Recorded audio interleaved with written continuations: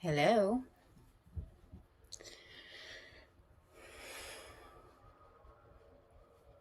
Missouri. I've never been to Missouri. Have I? Every time I sit down, I realize I forget the same thing. Hang on.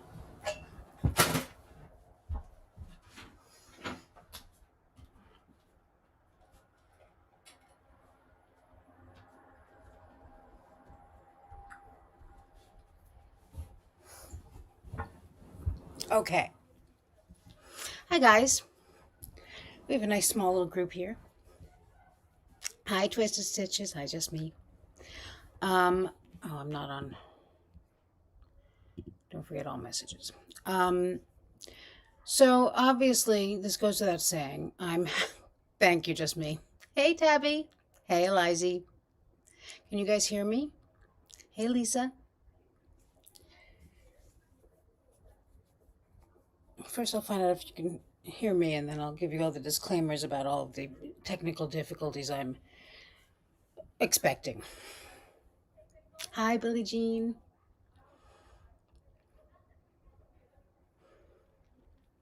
So I was in Danielle Siobhan's, I should text her, live earlier, and I had a few people ask if, mostly just me, really, mostly just me, asking if I was going to go live, and I said, sure. I was thinking about it, I talked about it, and then, I was kind of lying around, like, I had some things to do, I did them, and then I was like, let's do this. Oh, good, thank you. And here we are. So I have the technical difficulties, we're going to have to all find out the hard way together because I'm not sure yet what they're going to be like. Hey, Tickety Boo. Hey, Kim. Oh, good. No, I know. And I set it up. Kim says YouTube couldn't be bothered to send her notifications. Plus, I set it up like 15 minutes ago. So, hey, Ocean Sounds. Hi, Michael. How are you doing? Hey, Dorgan. Hey, Carmen. Hi, Disney Mom. Hi, Miss Shan. Anyway, so we'll see what the technical difficulties are like. I have this queued up. I just kind of, I didn't want to overthink it. I was like, let's do Sarah Boone because we always had Crack Pepper. We always like Sarah Boone. By like, I mean hate.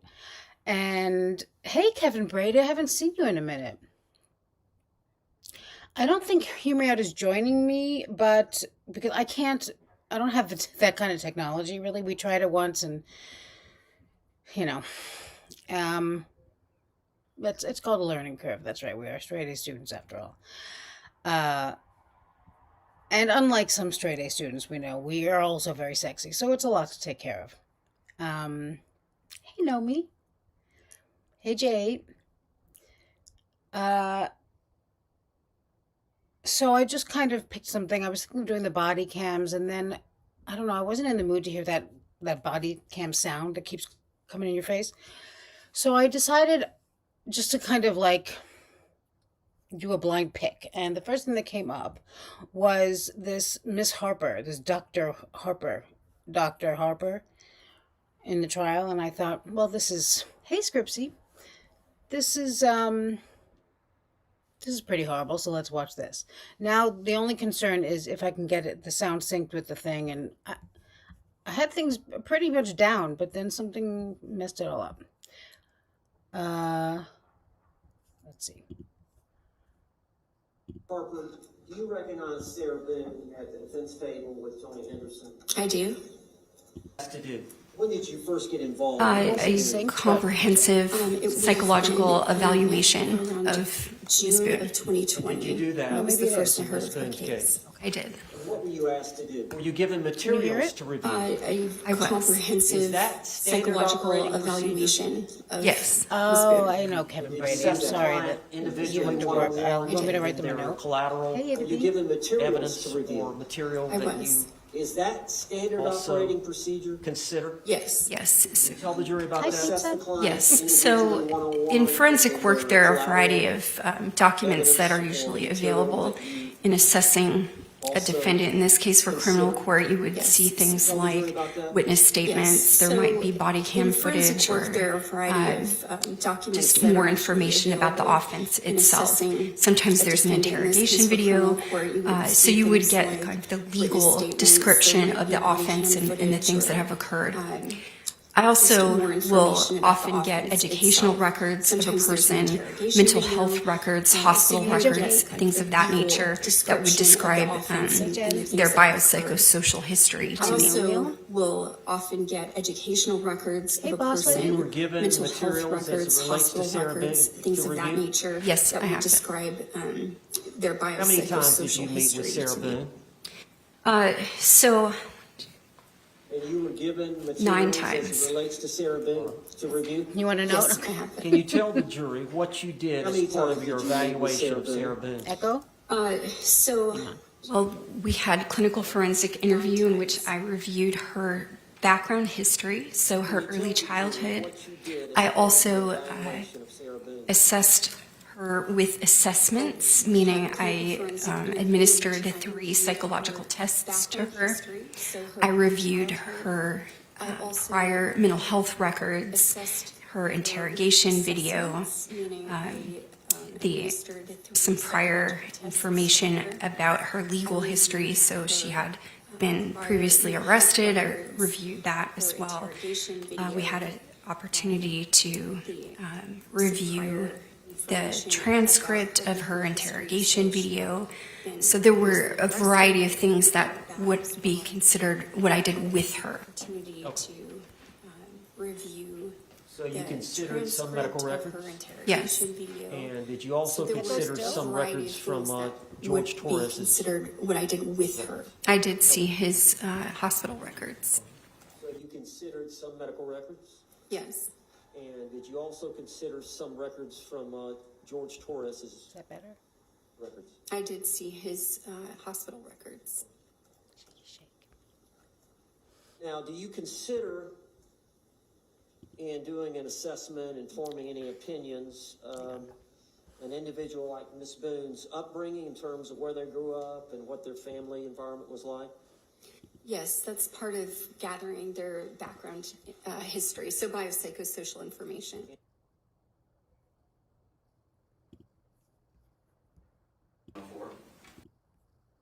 Okay, we're gonna try this over again because there was still an echo.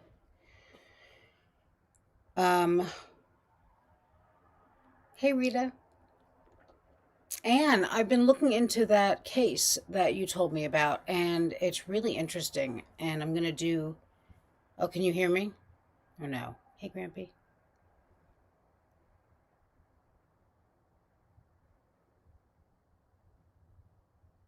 I know.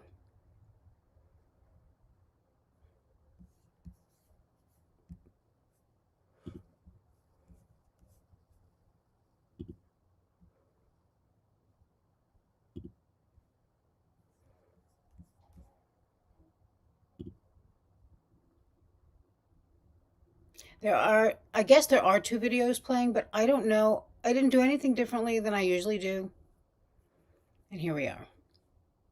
Okay. You can hear me, right? Okay. First of all, Anne, I started looking into that case you told me about, and thank you. It's very interesting. And just so the rest of you know, it's a case. Her name is Lucy. I want to say Medina, but I'm not sure now. And she's a woman who is using the battered spouse defense. I just started watching the trial. I don't know. There's not a lot of coverage of it, but also her defense attorney is Brennan who was a state attorney for Karen Reed, and I fucking hated him. So that's really interesting on its own. Hi, Grampy. I don't know if you heard me say hello. Is Carolina here? Hi, Deb. So, hi, boss lady. Hi, Never Still. Yeah, Julie Harper got her PhD from a grocery store. Yeah, from a gas station. Potato chips, hot dogs, donuts. That's right. PhD. It's quiet. I just don't understand why.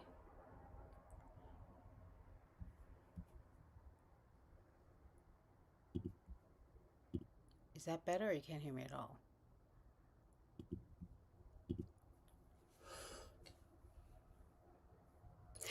I saw Melanie Little streaming it, but I didn't watch her coverage because I wanted to try to see if I could just find it raw. It is another Boston case. It must be because Brennan is I thought I saw him when I first looked at it and I was like, is that who I think it is?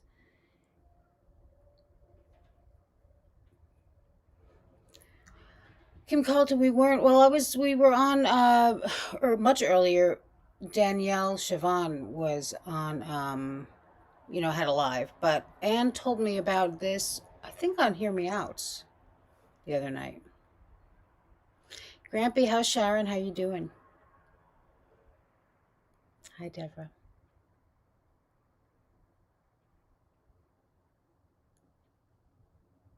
Oh, the verdict is in? I had a feeling I might. Okay. Hi, Noni. Yeah, I'm curious, but I mean, I'll find out, probably find out later tonight, but this way I don't know. I don't know if have they aired have they streamed anyone the entire trial? So I haven't found the whole thing, I don't think. I won't find anyone other than Melanie Little. How did she get it, I wonder?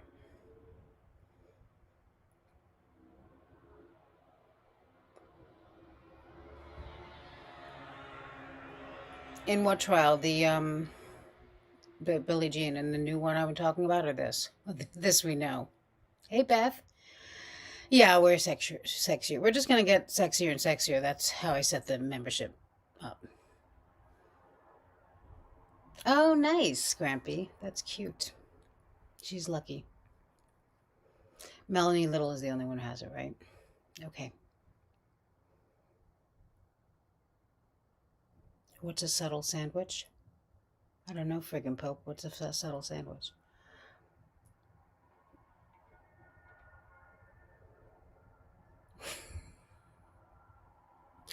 Yeah, LW, that Brennan is.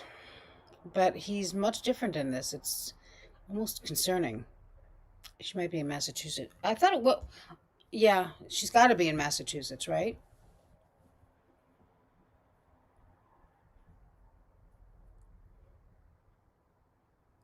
Oh, the new one. I'm confused too. It's all right. The new one, I don't know. I haven't seen the shrink yet on that one. We know this broad though. I'm scared to play it because it's all screwed up. I don't know how to fix it. I have no idea, like, what. Let me see if I can do some stuff here. Oh, just me had meatloaf, mashed potatoes, and green beans. I had frozen yogurt. Hey, Amber.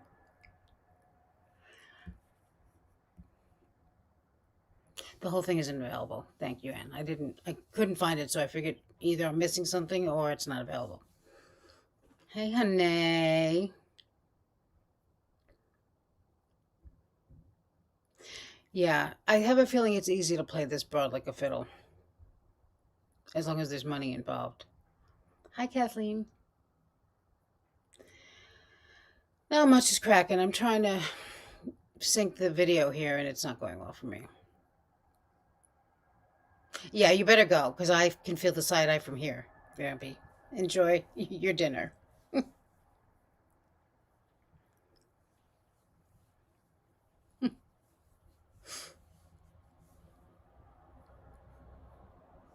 Oh, what's Sunbasket, Beth? Yeah, the sound is double, right? And it's not synced up because for some reason normally I control it on the screen and it syncs, but it's not doing that now. I have all the settings are exactly the same, so I don't. Maybe I'll add another browser and see if that helps. Get rid of this one.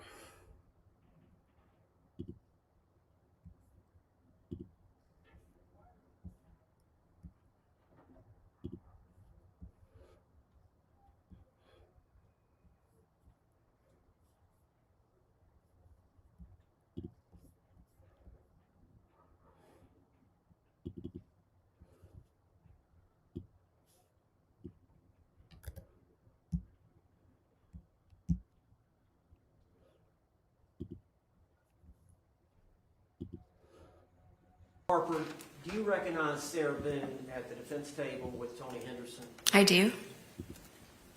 When did you first get involved with Miss Boone? It would have been in around June of 2020. It was the first I heard of her case. And what were you asked to do? A comprehensive psychological evaluation of Ms. Boone. And did you do that in Miss Boone's case? I did. Okay. Were you given materials to review? I was. Is that standard operating procedure?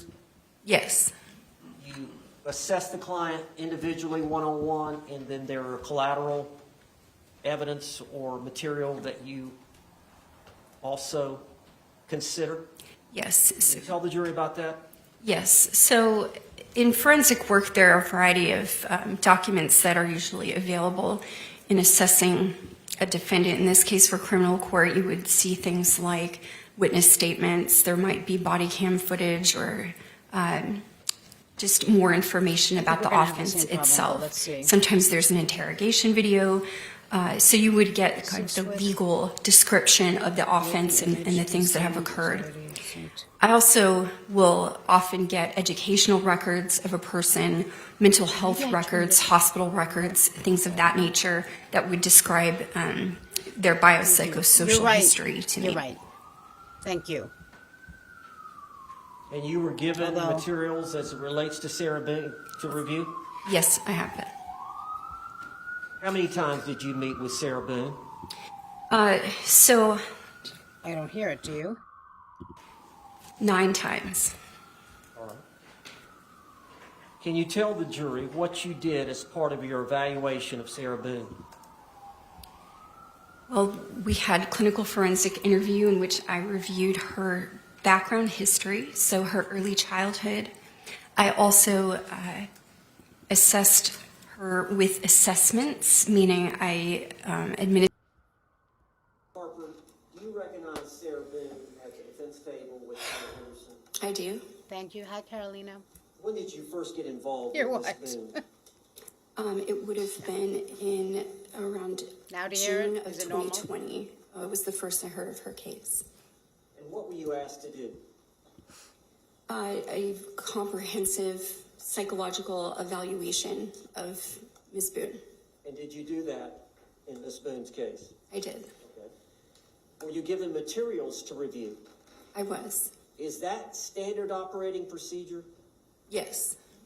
You assess the client individually, one-on-one, and then there are collateral evidence or material that you also consider? Yes. Can you tell the jury about that? Yes. So in forensic work, there are a variety of documents that are usually available in assessing a defendant. In this case, for criminal court, you would see things like witness statements. There might be body cam footage or just more information about the offense itself. Sometimes there's an interrogation video. So you would get kind of the legal description of the offense and the things that have occurred. I also will often get educational records of a person, mental health records, hospital records, things of that nature that would describe their biopsychosocial history to me. And you were given materials as it relates to Sarah Boone to review? Yes, I have it. How many times did you meet with Sarah Boone? So 9 times. All right. Can you tell the jury what you did as part of your evaluation of Sarah Boone? Well, we had clinical forensic interview in which I reviewed her background history, so her early childhood. I also assessed her with assessments, meaning I administered 3 psychological tests to her. I reviewed her prior mental health records, her interrogation video, some prior information about her legal history. So she had been previously arrested. I reviewed that as well. We had an opportunity to review the transcript of her interrogation video. So there were a variety of things that would be considered what I did with her. Okay. So you considered some medical records? Yes, And did you also consider some records from George Torres's records? I did see his hospital records. Now, do you consider in doing an assessment and forming any opinions, an individual like Miss Boone's upbringing in terms of where they grew up and what their family environment was like? Yes, that's part of gathering their background history, so biopsychosocial information. And did you consider Miss Boone's upbringing in forming any opinions? I did. Can you tell us a little bit about that? Yes, so of her history, I found it pertinent that she was raised with. Conduit 704. Approach.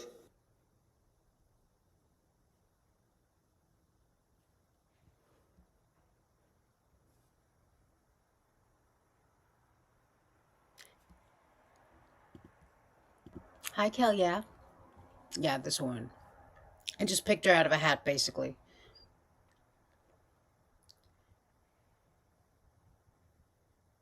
I'm too. Hear me out. It's a lot, especially, you know. Are you, I didn't know what I don't know what time you're if you're going live tonight, but let me know.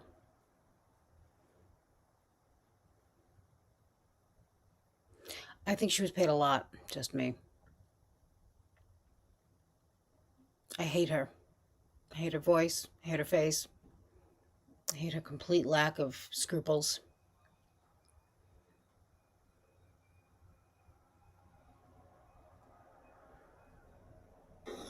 The objection is sustained.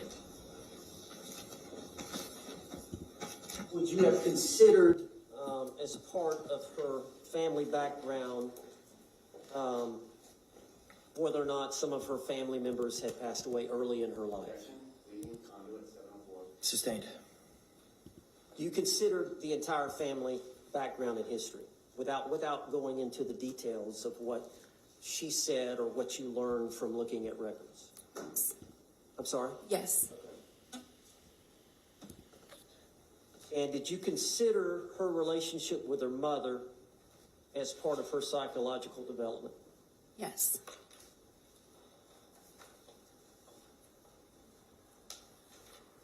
Now, do you believe that Sarah Boone does have some narcissistic traits?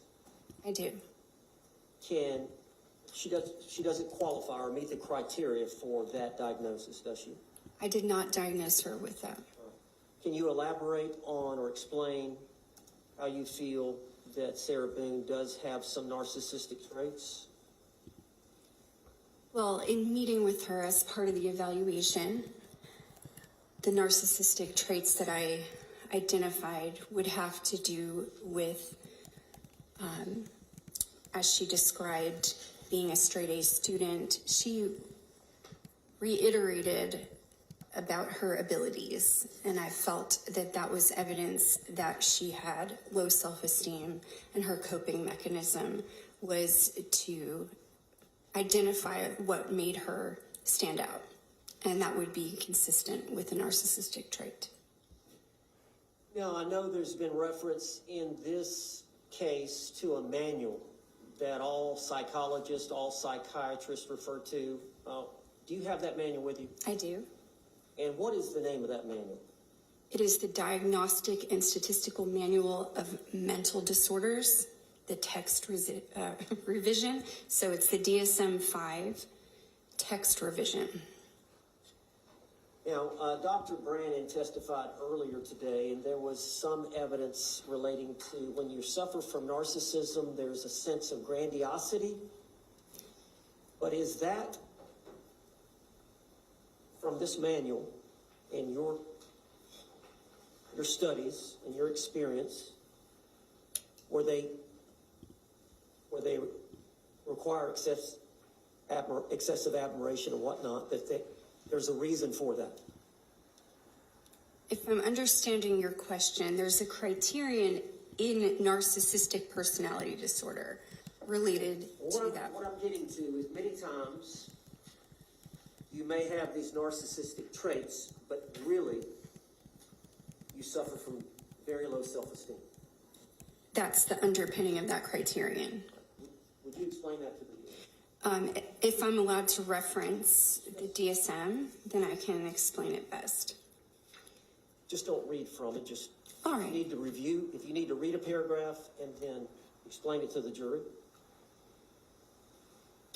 So based on the description in the DSM, if a person's self-esteem is very fragile and they have low self-esteem, they may require more outside admiration or even appear more grandiose in their abilities, because at root, they don't feel secure and confident. And so it's what we would call a defense. And so that criterion is actually a way that a person tries to make themselves feel better.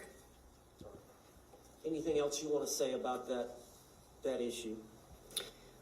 Well, you asked me about why I didn't diagnose narcissistic personality disorder. And again, from the DSM, Are there criteria? there are criterion for each disorder. And so when you're assessing someone, they have to meet all those criteria for you to form that opinion that they actually suffer from that disorder? Well, the first, I guess, issue is, do they have the criterion that are listed? And then the second would be, is there a different mental health disorder that would better explain the criterion that you're seeing? The criterion within the DSM overlap considerably across disorders. And so there are some helpful guidelines within the DSM to remind you of that you may have what's called differential diagnosis. So if you're considering one thing, that you also are directed to look at other things. So that happened in this case, in this instance, that the DSM guided me to also look at other things. But just for purposes, to make it clear, you did not diagnose her with narcissism, that disorder. That's correct, because the DSM's description guided me that would not be an appropriate diagnosis. Why did you not diagnose Miss Boone with a personality disorder? Well, first of all, it has to be a pervasive pattern of distorted relational abilities. So basically, if she is demonstrating in a variety of settings.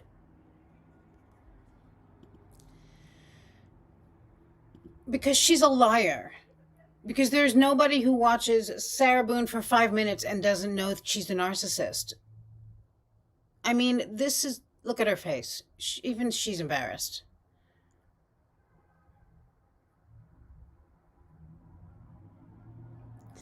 The first is send me money, send me money, send me money, and then I'll get into my helpful criteria. That's right. I mean, come on.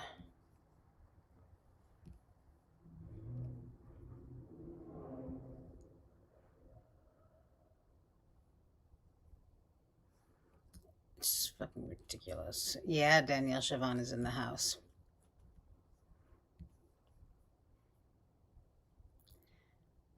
Right. Plenty of people have a bad childhood. They don't put someone in a suitcase. And it also doesn't make you a narcissist. But Sarah is clearly a narcissist. And the fact that she can sit up there. And if you remember, this one had like something, she had to go, they couldn't hold her because she couldn't stay because she had to go something. She was on some death penalty case that she was either late or had to leave or something for. And then I don't remember what it was now, of course, but the case she was the expert witness for this guy who was some kind of fucking serial killer. And she probably got up and said that, he wasn't a narcissist either, or a psychopath or a sociopath. Okay. Bye, Anne. Thanks for stopping by.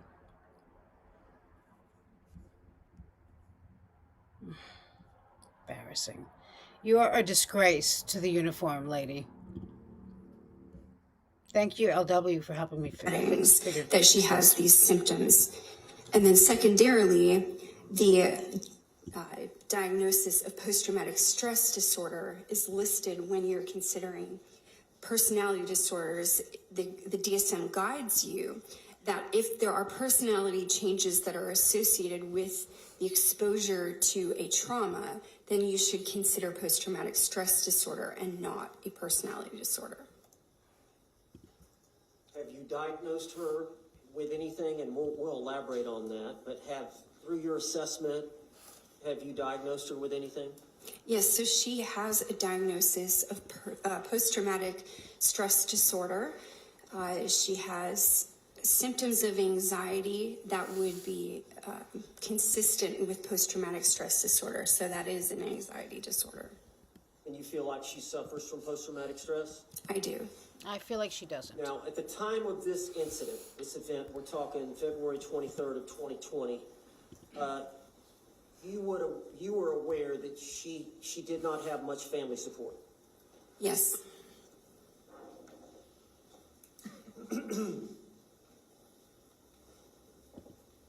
Doctor, why do you administer psychological testing? Psychological testing allows an objective measurement of what the person's symptoms may be as compared to sort of an average. So if we can see what the average range on a standardized measure would be for any person, if there is an interpretable difference, that gives me clinical information. So it's not just relying on what the person has told me. I've got an objective measurement that I can compare to other people. And then I also administer psychological testing in a forensic evaluation to help assist me in making sure that the person is intending to put in good effort with me. In some forensic settings, a person may have a reason to present symptoms, like if they're in a custody evaluation, for instance, they might have a reason to minimize symptoms, or they may exaggerate something else. And so assessments as to the person's response to you and if they're validly participating are important. So there are tests to see if you're faking or malingering or that type of thing? Right, and so you would call it feigning mental health symptoms when the person is either far exaggerating a symptom they do have, or if they're pretending to have a symptom that they do not actually have. Okay. Now, as it relates to Sarah Boone, what type of psychological testing did you administer? I administered the inventory of legal knowledge, and that is a test that has to do with whether or not she was validly participating regarding her understanding of the legal process. I also administered the Miller Forensic Assessment of Symptoms test. Now, explain to the jury what that Miller Forensic Assessment of Symptoms test is.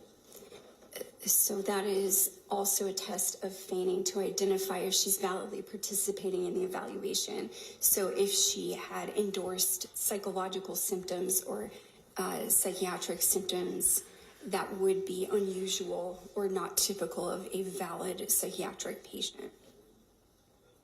What were the results of Ms. Boone's test on the Miller Forensic?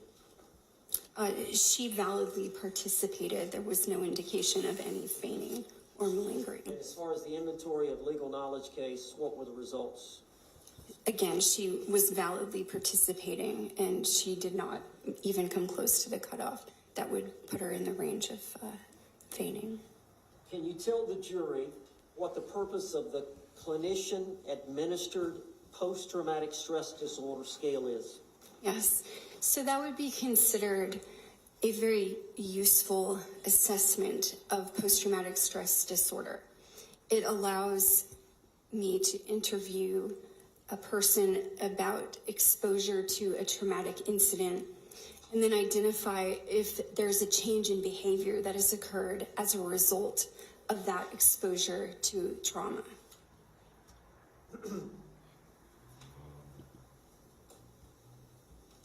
At the time that you administered that test, did Ms. Boone in fact have post-traumatic stress disorder? Well, Or tell me the results. yes, so the results would be consistent with a person having post-traumatic stress disorder. I do not diagnose from one test, that wouldn't be appropriate, but it is consistent with the background and the symptoms that I had previously, taken down during my evaluation of her. So the clinical portion, when we go through symptoms, that was consistent with the outcome of that test. And with this testing, all the testing, help you determine if Ms. Boone had a change in functioning from before the alleged trauma Bless you.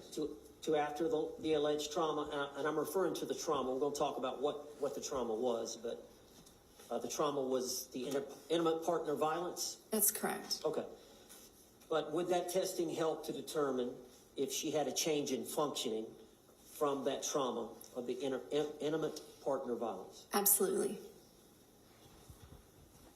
And did you determine that she did suffer from trauma as a result of intimate partner violence? That was my conclusion. Yes, that's my opinion. Now, in considering all the available information, you don't just rely on what Ms. Boone tells you to No. make your decisions. No, I don't. I do interview a person as part of the clinical forensic interview, of course, but I also consider things that are reported, like in their arrest narrative, witness statements, all of the medical records. So there are a variety of sources of information, collecting data points and reviewing those to arrive at a conclusion. So you did review Ms. Boone's previous diagnoses in her history? Yes, Did you consider the previous diagnoses in arriving at your own? I did. Yes. What did Ms. Boone, what had she been diagnosed with prior to you getting involved? Objection, 704, conduit. Approach.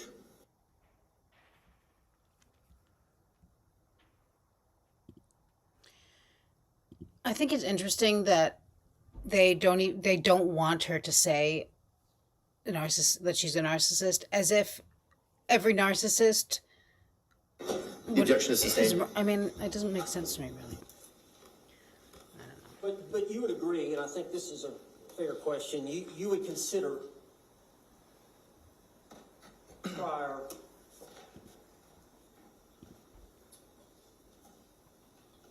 other experts who may have diagnosed her with something. So I would definitely consider her mental health records, diagnoses previous clinicians may have arrived at the time when I diagnosed her myself. Okay, given the assessment that you did with Sarah Boone, and considering the totality and the time you spent with her, and the other records, did you diagnose Sarah Boone with anything? Yes, so post-traumatic stress disorder, it's my opinion at the time of the offense, she had depression and she had an alcohol use disorder. All right. I know we've talked about post-traumatic stress disorder. I don't know if I need to ask you anything further. I think the jury probably understands that. Is there anything else you wanted to add about that disorder? I'm not sure what the jury's already been told about post-traumatic stress disorder, but in Sarah Boone's case specifically, because of enduring, she specifically noted the time that she was stabbed with the knife as being an extremely... Sustained. You have viewed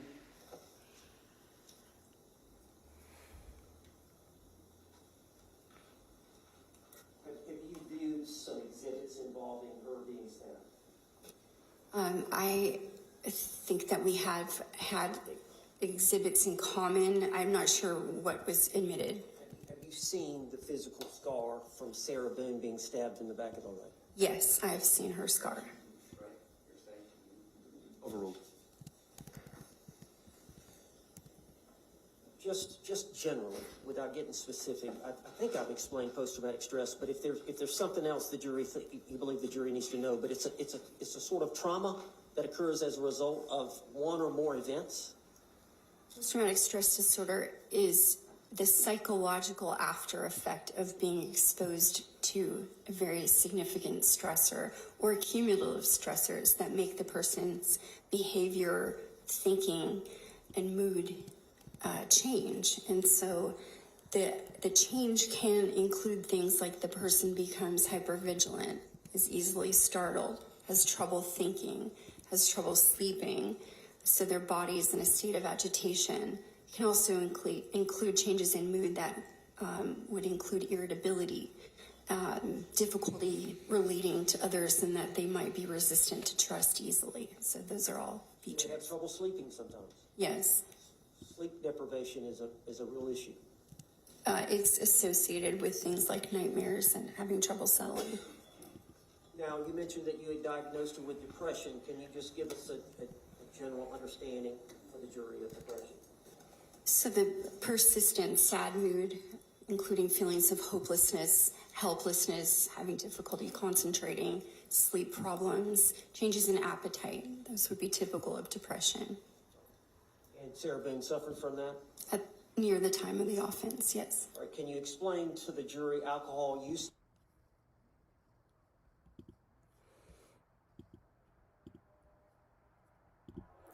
George stabbed me in my leg.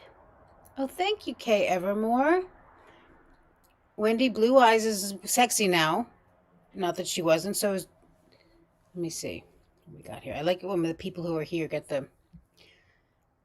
All right, pizza, we're good. Thank you, Wendy.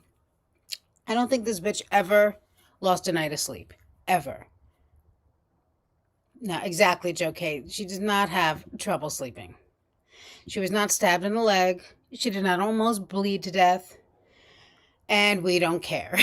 In closing, thank you, Kelia. And hi, Margie, and hi, Beaches, and hi, Marisa. I mean, this is just... And they... Hey, Chris. I think she got him in the suitcase upstairs and threw him down the stairs. Yeah. I think that's pretty much where we're all at this point, right? We agree. It was never proven how she hurt her leg, and they were very sneaky. I mean, you know, I think the state let them get away with a lot of stuff that they just were like, whatever. But it was mentioned that there was no metadata for any of this. They were just going to let her tell her, weave her yarn, spin her yarn, and, you know, just fucking ridiculous.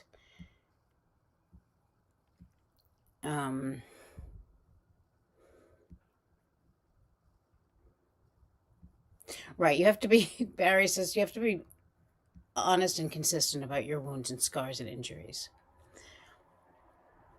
Right, or at least keep them on the same leg. Yeah. All she did was sleep and drink. Exactly. And I don't think she liked it so much when George slept, because she always called the police when he fell asleep. Hey, Super Kelly. We're watching Dr. Harper lie to the nice people in the courtroom.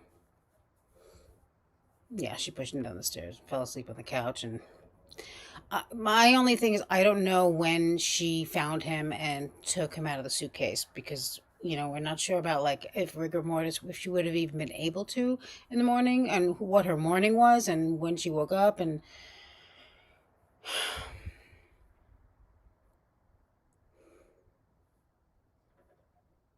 Oh, yeah, the way she moved his tie out of the way, right? Yeah, I love that. She's really something.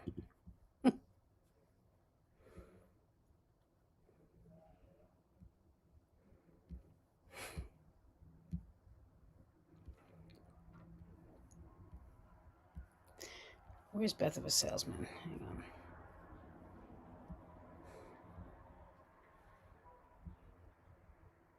Cheap tool.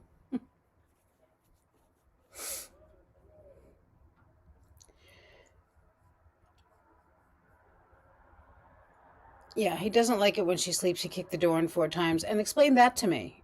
How do you kick a door in 4 times? That makes no sense. I wish someone had fucking asked her about that.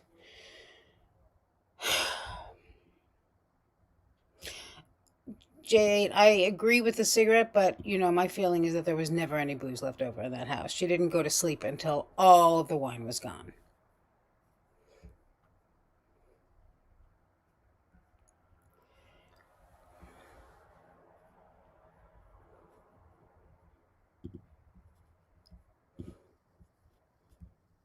Disorder, that's a fairly new name. That's 5 or 6 years ago.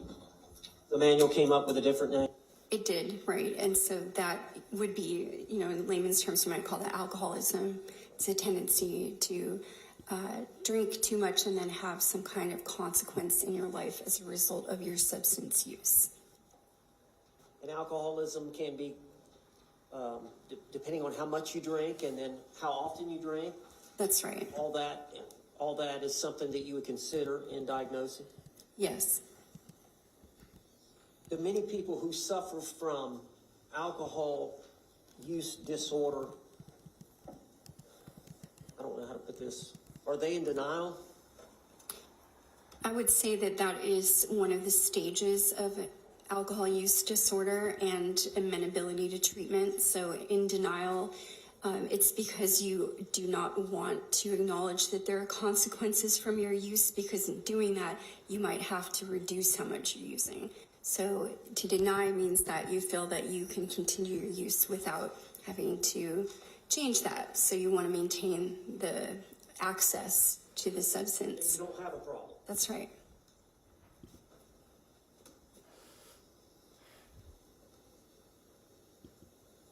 What is the difference between traits and a diagnosis? Well, we all have personalities, and so you're going to have coping mechanisms that include personality styles. So, for instance, even though you might not be diagnosable as something, there are times when if you're upset, hurt, frustrated, you have a mood state that's unpleasant, you're going to deal with that by using some kind of coping mechanism. So traits of personality disorders might be present in the way that you deal with inner pain, things that you don't like, feelings. So some people, for instance, if they feel uncomfortable, they may cling too much or become excessively bonded to try to escape a feeling that they don't like, and that might be a dependent personality trait. It doesn't necessarily mean that they have a personality disorder, because that would have to be pervasive across like all the environments. But when stressed or upset or not feeling good, you're going to use some kind of coping mechanism, and that might be one of the criterion, for instance, of the personality disorder. You would call that a trait.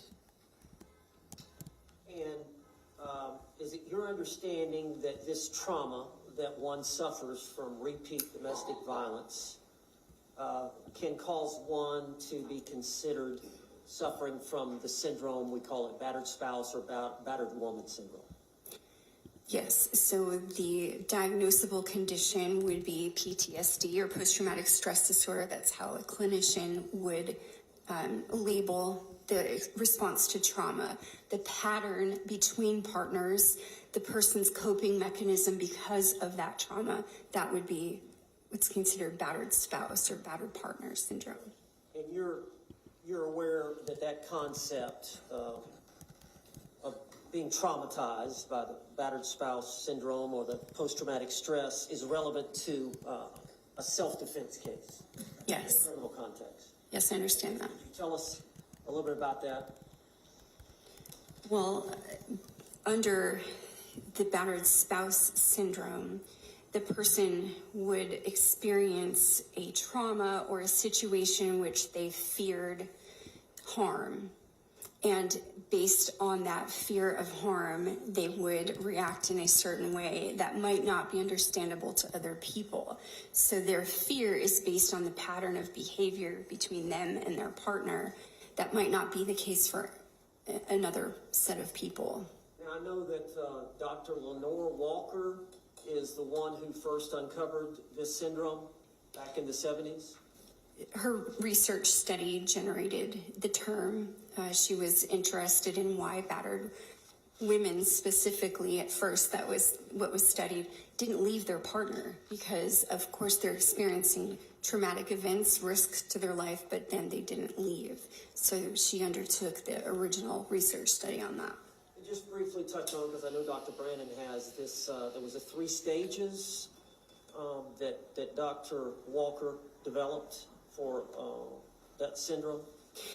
I think you're referring to phases that a person may go through, or the cycle of the relationship. That includes the tension building phase, in which there is the first instance that tension is building within the partner. There might be a change in tone, a signaling that there's a difference in agitation. The second is the true battering event, so something has happened between the partners that's violent in nature. And then third, there's the honeymoon phase, which is to the relationship intact, the batterer would engage in what's like called honeymoon behaviors, like trying to repair the relationship, apologize, essentially keep the victim from departing from the relationship. So those are 3 phases. And is it fair to say that psychologically the abuser, does alcohol often involved in the abuse? Yes. And as far as the victim is getting abused, and you say it's a cycle, is the victim, you know, when they go through that last stage, the honeymoon stage, are they thinking, okay, it's going to be better? Yes, the hopefulness in that, trying to believe that the behavior has changed, that they're not going to be abused again, the hopefulness to maintain the relationship, to forgive. That's part of that last stage, phase 3, is maintaining the relationship.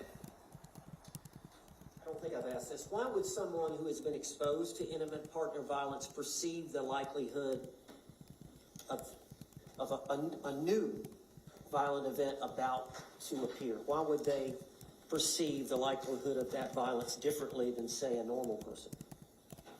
Well, it speaks to the pattern. So any relationship will have its own special pattern, that you have things that only your partner knows about you, or certain looks that you give that mean something, and you learn that over time. So over a period of incidents, basically, the victim begins to perceive cues that would signal impending danger. Those cues could be really subtle, just a change in tone, or some small behavior that might not mean much to another person, but it has preceded other violent acts. So, for instance, if your husband decides that he is not going out that night, he might put on different clothes to stay home, and that could be a signal, like abuse and violence has occurred in his stay-at-home clothes, for instance. That might not mean much to another person because, again, it's specific to that dyad. Those 2 people know those patterns. So the victim may perceive a small or subtle change in their partner as a cue because they've become hyper-vigilant. The body knows when it's experienced a threat to itself, and it will take note. We record memories differently when we're at risk. So these subtle cues become very well memorized by somebody who's being victimized. Now, on this, and battered spouse syndrome is a subset of post-traumatic stress disorder, which you've diagnosed Sarah Boone with. When those personality changes occur and they persist after an individual has been exposed to this extreme stress, is that when the diagnosis occurs? The changes would be as a result of the pattern. The person experiences a change, like in their sleeping, in their hypervigilance. That's when you can diagnose it. So you can have a trauma or an experience of a scary incident, but it doesn't mean that you will absolutely have post-traumatic stress disorder. You have to have those reactive symptoms that would suggest that it's present. In your opinion, and I know you've gone over this event with Sarah Boone, this February 23rd, 2020 event, is your opinion that she was suffering from battered spouse syndrome at the time of that event? Yes, she had the patterns ingrained in her behavior that would be typical of a victim who's responding to traumatic events in a predictable way. So that would fit that.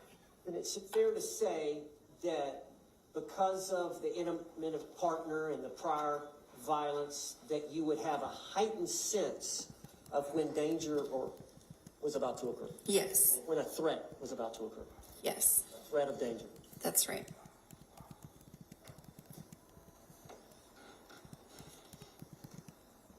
Now I want to talk about placating the abuser. A victim placating an abuser. Are there predictive cues which an abuser may exhibit to a victim that result in a high level of anxiety arousal, in which the battered woman may attempt to reduce through several different means? to delay the beating. Can you explain that? Yes. So the phase of the relationship that starts with that tension building, that is a jumping off point potentially. So if you can stop the escalation, you might stay in phase one for a period of time. Phase one being that tension building phase and trying to reduce it and not allow it to escalate. So placating the abuser might include distraction.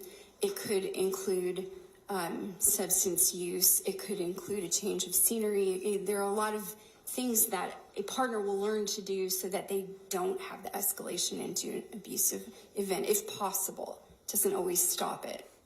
Now, in reviewing all of the data, all the reports, medical records, and whatever reports you considered,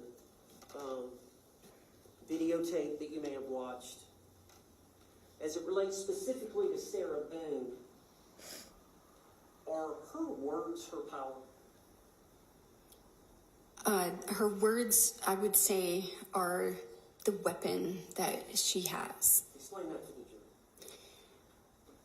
jury. In reviewing the available videos that I had to review, you would see that when Ms. Boone is very stressed, when she's experiencing a high level of anxiety, she becomes short in her tone. You can hear that in her voice. There's a strain, sharper words come out. I think that that is the way that she would try to respond to Mr. Torres. You can hear that sharpness in her voice when she's very stressed out. Now, would you agree that victims may exhibit a range of behaviors when they're suffering from intimate partner violence? Yes. Self-isolation, Yes. suicidal thoughts, Yes. substance abuse, Yes.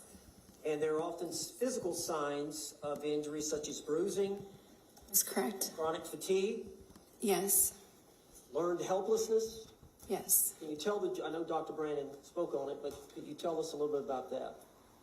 So learned helplessness is when you start to form the opinion that nothing's going to make any difference. It comes originally from an animal study in which dogs were shocked, and the research study indicated that even when dogs were given an opportunity to escape the environment in which they were being shocked, if they were shocked enough, they just stopped trying to escape. So even though they had an opportunity to do so, they did not do that. That's called learned helplessness. It's the idea or belief that what your actions are going to do are not going to make a difference, so don't try. What are intrusive memories? Intrusive memories are an element of post-traumatic stress disorder in which you don't want to be thinking of a traumatic event, but it intrudes on something else you're trying to do. Like maybe you're folding socks or something like that, just doing something mindless, and that's what takes over your thought process. It's not something that you're trying to think about. We could plan what we're thinking about, or sometimes if you're just having this intrusive experience, that's not what you were intending to think about at all. Is that one of the conditions that someone may suffer when they have this syndrome of battered spouse? Yes. I know there can be triggers that bring on these memories. Am I correct? That's correct. Are there also symptoms of this syndrome where, like in the alcoholism, where you have denial that you're in the middle of this cycle? Well, as part of the relationship, there's an element of pleasure. Like you have early on in the relationship something that binds you together. So you're remembering that, you're hoping for that, even though the repeated cycle is going through the phases 1, 2, and 3, you keep hoping for elements of that honeymoon phase, wishing that it was better. So it is like denial. You're imagining the way it used to be. You have a recollection of that person showing you positive behaviors, and you're hoping for that. I also think it is typical for victims to not reveal to other people that the abuse is going on, and it seems like denial. In other words, your coworkers ask you, like, are you okay? Did something happen to you? You're not likely to disclose that. That looks a lot like denial. It is a denial in public of some of the private issues that you're having in your relationship. And that's because it's embarrassing. It's revealing a loss of control to other people. It's revealing that things aren't perfect. You might even get feedback that you should leave your partner, and that's unwanted because you're already having that, concern in your own mind about it. And so, it seems like denial on the outside to hide it. Would you agree many people who suffer from this, they're minimizing what is happening to them? Yes. And they're numbing their emotions to it. Well, to stay present and keep that relationship, it's very difficult for a lot of people because they're experiencing physical and emotional harm. So they want to numb it, because numbing it means that you can keep that relatedness no matter how bad it's getting. Do some people with this syndrome disassociate? Relevance. Do you agree that battered women often develop the defense mechanism of being able to psychologically detach from their body during a traumatic experience? Some people do experience that.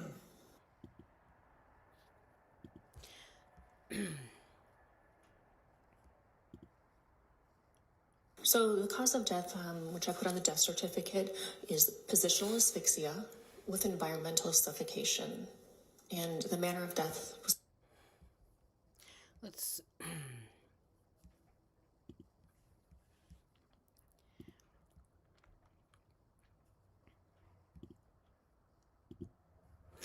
I'll find something. I don't know. We don't really need to hear this, right? I'll see if I can figure out how to find the, maybe we watch, I don't want to watch I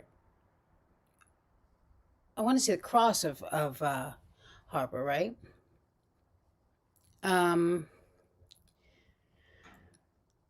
everyone who came in who I didn't get a chance to say hello to.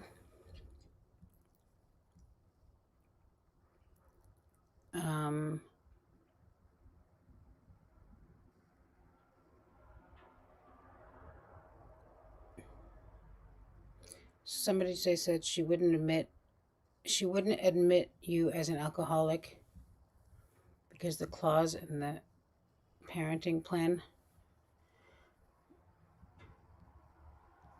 I didn't see it.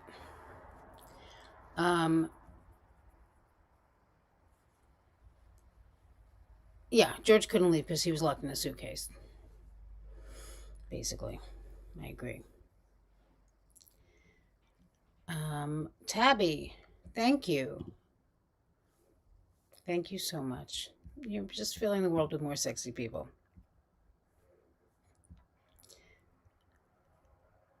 Hi, Ellie. Yeah, Sarah thinks she's very important with her notepad. I would love to see I'd love to get those notes just to see what the hell she's drawing there, what she's doing. Hi, Jennifer.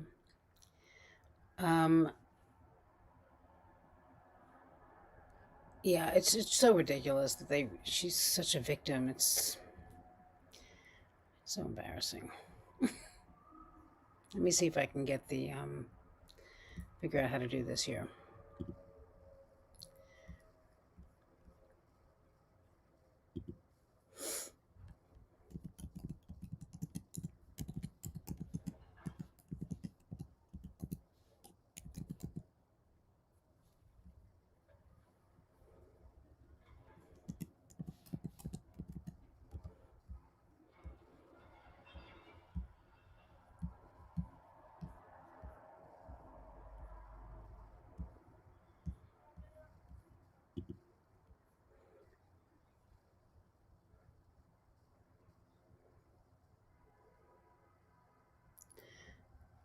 I think maybe if... All right, defense, at this time you may call your next witness. Abusers have a tendency... Is that your understanding from your past? Yay. Did you watch the video? Is it fair to say that it takes time? That the government can... They're very slow to open up and tell you about the abuse. That is correct. And they'll actually often lie about it. Deny it, yes. Just say that that's not the issue or they're fine. So oftentimes I'll have an evaluation request come from an attorney who's having difficulty interacting with their client, and then ultimately it's the result of trauma. Now, I know that you viewed everything, and I know you've seen her 9 times. Is there did you feel like you had enough time? Was 9 visits enough time for you to feel like you had enough time and information to form the opinions that you've expressed here today and given to Mr. Boone? Yes. That's all the questions I have. Hi, Blue River. Any cross-examination? Hi, Kelps. Good afternoon, Dr. Harper. Good afternoon. So you have done some evaluation work on battered spouse syndrome for a prosecution in the past? No. All right. Have you done insanity evaluations for the prosecution in the past? I have been called to testify about that. So you understand when the government obtains a court order for their expert to come in and do an evaluation, it's for one evaluation, correct? I believe that you're saying that the government can retain their own expert, yes. No, I mean, what I'm talking about is you just went through that you had 9 visits with Ms. Boone, I correct? did, yes. And that was over the course of 8 different days, because 2 of those visits were morning and afternoon sessions, correct? That's right. And what we are trying to help you have the jury understand is that when you get hired by the government and the court gives you an order to go evaluate somebody, you get one crack at the apple. Is that your understanding from your past work working for the government? No, that's not always correct. There are many instances in competency evaluations where evaluators will request additional visits if they cannot determine their opinion on the first visit. All right? Specifically when it comes to an affirmative defense, such as battered spouse evidence and insanity, what is your understanding and your expertise? What is my understanding of the issue? Oh, Judge, the question. Legal objection. Objection? Legal grounds. He asked a question about battered spouse and Approach. insanity. Objection sustained. When it comes to an affirmative defense such as battered spouse syndrome being used for self-defense or, not and, insanity, it requires a court order for the state to go have an evaluator go, right? yes. All right. Now, what are the agreed upon criteria for battered spouse syndrome? Well, you would evaluate if the person is indeed suffering from a behavioral response, like a mental disorder. So first of all, has the person demonstrated that they've got a behavioral change? And is it in response to a violent act? Do they perceive threat where they've been exposed in the past? So a pattern of violence that has repeated. Does control over another person in an intimate relationship have anything to do with it? Yes, it can. Does isolation have anything to do with it? Yes. And by control, I mean controlling who you go see, who you hang out with, so on and so forth? Yes. And could it involve controlling personal items of the other person as well? Yes, it can. So that's what I'm asking. Like in the DSM-5 TR, I believe you pulled up narcissistic personality disorder. Yes. And so when you do that, it pulls up and it says there's 9 criteria and 5 of those criteria must be met to make a diagnosis for narcissistic personality disorder, correct? That's right. Now, battered spouse syndrome is not recognized by the DSM-5 TR, correct? No, it's not a diagnosis. You wouldn't use it as a diagnosis. And what I'm asking is, even though we haven't written it down in the Diagnostic Statistical Manual, and I mean the, like the Ohio State University or something, is it written down anywhere? Can one psychologist or psychiatrist rely upon a recipe or a list of criteria that everyone else would be using in your field as well? There is no standardized approach you must follow. In other words, sometimes if we have a statute, for instance, it would identify what we must investigate. It doesn't exist like that. There's no statute directing it. And there's nothing written down anywhere that says, of these 9 criteria, these things must exist. Controlling your partner, isolating your partner, beating your partner, so on and so forth, correct? That's right. All right. Now, this kind of abuse can come in the form of emotional or mental abuse outside completely of physical or sexual abuse, correct? So that is a component. You can have extreme mental abuse occur of a person, yes. And if that person responds to that environmental stimuli of whatever it is the partner is saying or doing to them, they may internally view that as traumatic, They could. or they may not. That's right.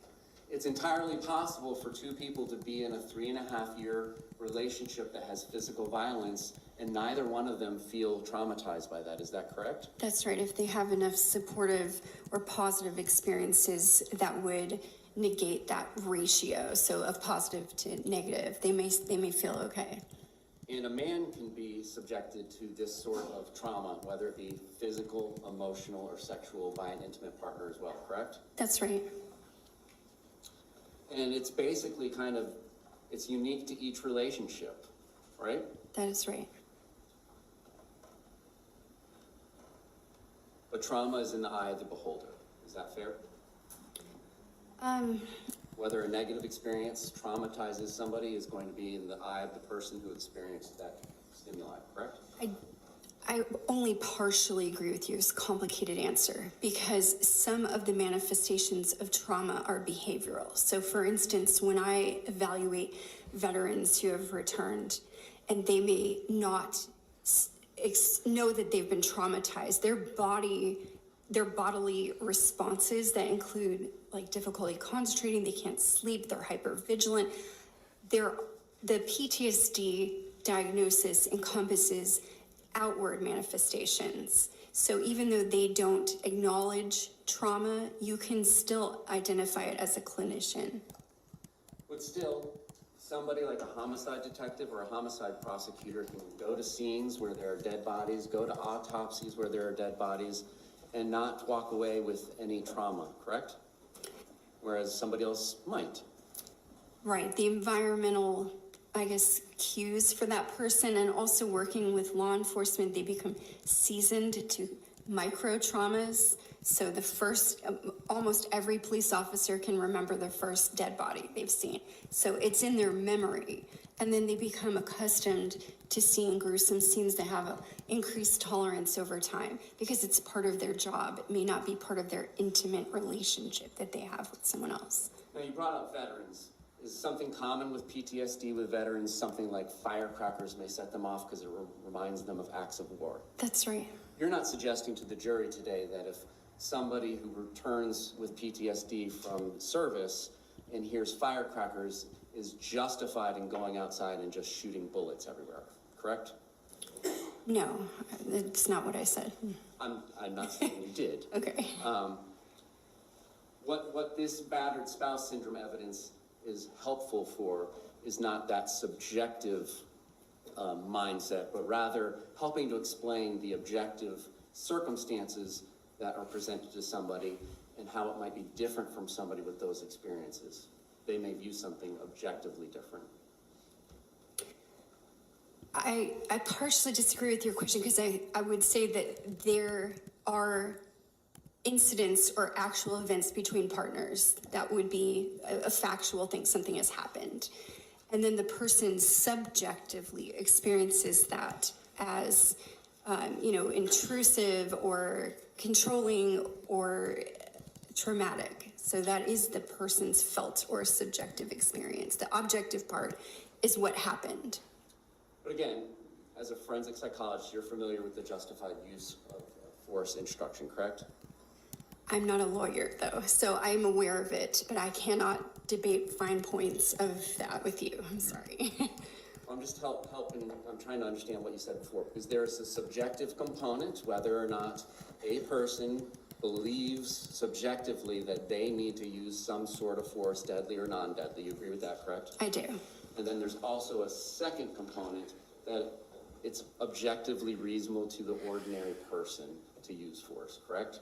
I understand what you're saying, yes. And what I believe I heard you mention earlier about battered spouse syndrome was originally it was meant to help understand why people stay in these relationships. Originally, yes. Because it may not just be intuitive to somebody who doesn't understand these things, why somebody who is abused time and time and time again would remain in that relationship, correct? That's right.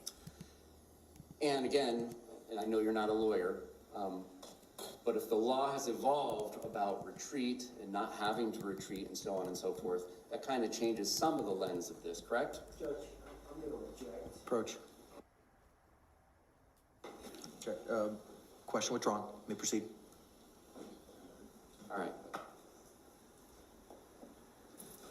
So you would agree that, hypothetically, if somebody is running down their partner, saying negative things about them, telling them they're unattractive, telling them things that would potentially hurt their feelings, that could be an element of control of a verbally abusive relationship.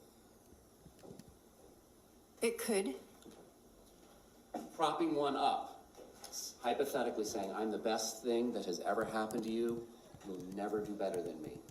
Is that a potential component of the control that one in an abusive relationship might exert over an intimate partner?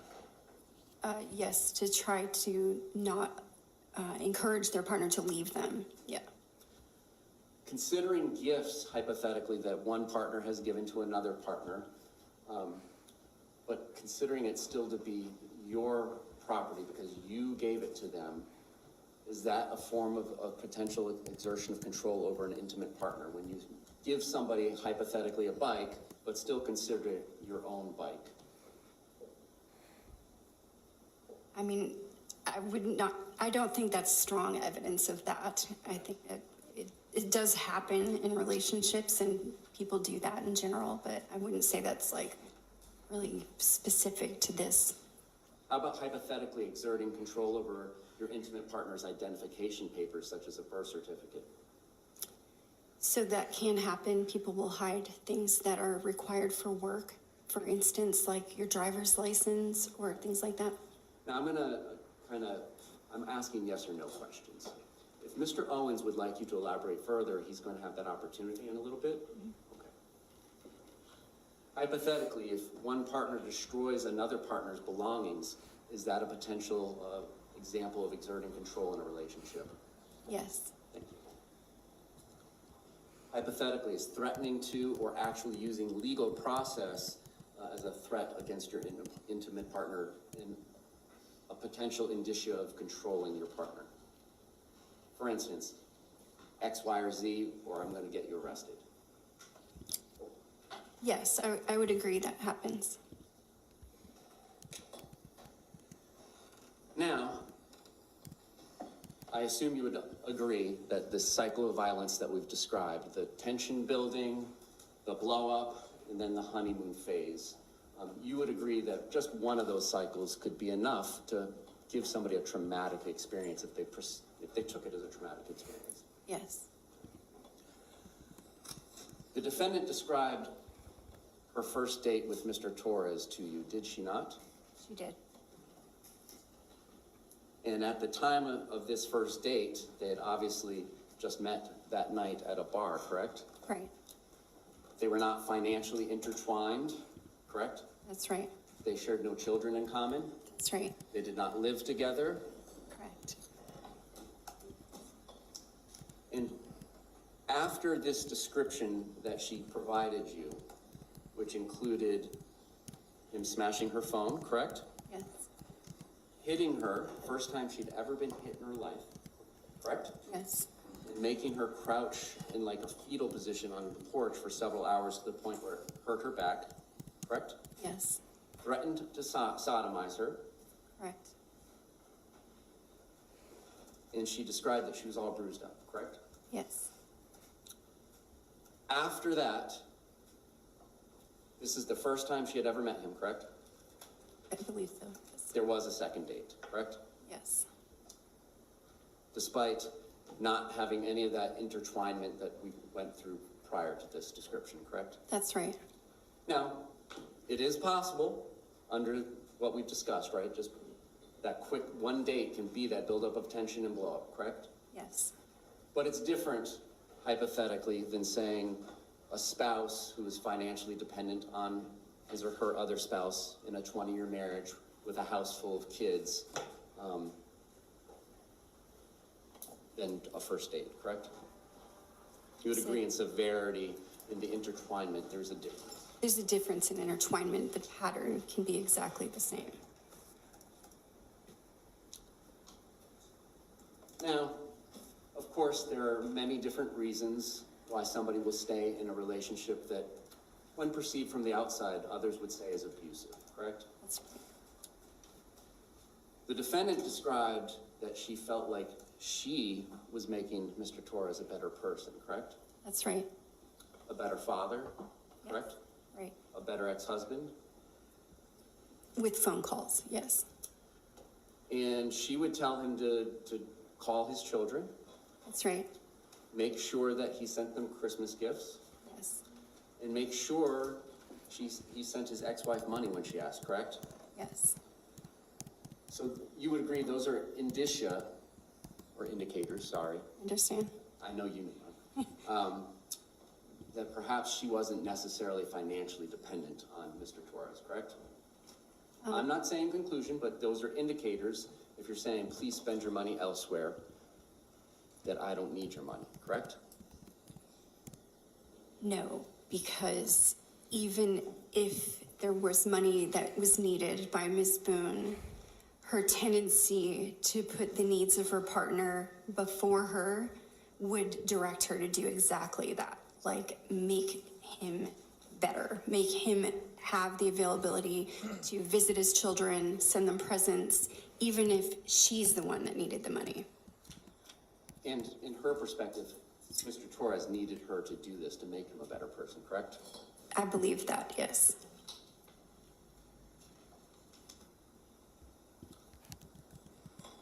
How many years of her adult life did she describe working? I don't think she gave it a specific quantity. We just went through a variety of her jobs that she had in the past. And, you know, she was low 40s when she met you? 4 Yes. years ago? That's right. So she had been 18 for probably about 24 years. Did she give you a 24, right? 24 plus 18, 42? Well, you said Look- for 24 years, and that's why I was confused. You can't be 18 for 24 years, but Did 24 years ago, I would agree. her work history kind of flesh out to be 24 years is what I'm asking? I'm not certain. And at the time, in the apartment in 2020, she had not been working, correct? That's right. And had not been working for some time. That's right. And what she was doing was living off of the settlement that she had been bought out of with her husband, was lump sum, plus $1,000 a month in alimony and $100 a month in child support, correct? Yes. It was Mr. Torres who would work, correct? He worked at Ace Hardware. When he would show up. Right. Sometimes he didn't show up, is what she indicated, correct? Yes. Because of his drinking problems. Yes. Did she describe to you, well, let me strike that. She did describe to you one instance, at least, where violence occurred in front of her child, correct? Yes. And that her child had gone to school and reported it, correct? Yes. And you understand as a forensic psychologist that teachers are mandatory reporters, correct? That's right. Did you review any DCF records in this case? No, I didn't receive any DCF records. Did Miss Boone ever indicate to you at any point in time she became too afraid to let Lucas come over to the house? Yes, there were times where she would ask Mr. Boone, so Brian Boone, to not bring him there. And Mr. Boone was aware of this because she would say things like that, correct? Yes. And at different times, she told you that she would go over to Mr. Boone's house to escape the violence of Mr. Torres. That's right. And February 24th of 2020, the child was scheduled to be picked up by Miss Boone, correct? That's right. Despite everything that she was aware of and what Mr. Brian Boone was aware of, correct? Right. And you saw in her police interview that she swore on the life of her son that she was telling them the truth, correct? Yes. Yes? Object. Roach. Objection sustained. I forgot how good this cross is. Or phrase it. She swore on her son's life that it was not intentional that she ended up killing Mr. Torres, correct? That, I object. Roach. Objection sustained. Question is stricken. Members of the jury, questions are not evidence, and you're not to give them any weight whatsoever. Mr. J, you may proceed. She's quote unquote swore on her child's life that it was not intentional. That, correct? Before I answer, I'd like you to direct me to that part of her interview. So I'll strike it with you. It's on video.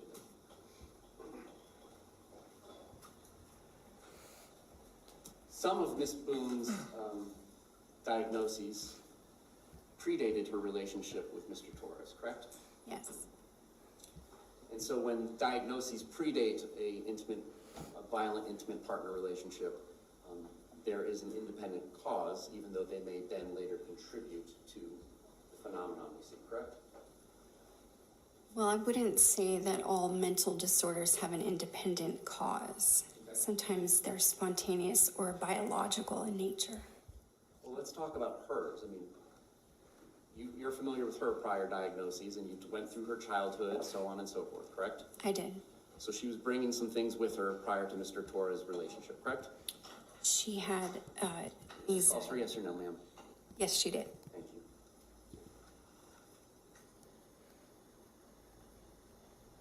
You reviewed some Advent health records, correct, of hers? Yes, And some Aspire records of hers, correct?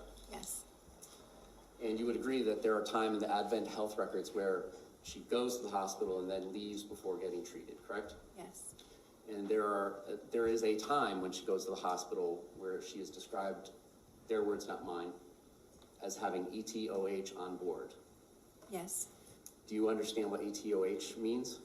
In a medical record, you would use that shorthand for alcohol. Or ethanol, right? Yes, Drinking alcohol, not the other stuff. correct. And in the records that you reviewed from Aspire, she came with complaints of depression in January of 2018, correct? That's right. And ethanol, or alcohol, is a central nervous system depressant, correct? Yes. And I know you're a psychologist, not a psychiatrist, so let me know if I'm pushing you too far and you're not going to answer. But you are familiar generally with the effects ethanol has on the body. Generally, yes, And you can and do make diagnoses of alcohol abuse disorder. I do. And in your professional life or personal life, are you familiar with the standard serving size of drinks when you're evaluating somebody's drinking? For instance, hey, I only drink 2 drinks a day. All right, well, are they 64-ounce mugs of beer or are they 12-ounce? So are you familiar in that context? It might be a question I would ask during evaluation. What are you referring to? Is it a mixed drink? Is it a shot? Like, I try to identify that. And do you ever ask if somebody says they drink 2 glasses of wine, well, how big are the glasses of wine? Sometimes. And is your understanding that 5 ounces is the standard serving of wine since it's about 12% alcohol? I'm not sure what the standard size is, but I would ask regarding like a wine glass. And in January of 2018, when she came in crying and complaining of symptoms consistent with depression, she had a blood alcohol level of 0.165, correct? I believe so. And in October of 2018, when she ended up going to Aspire, when she was found stumbling by police, she had a breath alcohol of 0.185. I'm reacting to your description of her stumbling by police. I know she approached police for help. So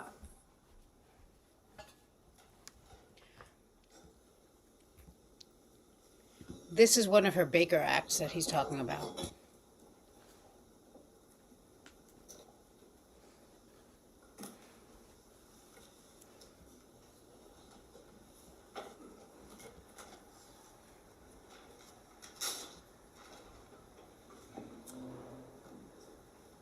So there have been 2 sets of records, but I believe you may have the same set that I received on September 27th, 24. Can you turn to page 21 of 57 of the Aspire records? mine aren't numbered, but I will. May I approach the witness? Yes.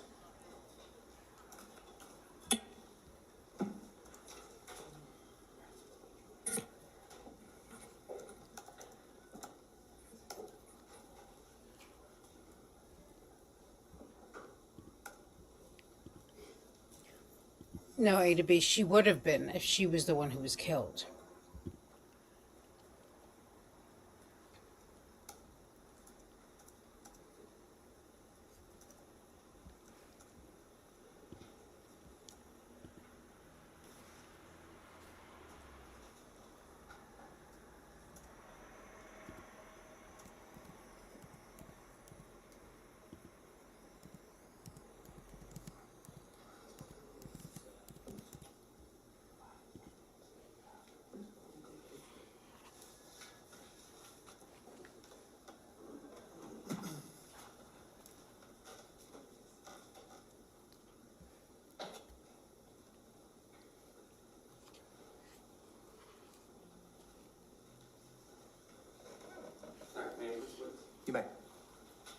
I'm showing you is what is page 2157 on records from Aspire that was provided to me by the defense on September 27th, 2024. And just at the top, you can read the first or the fourth lines.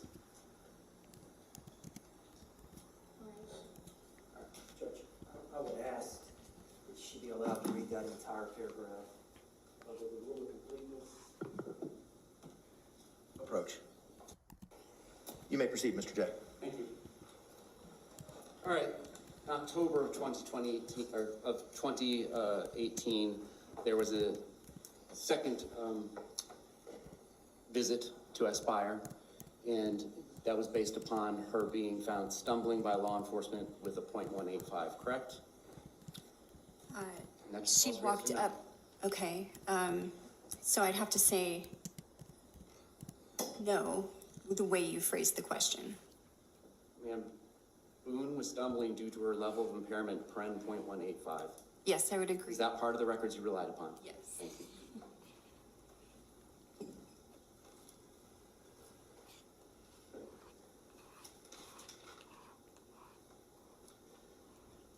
When you talked to Ms. Boone about that, she kind of just described an event of June of 2018 and blurring those two events, did she not?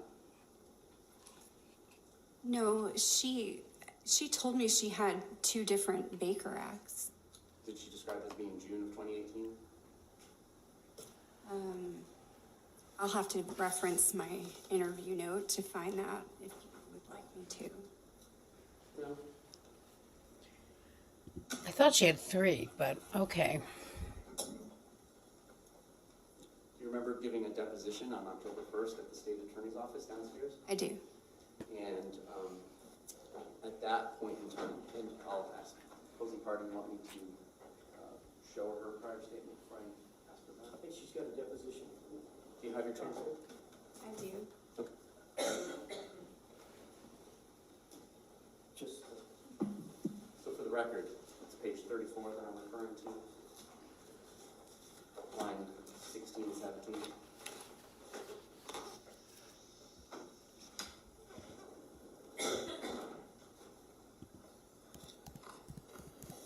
Yes, I'm with you. Okay. She described that as June of 2018. That's what I said in my deposition, that she was describing her experience in June of 18.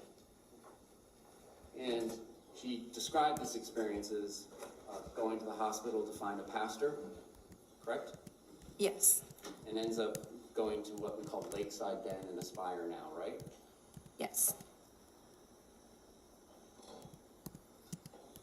And then what you described was she was talking about more of the violence that occurred specifically regarding a significant episode of Jorge driving her roughly in the car, so on and so forth, correct? yes, All right. Those were two separate incidences. January, when she came looking for the pastor, correct? So I'm just clarifying that there's a record that we started with this conversation from October of 2018. And there is a description of her trying to go to the hospital to seek a counselor. So those are two different instances. In January of 2018, when she went to the hospital crying and signs of depression, Bless you. she indicated that was because her husband and son had gone out of town and she was feeling lonely and sad about having lost her job a few weeks earlier, right? There were numerous stressors there, yes. Nothing mentioned about any problems with somebody named Mr. Jorge or George Torres, correct? You're talking about January? Yes, ma'am.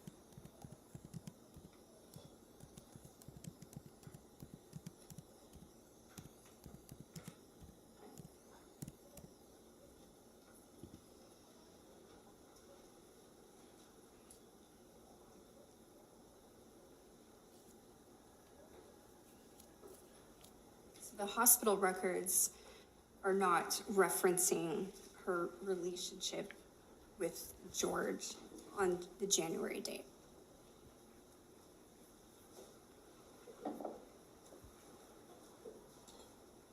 Now, in talking about February 23rd, 2020 with Ms. Boone, you talked to her about that on several occasions, correct? I did. And part of one of those conversations, at least, was about an incident that she indicated had happened the night before February 23rd, 2020, correct? Yes. She indicated and told you that she had been dragged down the stairs the night before the suitcase incident, correct? That's right. And in part of your review of this case, you reviewed all the crime scene photos, correct? Yes. And those include photographs of Miss Boone, correct? Yes. And were there any indications in the photographs of injuries on her consistent with being dragged down the stairs of carpet? I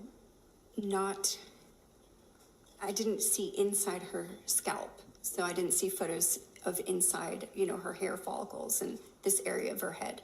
On her outward body, there were no indications of that. And did you ask her how it was that she was injured during this dragging down the stairs? I don't think I went through specific injuries to her, no.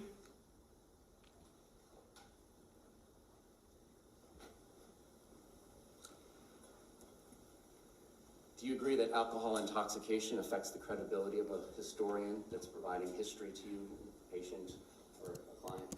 If they're actively intoxicated, yes.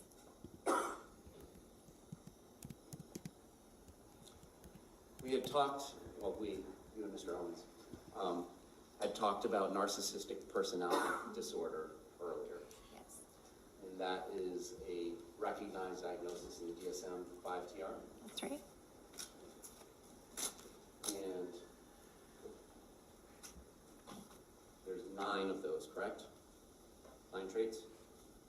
You're talking about the criterion of narcissistic personality disorder? Yes.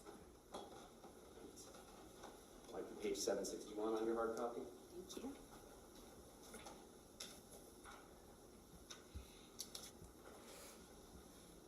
All right. Was I close? I have a digital copy. 760, but One of the criteria is has a grandiose sense of self-importance, for example, exaggerates achievements and talents, expects to be recognized as superior without commensurate achievements, correct? yes. 2 is preoccupied with fantasies of unlimited success, power, brilliance, beauty, or ideal love, correct? Yes.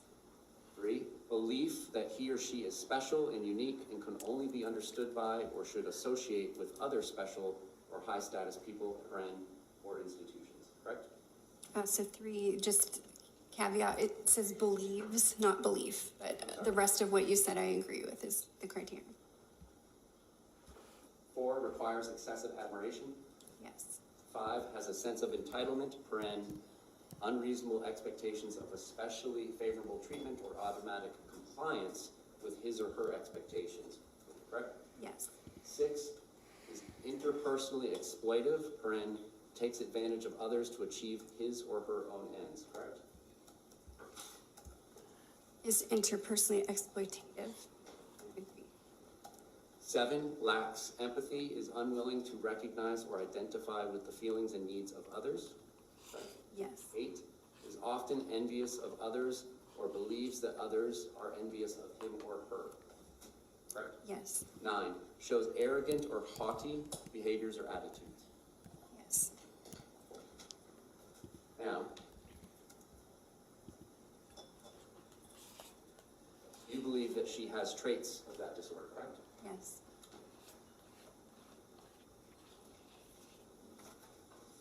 Grandiose sense of self-importance? There are indications that she feels like that or has expressed that before. So that's a yes. Yes. Preoccupied with fantasies of unlimited success, power, brilliance, beauty, or ideal love? No. Do you remember going to the state attorney's office on October 1st of 2024 and giving a deposition? I do. And it was in front of a court reporter, like not a court reporter here? Yes. And you swore to tell the truth, the whole truth, nothing but the truth, correct? And referring to page 89, lines 18 through 20. Let me know when you're ready. Are you ready? Yes. Did you give the following answer to the following question? Preoccupied with fantasies of unlimited success, power, brilliance, beauty, or ideal love? And your answer was yes? I did answer yes there. She does not, according, in your estimation, does not believe that she is special and unique and can only associate with high status people, correct? No. Does not require excessive admiration, correct? Correct. Does have a sense of entitlement, Yes. is not interpersonally exploitive, Correct. She is not.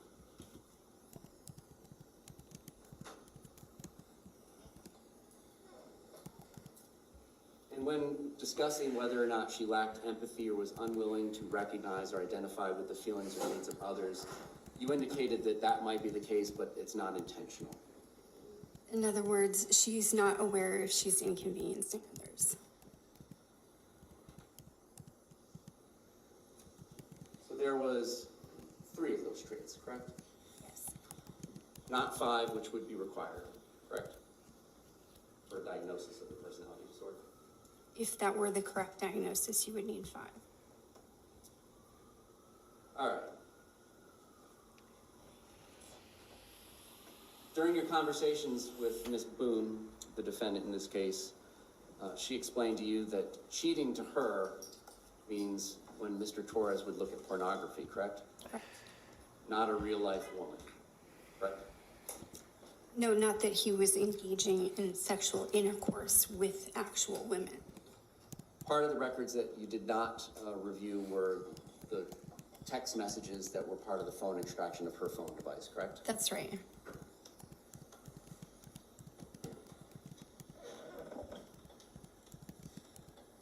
You indicated in your conversation with Mr. Owens that some of the traits that are commonly seen in abusers would be control, jealousy, easily angered. Those could be, yes. What other traits for just common for abusers?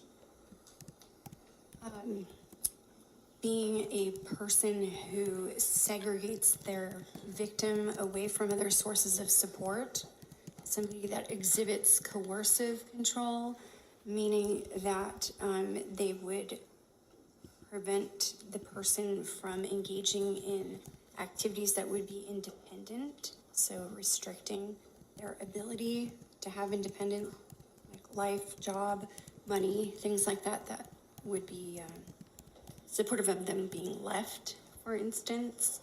Other things would be using emotional expressions like rage to cause a physiological reaction in another person.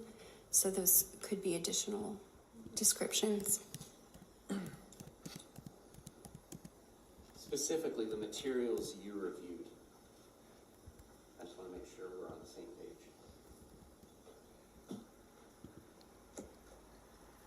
Paperwork from prior cases involving Mr. Torres and Ms. Boone. Yes, Medical records for Mr. Torres. that's right. The medical and Aspire records for Ms. Boone that we've discussed. Yes, The crime scene photos from the incident in February. that's right. Pages 1 through 413 in discovery in this case. Right. A photograph of a suitcase and 2 videos involving the suitcase. That's right. And additional videos on that phone, correct? Yes, Such as baseball bat smashing the TV. that's part of it. Yes. And then did you review any other videos where there's conversations between Ms. Boone and Mr. Torres? Yes. One prior 911 call? Yes.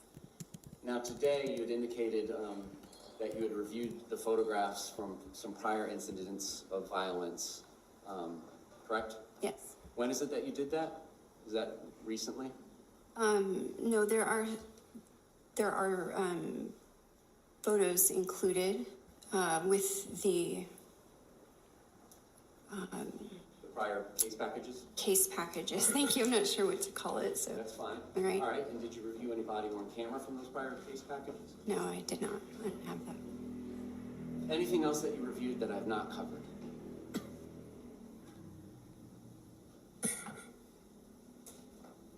Are you speaking of documents only? Yes, materials other than your 9 visits with Ms. Boone. All right.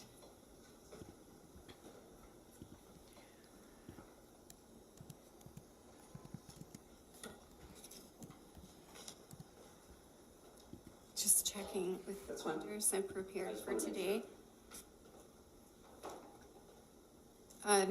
I don't know if, I guess that would be part of the discovery. The investigative report is within those 413 pages. Did you interview anybody else personally besides Ms. Boone? Yes. Who else did you personally interview? Melissa Sexton? All right, anybody else?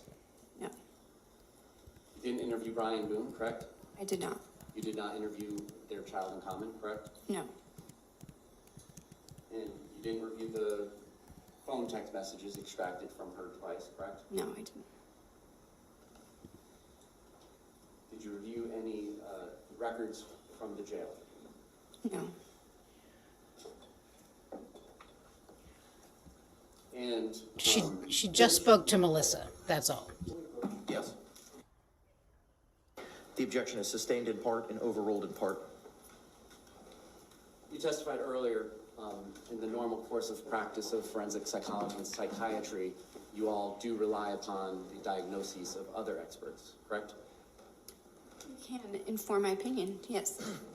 And you have not reviewed any electronic communications in the form of text regarding Ms. Boone's case, correct? No, I did not. Or recorded phone calls of any type, correct? Well, 911. Other than that. No, other than that. Now, let's talk about the February 23rd, 2020. She told you that they didn't really have anything going on to do that particular day, correct? Yes, It was a Sunday, correct? yes. Did some chores, and then as a reward, they could rest after doing those chores, correct? Right. She indicated to you that she and Mr. Torres did not begin drinking till about 4 p.m., correct?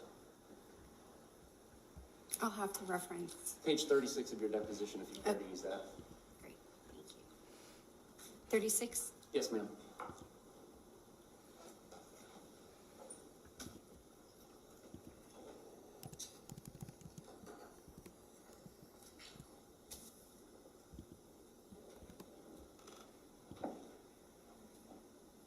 All right, I'm with you. Around 4 p.m.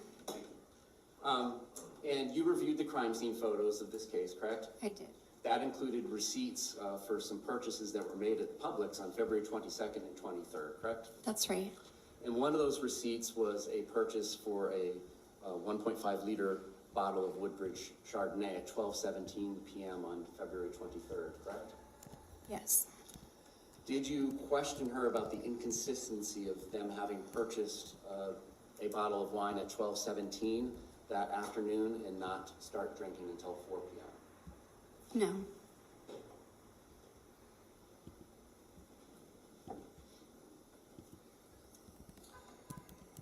And did she tell you that they had any wine left over from the day before that they consumed that day?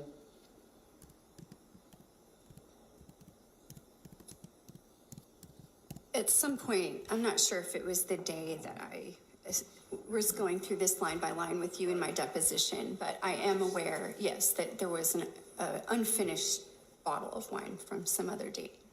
And then, as the receipt showed, there was 2 additional bottles of 1.5 liters of wine purchased at 12:17 p.m. and about 5:30 p.m. on the 23rd, correct? Right.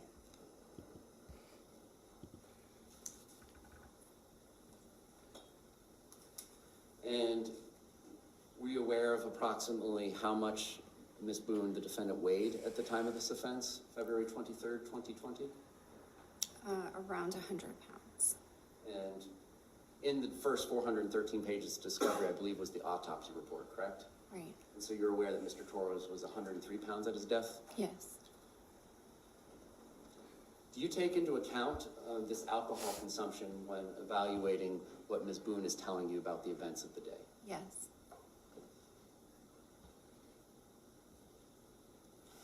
Did she tell you whether or not she was intoxicated by the amount of alcohol she consumed that day? Please silence your cell phone.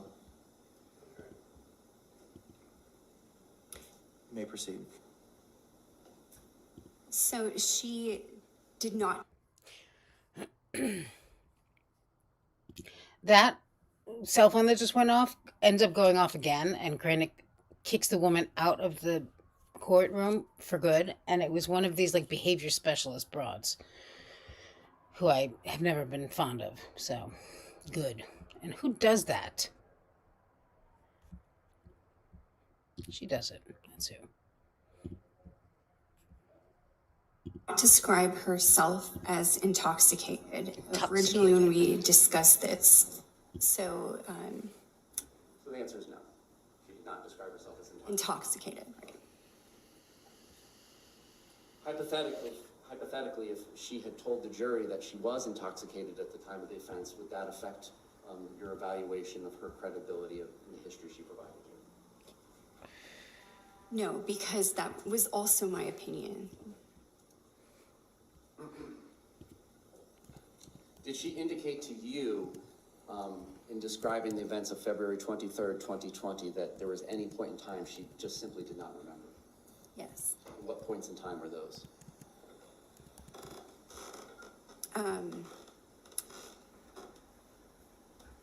So she did not remember taking the videos of the suitcase, or the incident in the suitcase, until she was at the interrogation room, I guess, and then they were going through them with her. Then she recalled that. I'm talking about specifically with you. Did she indicate that there were any portions of the night or day or night that she did not remember?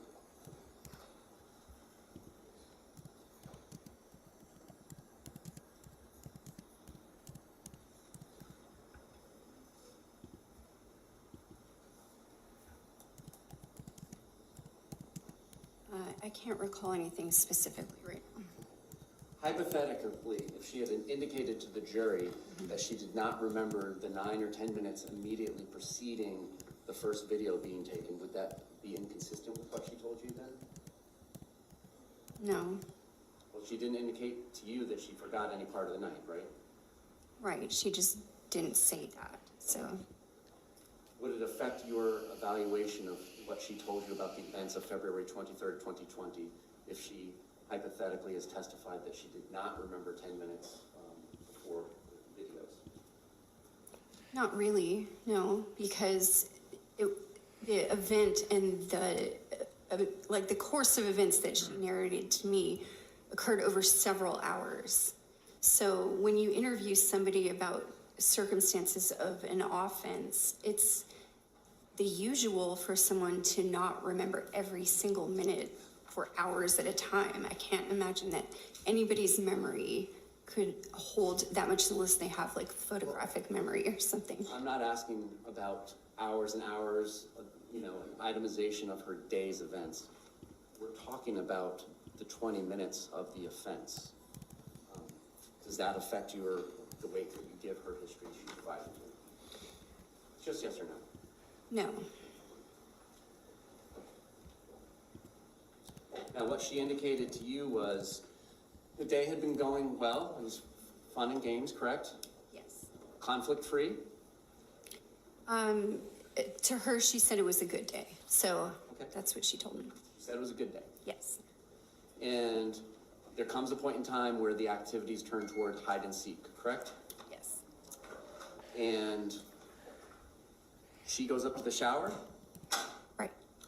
and when she comes down from the shower, that's when Mr. Torres is in this suitcase, correct? Getting into it.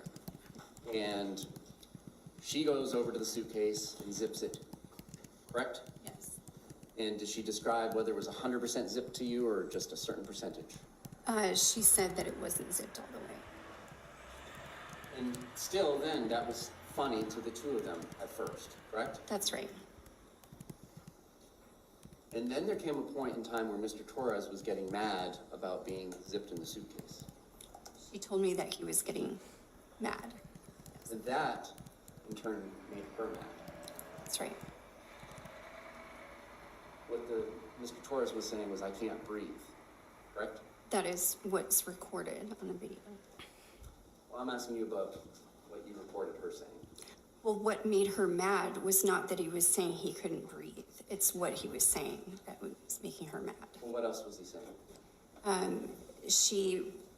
At the time, she said that he said something that was making her mad. And so that's the extent of what we talked about at that moment. So you didn't elaborate what something was that made her mad, correct? Right.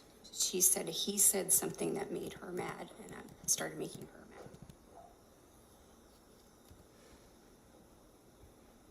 You didn't find it important to learn what specifically he said that made her mad, correct?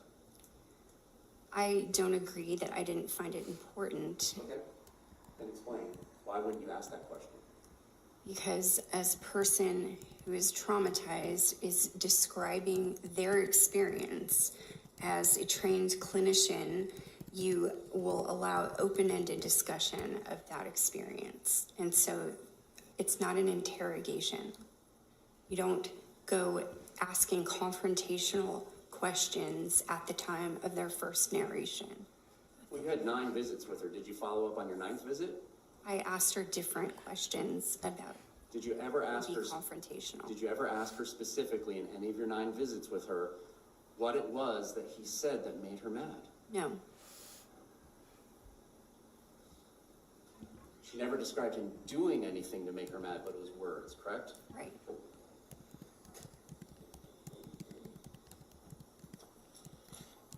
And once she got mad, she decided that she was going to leave him in there for 2 minutes. That's right. Not 3, not 1, but 2, correct? That's what she said. And the reason she was doing that was because she wanted him to understand how it feels to be choked and what she had experienced. That's right. Did you ask her why she didn't let him out of the suitcase after 2 minutes? Yes, I did actually ask her that. And what did she say? Well, she thought that he could get out himself. That's one thing. She said that when she was able to unzip it, it was not some significant thing. She was able to unzip it easily. So she said it never occurred to her that he couldn't get out. You may proceed. And you reviewed the still photograph of the suitcase as well as the 2 videos. Right. And did you understand what the metadata or what the timestamps were for each of those items? I'm sure when I reviewed it, I saw the timestamp. Yeah, Would you agree that 20 minutes is 10 times as long as 2 minutes? I would. And if Mr. Torres had not been able to get himself out of the suitcase within 20 minutes, she didn't indicate that.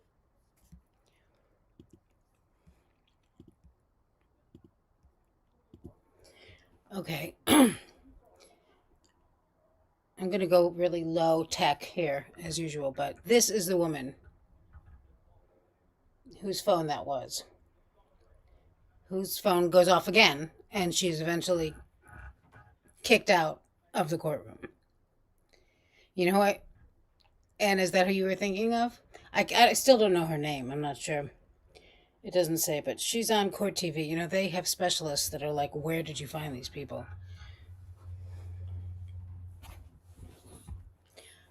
Are we still, Woodbridge is still talking about how many ounces in a glass of wine. Hang on. 2 glasses of wine is half 10 to 12 ounces. I thought that is 2 glasses of wine. That's her, right? Yeah. I don't like her. I've seen her. I didn't like her before this happened. I saw her on something about Sarah Boone, and I was like, I don't like this woman.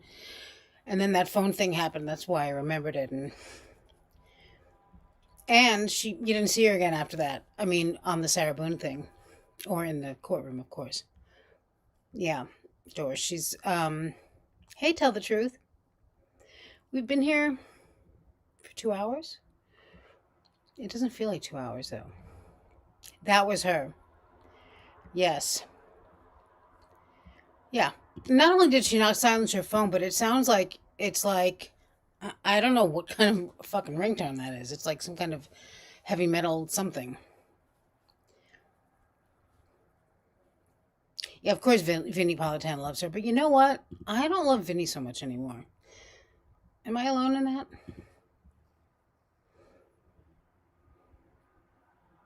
Standard 750 is it millimeter?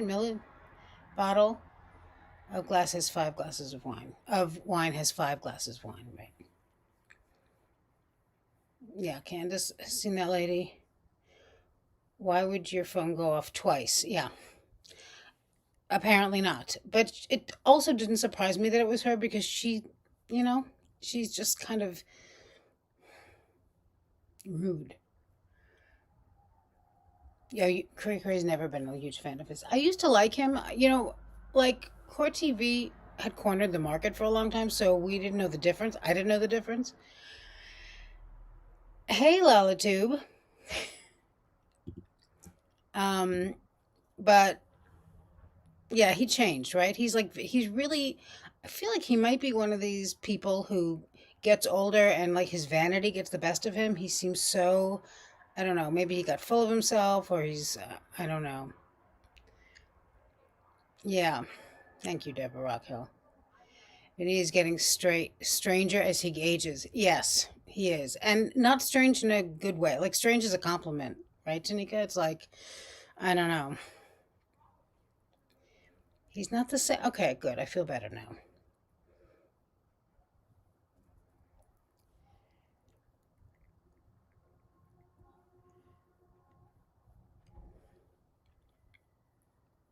Oh, that's good, Pine Weaver.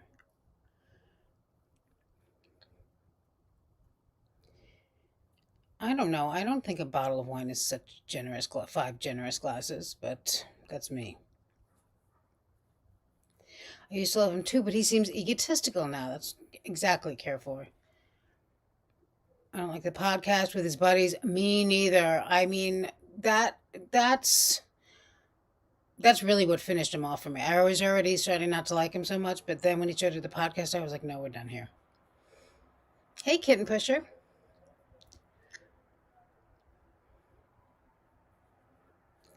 Woodbridge Widow, I'm on about it because it pisses me off because a bottle of wine is 4 drinks and it takes about an hour to metabolize a standard drink. Yeah. Right. No, I mean, you're right. Of course. Right. Not in a good way. Not for him. Yeah. He's, and I noticed that even people who used to love him and talk about, like, we love Vinny, have kind of stopped saying it. I think he's kind of lost, he's not so much in favor. And as we know, yeah, vain and peacocking. Exactly. It's like, relax. And he's always wearing like a satin shirt now or something. I don't know. Thank you, Pam. Hey, Pamela. Thank you. Thanks for showing up and hanging out. Hear Me Out isn't going live, so you're going to have to settle for us. It's good to see you. Sharon. Tracy Soderstrom. Is that her name?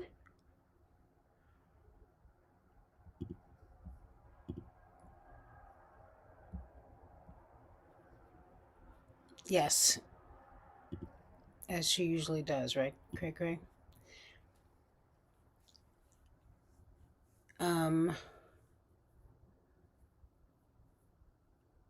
Buzz Boomer, hi.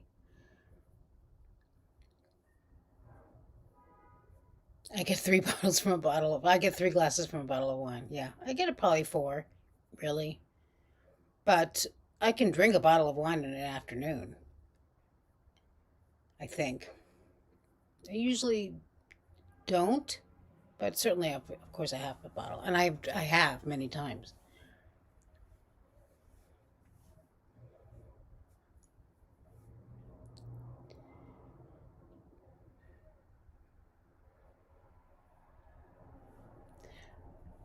Hey Roberta, how did I miss Roberta? Hey Nails and Braids by Kim. Oh wow, you're. I hope it went well. I assume it did since you're recovering. Um, yeah, are they going to keep him around? Oh, that's what I was saying. Is I guess Court TV was bought now by Law and Crime, and that makes sense to me because I feel like most people prefer Law and Crime really, and Court TV is usually misinformed, and they're just not. It's starting to look like an old age home over there. I don't mean it's not because everyone is so old there because they're not, but there's something there. It's like out of touch, right? Like I don't know. I just there's something amiss there, and I think it's because their hearts weren't in it anymore. They had gotten comfortable in their position as the only game in town, and it was time for a change.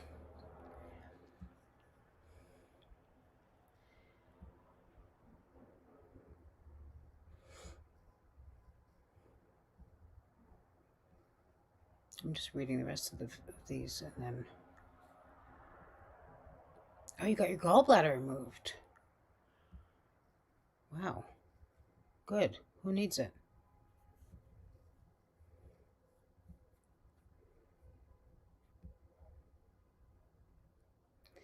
Too many Oh, are you seeing a lot of commercials, Jamie?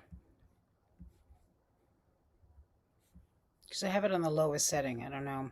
If I put it on no commercials, they'll still show commercials. Hey, Sister Shell.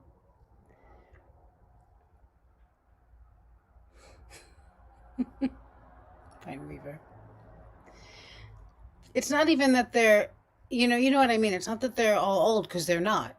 But a lot of their guests are like, a lot of their expert guests. I'm like, where did you find these people? They're so bizarre. Core TV was good when it started 30 years ago. Exactly. And I mean, they showed, that's where I watched like all of the first trials we saw. Scott Peterson and, you know, hey, Crystal, La Casse.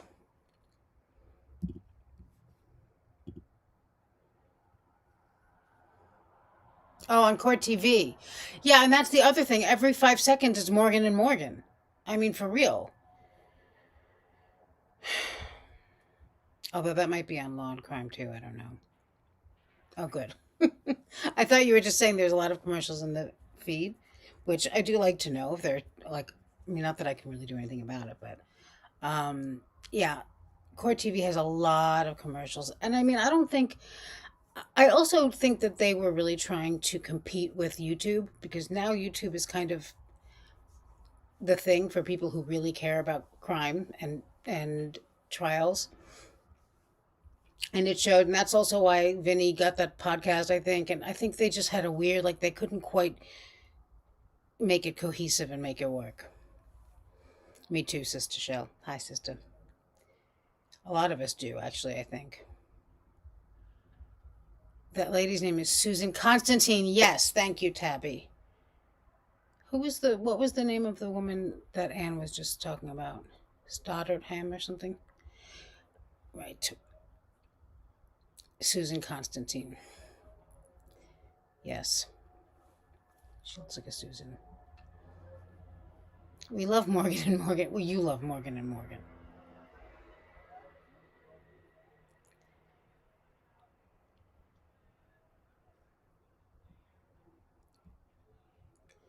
YouTube hits off Hear Me Out too often? What do you mean?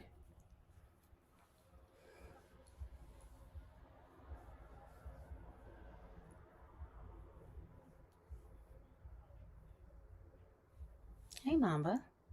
Oh, where'd you go?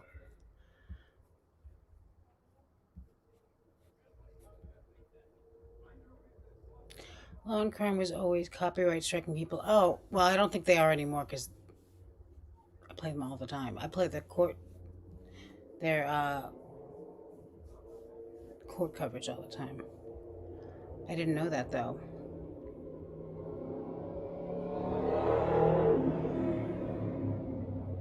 For the people. Okay, Lala. So let's finish watching this, and then I'll figure out, or we'll figure out what we should watch next.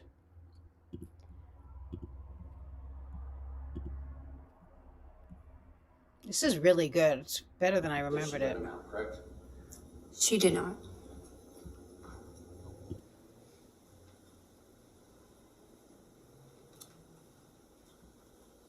She described to you, Miss Boone being the she, that she was helpful to the police. Yes. Do you agree with that assessment that she was helpful to the police? In the sense that she was having conversations with them without counsel, I would consider that helpful to the police. Do you think lying to the police is helpful to the police's investigation? No. Do you agree that she was not truthful with them? Yes, I think that I would agree with that. And when she described getting Mr. Torres out of the suitcase, she described stretching his little legs, Yes. and she stated to you there was no fight that day, correct? That's right. Just wanted him to be uncomfortable. I need to clarify. Physical fight. Right. Yes. Just wanted him to be uncomfortable, Yes. correct? And then there was a description of a bat and her using it to nudge, right? Poke. Poke. And so we agree that that means like poking out like this as opposed to swinging it like your baseball hitter. I would agree with you. And you reviewed the autopsy report, correct? I believe so. Did you get an opportunity to review the autopsy photos? Yes. Did you question her when she said that she only poked him with the bat? No. Not in any of your 9 visits? Did I question her about whether, can you just repeat the question? I want to make sure I'm answering it correctly. Okay. Did you ever, in considering the autopsy report and the autopsy photographs that you reviewed, Yes. when she said that she nudged or poked with the baseball bat, did you ever question her about that, given the severity of his injuries? So to answer correctly, I did question her What did she say? about how she used the bat. And she reiterated that she poked and she gestured what she meant. So I did question her about that. And did you have any questions about that history she relayed to you, given the other evidence in this case that you reviewed? Just in contrast to the interrogation video. So that, It didn't contrast to the autopsy photographs or report? Judge. I object. Roach. You may proceed. Did she indicate all this nudging or poking with the bat was done while he was inside the suitcase? yes, She never told you that there was any nudging or poking with the bat when he was outside the suitcase? correct. She indicated that she ended up flipping the suitcase over face down. That's right.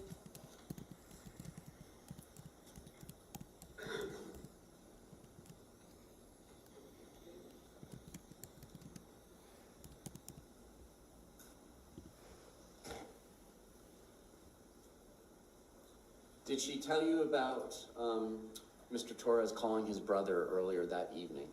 No, Did she ever give you a history about a loud boom occurring inside of her townhouse that evening? no,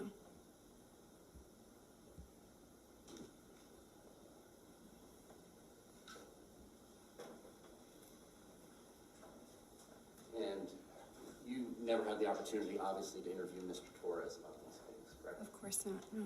No other questions? Any redirect examination? Briefly, Judge. Yes, sir.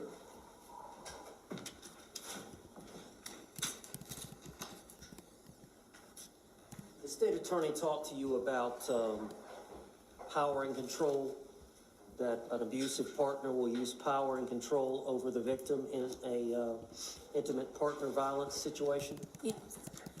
Threatening someone's dogs, is that an example of someone using control? Yes. Taking car keys Also an example from of things that, the other party, is that an example of control? If they're withholding, yes. Taking a phone and withholding a phone, Yes. a debit card, Yes. destroying a home, TVs, putting holes in the wall. Yes. I'll take things that George Torres never did for 500, please, Alex. Not helping pay the rent and other bills. So I would say that that could be withholding, that could go under coercive control of another person. What about violating a court order to have no contact with the person? Yes. That's all the question. Thank you. Can this witness be released? As far as the state is concerned. Mr. Owens? Thank you, doctor. Thank you. Just allow me a moment to pack up. Collect all your stuff, ma'am. No worries. Sorry. No apologies necessary.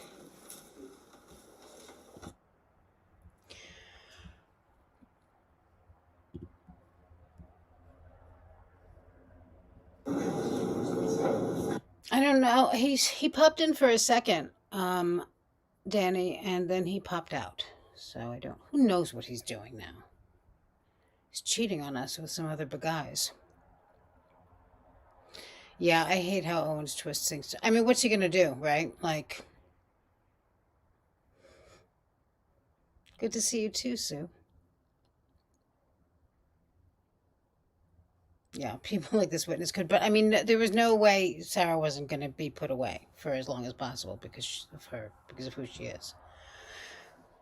Sarah was a victim of her hairdresser. Let's see, what is this? Accused killer gets flustered after judge refuses to give her a lawyer again. Let's watch this. I mean, I think we've seen it all. But if anyone wants something else specific that we want to watch, just let me know. But this came up, so we'll watch it. And I'm pretty sure this is when she says, yes, I understand, but I don't understand. And then she argues with him about the guard's name, and it's the same person. I like that. Case number 2020-CO2603, the state of Florida versus Sarah Boone, state. Dave Ketchner on behalf of the state, William J. for the state. Ms. Boone, raise your right hand to be sworn, please. Do you swear or affirm that the testimony you should give shall be the truth, the whole truth, and nothing but the truth, so help you God? Yes. Ma'am, good morning. Can you please state your full name and date of birth for the record for me? Sarah Boone, 1077. I do see that we have a representative from JACS that's appearing virtually. Sir, can I get your appearance for the record as well? Yes, Your Honor. Christian Lake with the Justice Administrative Commission. Okay, very good. All right, we've got a couple of things that we're going to be addressing this morning. The first is the motions, Ms. Boone, that you had made reference the last time I saw you. The court has reviewed all of those motions. I've reviewed also JACS's reply, specifically their response to the motion seeking due process costs that was filed on July 30, 2024. State, have you had the opportunity to review all of Ms. Boone's motions? Yes, Your Honor. Okay, all right. Ma'am, I want to go through each one of them and hear from the state, from yourself, and from JACS. We're going to start first with y'all can be seated, you don't need to stand, thank you. The defendant's temporary motion for reservation of proposed costs to acquire investigator for defendant's defense and trial dated July 18, 2024, received July 29th. That request seeks to reserve any and all costs proposed to be incurred to acquire investigator. The defendant's temporary motion for reservation of proposed costs to acquire all witnesses for defendant's defense and trial dated July 18, 24, and received July 29th, 2024. The request is to reserve any and all costs proposed to be incurred to acquire all witnesses for trial. And then defendant's temporary motion for depositions to be conducted per FRCP Rule 3.220 by defendant under pro se attorney title and position ordered by the judge in court dated July 18th, 2024 and received July 29, 2024. I have reviewed all of those motions.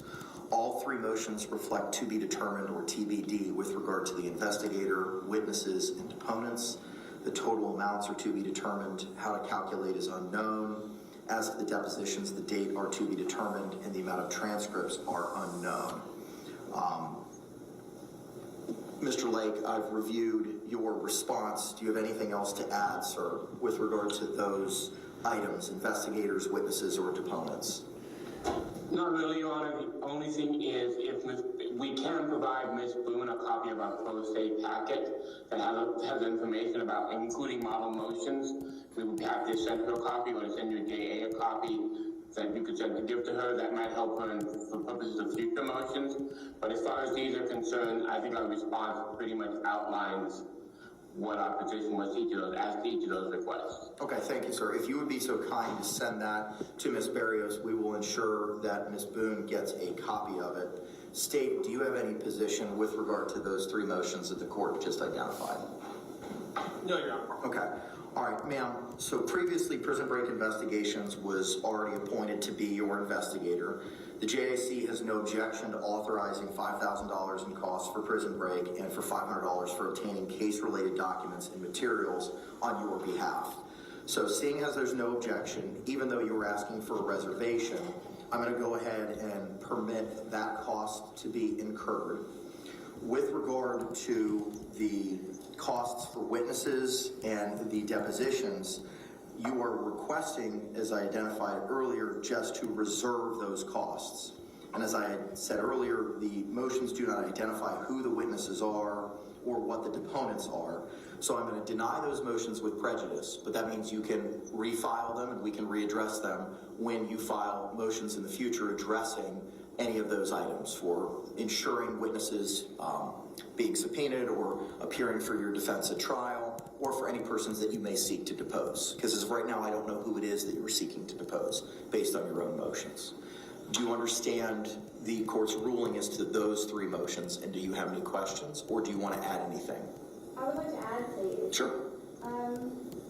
With your delegated due date of July 22nd, for all of my pretrial motions to be submitted, I have yet to receive my discovery, so I was trying to meet that deadline or at least meet it. So I don't know what I'm supposed to ask for or who I'm supposed to ask for, and again, I have yet to receive my discovery, so I don't even know who it is I need. So I understand for those, so you're telling me at a later date once I have that information to revise them. I understand foremost. Opportunity to refile them. Yes, ma'am. Thank you. With regard to the defendant's motion for reservation of proposed costs to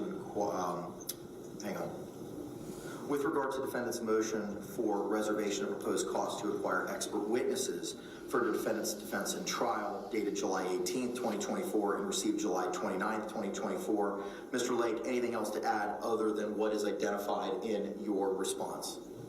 No, Your Honor. Again, the issue here is with the exception of the mental health expert that's already been approved, there would need to be much more specific motions for these costs. Ms. Boone needs to include essentially what we included in our response. And again, the model motions that we will be sending to will have that information. Without specific information, neither us nor the court can make an informed decision on whether the requests are appropriate.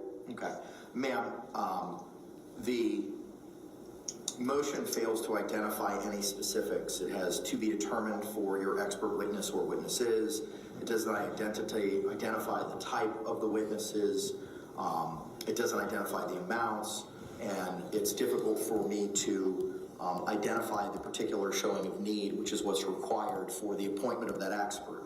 So again, I'm going to give you the opportunity to refile in the future a motion pertaining to any specific experts, identifying the specificity that JACS has requested in their response. So at this point in time, that motion is denied without prejudice, and you'll have the opportunity to refile it. Lastly is the defendant's motion requesting immediate relief to the defendant by appointing effective standby counsel to aid in support and preparation of a criminal case for trial dated July 18, 2024 and received July 29, 2024. The request, ma'am, that you were seeking in that motion is to provide immediate relief to defendant by appointing effective standby counsel to aid and support in preparation of her criminal case for trial. State, do you have any position with regard to Ms. Boone's request for standby counsel? No, Your Honor, other than what's already been placed on the record in the court's order. Okay. Mr. Lake, anything over and above what's in your response? Just briefly, Your Honor, the point we would make, Your Honor, is I think Ms. Boone misunderstands the role of standby counsel. Standby counsel is not co-counsel or assistant counsel to a defendant. Standby counsel is there for when, in the situation where a pro se defendant who is elected to represent herself decides at some point they want a lawyer. That allows the court to put a lawyer back into play at that point in time. In other words, it's a safety mechanism so that if a defendant who is asserted to represent themselves decides at some point they do no longer want to represent themselves, the court has a lawyer already in place so that the progress is not delayed. It is not an assistant or a co-counsel. It is someone whose role is consenting not to get involved until the defendant says, I no longer want to represent myself. Ma'am, the court's had the opportunity to review the case law on this issue. There is no constitutional right to standby counsel as decided by Paul v. State, 152 Southern 3rd, 635 at pinpoint 641 by the Florida 4th District Court of Appeal in 2014, citing to the Florida Supreme Court case in Jones v. State, 449 Southern 2nd, 253 at pinpoint 258 from 1984. As the court has determined that you have forfeited and alternatively waived by your conduct the right to court-appointed counsel, the court is not required to appoint standby counsel. That's Brown v. State, 45 Southern 3rd, 110 at pinpoint 114 through 115. Florida 1st DCA 2010, citing to, again, Jones v. State by the Florida Supreme Court in 1984. There is no Sixth Amendment right to simultaneously proceeding pro se and with legal representation by the Florida Supreme Court in 2009 in Shepherd v. State, 17 Southern 3rd, 275 and 279. For the reasons that the court identified in its 16-page order previously entered, your request for standby counsel is denied.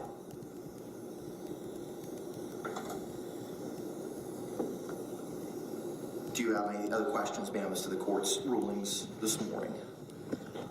First off, I did not forfeit my rights. That was your judgment.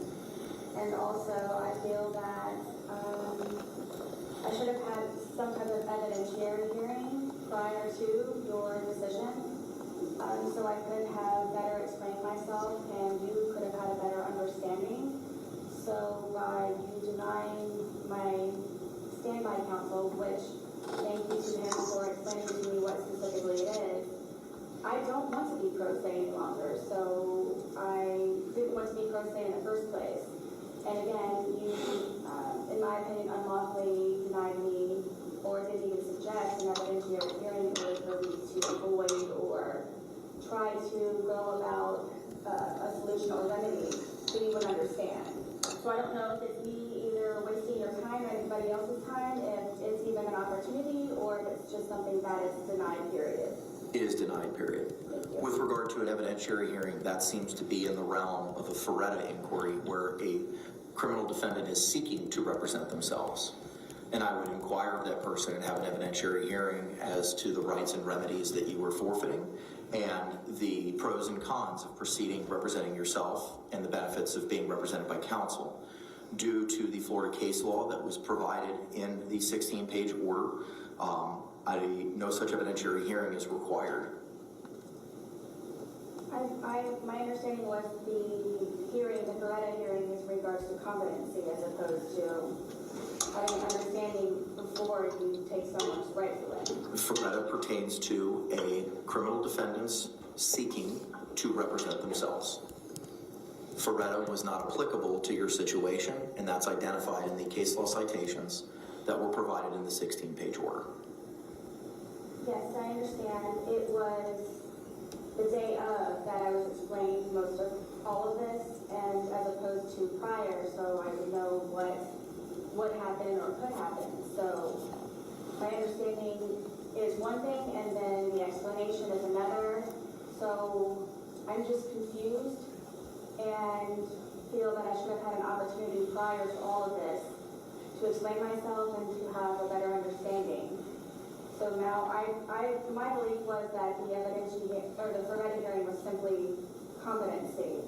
So the evidentiary hearing I thought would be a collaboration of the information of why I wrote my letters in order for you to remove my right to counsel. That, in my opinion, I felt that it was a type of retaliation by the court because you did not understand or attempt to understand any of my letters that I wrote previously, which was for the intervention of the judge and or the court. She's so stupid. Any of this with me sitting in front of you presently. Ma'am, as identified in my 16-page order, I listened to every audio hearing. I specifically provided dates and times and words that were specifically... Okay, we have to listen to that again because just listen to this. This is somebody who, forget straight A student, claims to have gone to school, high school even.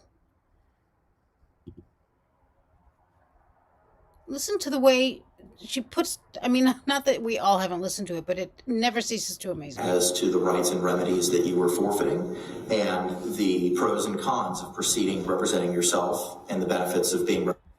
Also, this is a woman who wrote hundreds of pages of letters to this judge and doesn't think he understands.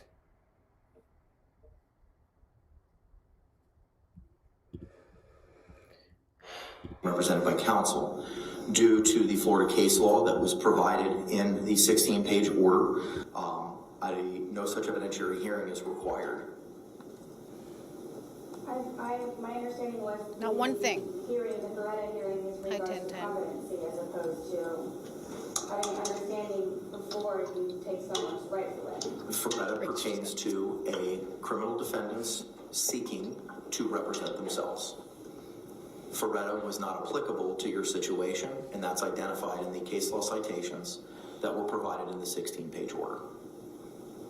Yes, I understand. It was the day of that I was explaining most of all of this, and as opposed to prior, so I would know what would happen or could happen. So my understanding is one thing, and then the explanation is another. So I'm just confused and feel that I should have had an opportunity prior to all of this to explain myself and to have a better understanding. So now my belief was that the Ferretti hearing was simply competency. So the evidentiary hearing I thought would be a collaboration of the information of why I wrote my letters in order for you to remove my right to counsel. That, in my opinion, I felt that it was a type of retaliation by the court because you did not understand or attempt to understand any of my letters that I wrote previously, which was for the intervention of the judge and or the court to avoid any of this with me sitting in front of you presently. Ma'am, as identified in my 16-page order, I listened to every audio hearing. I specifically provided dates and times and words that were specifically said at particular hearings involving yourself and prior counsel. I also made reference in the 16-page order to statements that were made in your letters. I promised you, I've read everything in the court file. I've read every single letter, and I've listened to every single audio. That decision was not made lightly, and it took a lot of time to make that determination and that decision, which explains why it was also a 16-page order. That order stands, it remains. The court's not going to revise its findings or its determination as to your forfeiture, and alternatively a waiver by virtue of the conduct identified in that order. Okay. I believe, in my opinion, the order is erroneous, and after I reviewed your 16-page order, there are quite a few incorrect entries, and some of them are based on perjury by the attorneys. And by you reading and then also listening to the audio, you did not listen to me in any way, shape, or form in order for me to explain myself better so you have an exact understanding of the particulars of each letter for each attorney. I'm not going to revisit my prior decision. I understand. I'm just trying to make you aware that it's my opinion. You and like Thank we talked you, about last Ohio. time, ma'am, you're certainly entitled to that opinion.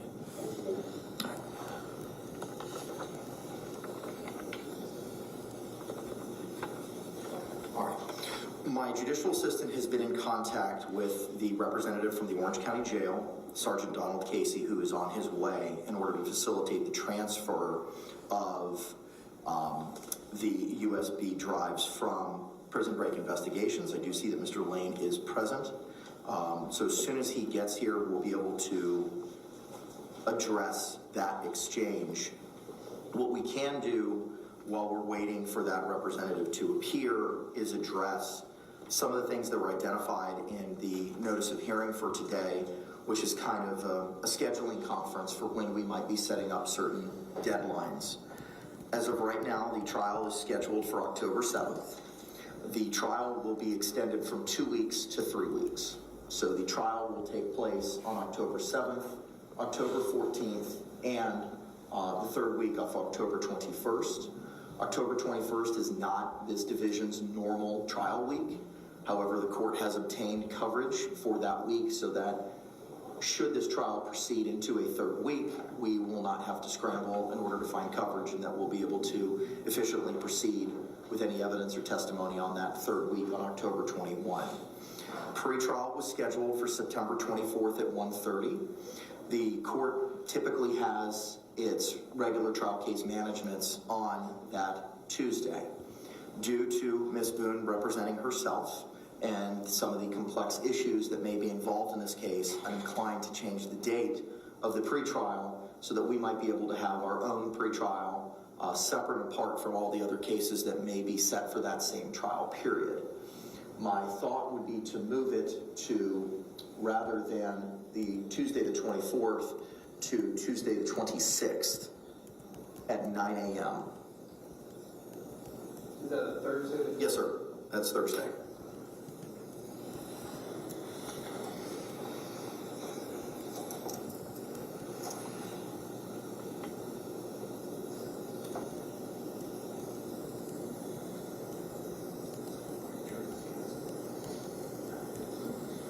That's acceptable to the state. Ms. Boone, that would give you additional opportunity to prepare for trial as well. Are you amenable to changing that date to September 26th at 9 a.m.? So an additional 2 days? Correct. Yeah. You would still have that time to prepare regardless if we had the hearing on September 24 or September 26th. I'm just moving Sarah it needs a lot so that more we don't time have on 50 or 60 other cases, and I can focus more attention on your case specifically. Of course. Okay, all right, so pretrial will be rescheduled till September 26th at 9 a.m. One of the issues that I wanted to address was deadlines for Hi, Matthew. production of the state's exhibits and the defendant's exhibits. Now, I'm mindful, Ms. Boone, that you have not reviewed some of the documents that may have been provided. I know most recently, Ms. Cashman spent 20 hours with you alone going over questions. She's stupid on top of and it. reviewing some of the materials. I don't know the breadth and scope of what was reviewed to you, but some of it may have been reviewed to you based on counsel's representations. State, I want to address with you first, because Ms. Boone hasn't reviewed the discovery yet, as to what your position is with regard to assembling or finalizing an exhibit list or your exhibits for trial. As far as Thank you, providing, sister. A list of the specific items that the state seeks entry of? Correct.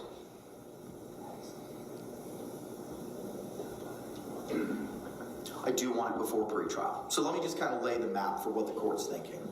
The court would have the state provide a exhibit list and a witness list by X date.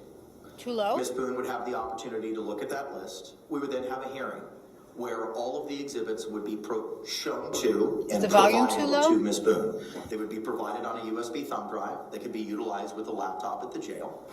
And then she could view all those exhibits here in open court. And then she would be afforded the opportunity to make an objections in writing to any exhibits at a later time by a certain date. I guess one of the concerns would be that if the state identified specific items that we would seek entry of, depending on the course of the trial and the questioning, there may be other items that have already been disclosed in discovery that may necessitate being entered in, would potentially not be part of this original witness exhibit list. You know, items that were in the discovery, but if that makes sense to me. That does make sense, Yeah. and I understand what you're saying. And that seems to be more of a fluid situation as to what may happen at trial, right? Sure. I don't imagine the court's intent would be for the state to just produce the exact witness lists that have already been sent in discovery and just make a notation of every item of evidence. The idea would be to try to pare down. That's exactly the idea. Now, obviously, that wouldn't foreclose you if something was produced in discovery and something that would not be relevant or admissible at a certain stage of the trial, but maybe later became relevant or admissible due to something that happened or something that was said. I would not foreclose the state, nor would I foreclose Ms. Boone from attempting to move that piece of evidence into evidence for the jury to consider. But it would be almost like a civil conference where you and opposing counsel would go over what your exhibits are prior to proceeding to trial. And I think that's important to do that so that Ms. Boone has the opportunity to view those in court so that's on the record as to what she's reviewed, and then give her the opportunity to provide any objections, if any, to any of those exhibits. And again, I wouldn't foreclose you if you want to use items A, B, and C, and that's all you intend on using. I don't know what you intend on using. I don't know what evidence you have. If you only want to use and only show A, B, and C, but are saving D, E, and F for later, depending on what happens, I won't foreclose you from readdressing D, E, and F. But it's just an opportunity to address what it is you think you're going to be seeking into evidence at this time. So essentially,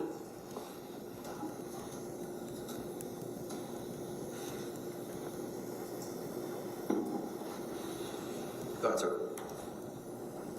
so I think we could accommodate that if we could go around September the 1st for that, and then that would give her an opportunity to review that USB and lodge any objections, and then we could potentially address those objections and go from there. Okay. And that would be September 1 to have the evidence viewing, for lack of a better word, or for the list to be provided? For the list in the USB. Okay, we're going to make this work for an October 7th trial date, Judge. I think September 1st is probably about the right time frame to have this in-court hearing to begin lodging those objections if she has any.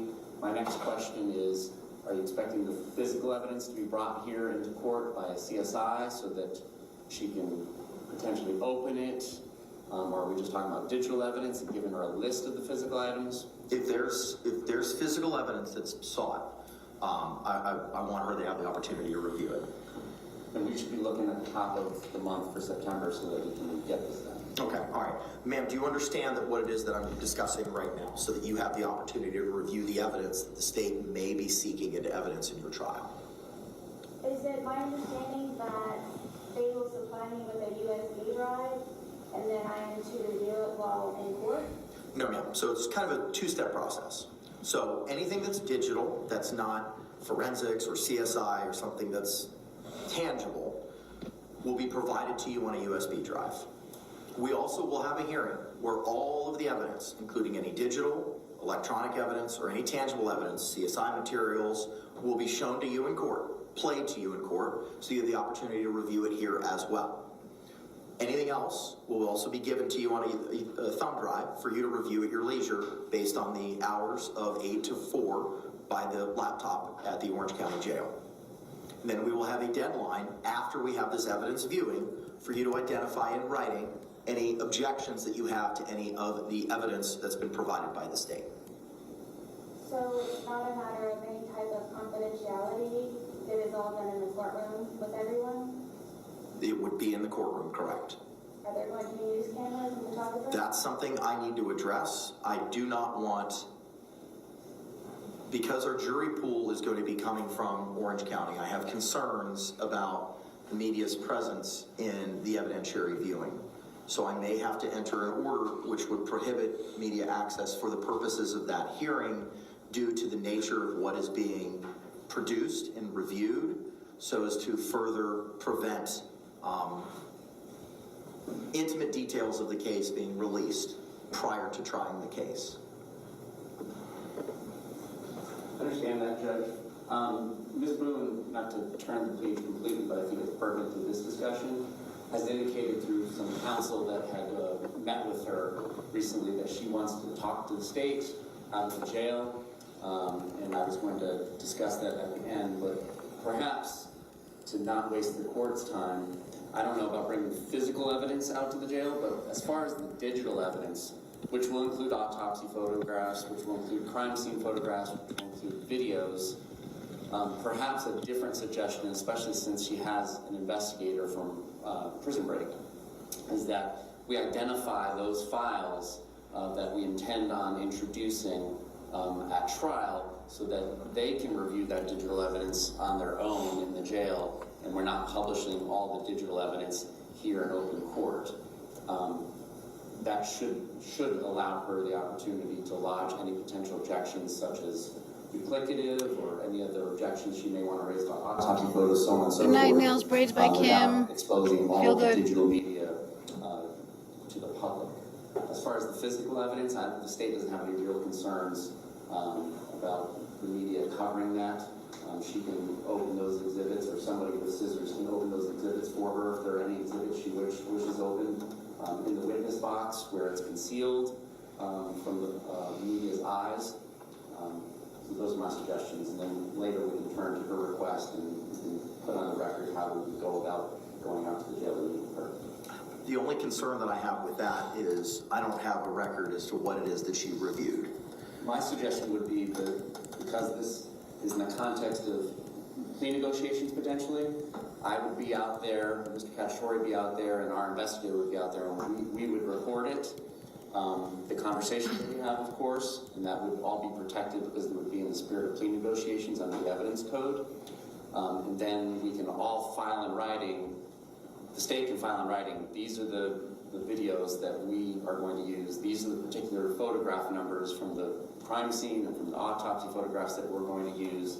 And then we can have the defendant sign off on that as well, so that it's documented as to what was told that she would be facing at trial. And either she can review it with her investigator, or she can review it with us, being present, and then that way the digital evidence is now in the open. Okay. Ms. Boone, what are your thoughts on that? I'm a little lost. So it's an option of reviewing what the state has with my investigator, and then be able to come with the objections and everything. That is correct. I'm clear on having all of my evidence being in sealed bags, and for me to be able to inspect them to be here in the courtroom. I don't know how the attorneys have done any of this prior, but I don't believe that it was in the courtroom. So I'm just trying to protect myself against the media. I'm not sure at this point what is even suppressible that is available on the internet. But at the same time, though, it is my understanding that I should have some right to privacy in reviewing the evidence. So I didn't know if my investigator and I are able to collaborate prior and view, and then come to court with everything finalized and ready to go. Look at her hair. I'm certainly going to give you an opportunity to meet with your at her investigator hair. to address it. The question is just the method of how to do it. The state's proposal is digital. They would meet with you, identify specifically digitally what videos, what photographs they intend on utilizing, and anything that may be physical, CSI, etc., would be addressed here in open court. Just so the court and the defendant understands how physical evidence viewing would operate normally, the defense attorney and or her or his investigator would come out either to the sheriff's office or OPD's evidence center, whichever agency, and they come and view it, but it's done in the presence of the state, it's done in presence of law enforcement, it's done in presence of the CSI for the chain of custody. So attorneys don't get privacy when they're reviewing the physical evidence either. So that wouldn't really be any different than if she's doing it in the witness stand or wherever deemed suitable in the courtroom. I think that's the most appropriate way to have the opportunity, ma'am, to review the evidence. I can't release that evidence to Mr. Lane to bring to the jail for your review because of the chain of custody issues concerning some of the physical evidence. So CSI would have to be here just like an evidence viewing at the sheriff's office or elsewhere where counsel just identified. And I cannot bring you anywhere else other than here, and I can't release you to anywhere else. So I think the only solution that we have is to have the evidence viewing here with regard to any of the physical evidence. Why is it that it can't be transported anywhere other than here? Because I cannot make a record anywhere else of what you saw or what was reviewed. The only opportunity for me to make that record is here in court. What did prior attorneys do? That was already identified by the state. I know I'm trying to keep up with everything. What was the answer, please? So an attorney who's doing an evidence view would come out to the law enforcement agency's evidence warehouse, for lack of a better term, and then in the presence of the state attorney, the CSI, and the lead detective, they look at the package, and if they deem any particular package worthy of opening and examining, they can do that. We can have the CSI bring butcher paper here so that any particular item can be opened, put on fresh butcher paper, and then changed out between exhibits so that there's no contamination. And then you can examine it. If Mr. Lane or any other representative from his organization is here, he will have the opportunity to photograph those exhibits once taken out of the packages. And that's essentially how an evidence viewing is conducted.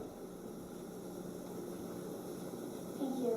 You're welcome. And again, please, would the media be involved in that? That's a conversation that I need to see if I can exclude them from participation or viewing that proceeding. There are rights where the media has to view proceedings in court, but due to the sensitive nature of what may be being discussed or viewed, I need to see if I can prevent media access. So without doing a little bit more further dive or research in that, I don't know if I can make that call at this time. Yes, I have not heard of a case where the evidentiary hearing has been She hasn't heard. televised. She hasn't heard of one. If you could please look into that, because I disagree with the media being involved in that. I understand your position, and again, for the reasons that I stated earlier, I'm trying to prohibit as much as I can from dissemination to the public, especially some of the exhibits that the state may be seeking to utilize. We are going to go ahead and set the evidence hearing. The first is Sunday. September the 1st is a Sunday, and that is Labor Day. The court would be setting a hearing for Tuesday, the 3rd at 9 a.m. to have the physical examination here in court. At that time, if the USB drive or the after our viewing here in court, state, is it your position to then have that meeting with Ms. Boone and her investigator and your investigator under the plea negotiations or settlement discussions auspices to review all of the digital and identify what it is specifically? We are happy to defer to the defendant's wishes on that. And I wanted to have that discussion. It seems like we're turning that discussion. So I'll leave it in Ms. Boone's court. My indication from one of the attorneys that she had discussed things with said that she wanted to have a conversation with us. And so I'm offering that up. In the past, with female defendants at the Orange County Jail, there are classrooms, or at least one classroom there, where we could arrange to meet. It would be a big enough room for 4 or 5 of us that would need to be there. And then we can discuss that, whatever it is she wants to discuss, and it would be recorded. And again, those portions of the conversation that are about plea negotiations and the evidence and whatnot in the trial, I believe under the evidence code would not be admissible to be used against her. And I can leave it to her when she wants that to happen. We can make arrangements to try and accommodate that. It should not take us very long at this point, given the age of this case, to select and identify which digital evidence exhibits we're going to use. It's simply a matter of getting rid of duplicative and irrelevant photographs from the scene. Good night, Roberta. Thank you. Have a great time.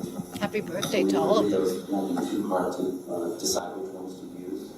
I don't know that there's a whole lot of other digital evidence. Okay, all right, ma'am, do you have a thought on when you would like this viewing to take place at one of the classrooms at the Orange County Jail under the concept as identified by the state? So this meeting is separate. This is prior before everything else. What I would envision, to not waste anybody's time, is we can go out there and have this discussion, if there is a discussion we had about plea offers.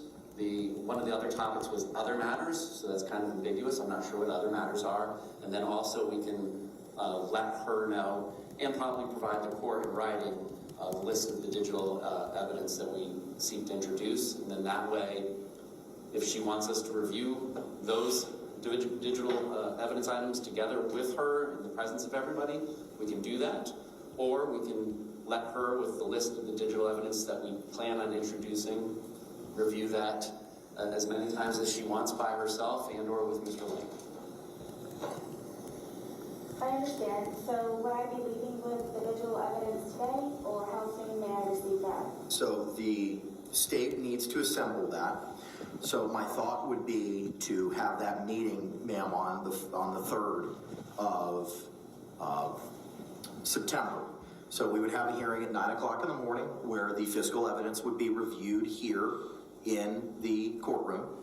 As soon as that evidence was finalized and reviewed, the state with their investigator, yourself with your investigator, would then meet that afternoon at the Orange County Jail to address, as the state has identified or spoken about, any settlement negotiations, plea offers, and under the other category to address what the digital exhibits are. They would provide you those on a USB drive, and they would identify for them specifically what it is that they are seeking for you to review at that point in time and have the ability to review it afterwards. We're happy to do that beforehand, and I just want clarification. By providing her the USB with all the narrowed down exhibits out of the discovery, are we providing it to Mr. Lane? How are we physically? It would have to be provided to Mr. Lane, okay, who would then have to provide it to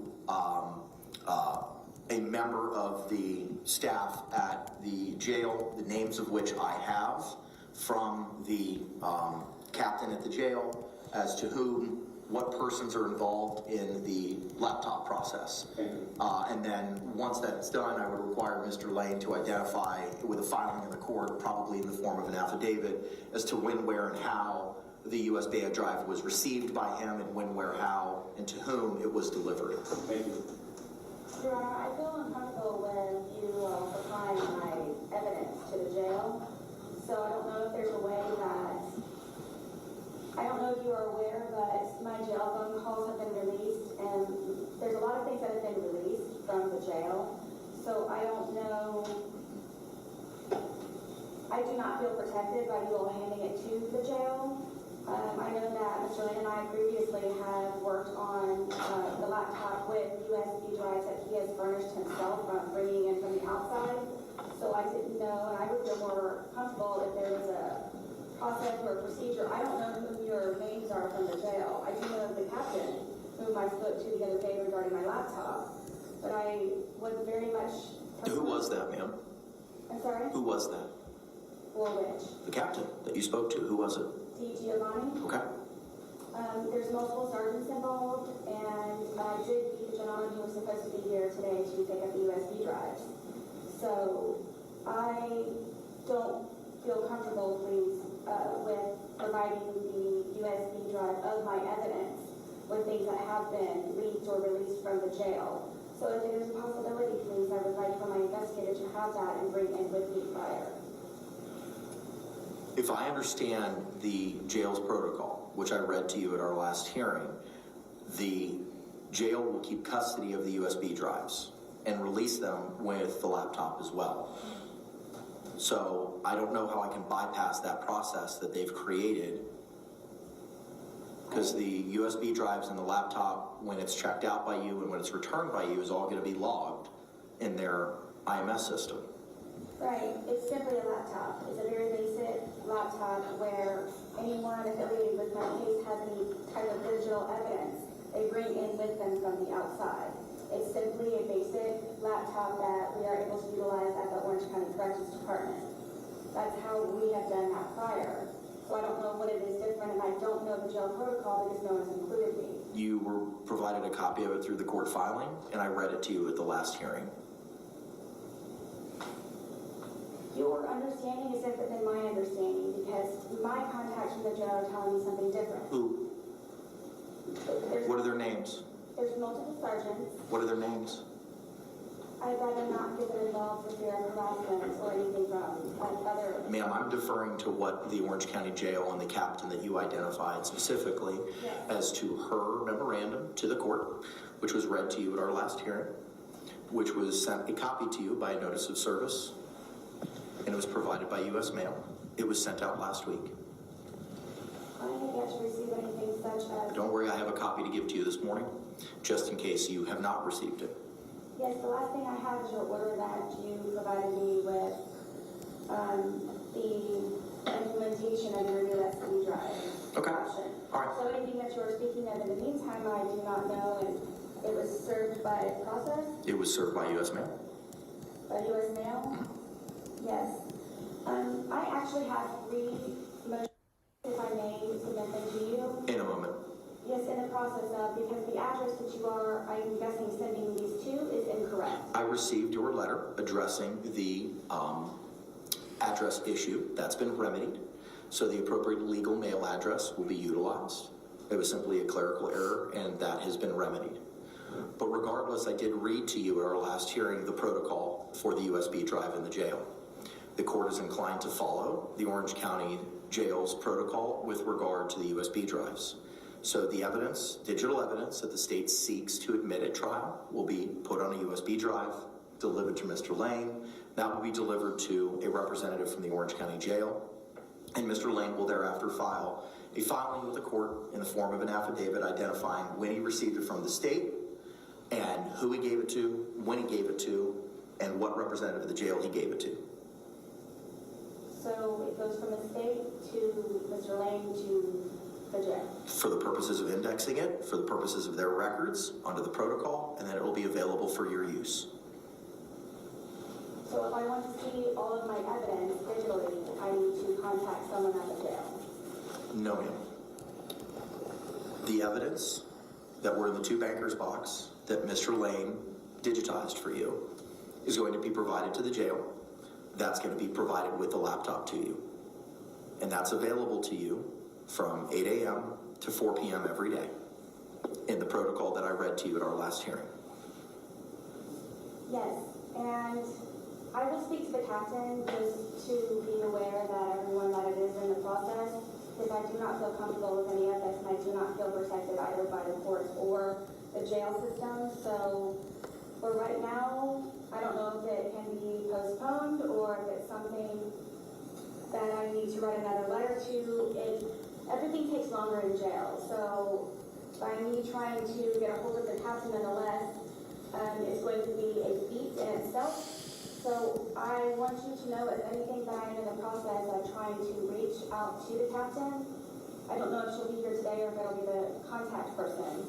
So in the process, I am working on speaking to the captain because I do not feel, like I said, that I am protected in any way, shape, or form by the Orange County Corrections Department with withholding my evidence in any way, shape, or form.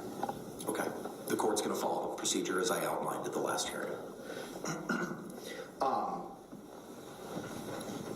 So here's what we will do. We will, on Thursday, September the 3rd at 9 a.m. we'll have a hearing to review the physical evidence. At that time, the state will provide its exhibit list, which will be filed with the court at that time, and a copy will be given to Ms. Boone of the physical and the digital evidence they are seeking to admit. After we have the in-court examination of the physical evidence, that afternoon, there will be a meeting at the Orange County Jail between the state, its investigator, Mr. Lane, Ms. Boone, to review the digital evidence and provide a USB drive with that information. Can caveat in that order be unless it hasn't already been done? In case we do it ahead of September? Sure, if you want to do it before, the deadline to do it will be to September 3. But the in-court physical examination will be at September 3. So if you all want to meet in advance of that, I won't prohibit that. Just file something in the court file identifying a notice or some document so that it identifies when that meeting took place, when the evidence viewing took place. Understood. Okay, thank you very much. Ma'am, after we've had this hearing on September 3, and that being the deadline for the digital evidence and the viewing of the physical evidence, the court would then like to set a deadline for when you would provide your objections to the state's exhibits. Mindful that this will take place on September 3 and that we have pretrial set for September 26th, and if we need to have a hearing with regard to those objections, my thoughts would be to give you 2 weeks until the 17th to lodge your objections. And those would need to be provided in writing by the 17th. So that if there are objections and if we need to have a hearing on them, that hearing can be held when we have our pretrial on the 26th. That would give the state ample opportunity to prepare for any of the objections that you have. Forgive me, and thank you for your patience, everyone. So on September 3rd, I hate her. will be I hate her. viewing the digital and physical evidence here in the courtroom. Correct. And then later that afternoon, I will be meeting with the state and my investigator. If they don't meet with you prior to that date. The deadline for the state's investigator, your investigator and yourself, to meet to review the digital evidence would be no later than the close of business on September 3. I've outlined for when I would like it done, but if the state wants to meet you in advance of that date, they can do so. Yes, please. If I may ask, please, what is your name, sir? William J. Could you spell your last name, please? J. Lack. Don't get past that. And what is your affiliation with the state? I'm a homicide unit chief. Yes, please. And I am okay if you would like to meet prior, so less time is consumed on the day of our meeting, supposedly on the 3rd. So I assume you have availability. Should I meet with Mr. Lane to discuss his availability so we can get out there this month? Yes, please. Then you can do that, and like I said, Mr. J, if you could file that notice, Yes, just identifying when, that would be most appreciative. So, ma'am, understanding where we are with the viewing, what is September 17th for the deadline for your objections acceptable to you? Yes, and if I may please raise the point that I have a motion here in regards to going in the process of looking on it for the laptop. I do not have my discovery as of yet, and I do not have the laptop as of yet. I do not know what hiccups may be involved. There's a lot of hiccups with the jail already. So I'm trying to figure out when and where I'll be able to view anything. So there's a great restriction also that is being put on the laptop usage from 8 to 4. I'm unable to utilize my time to the full extent.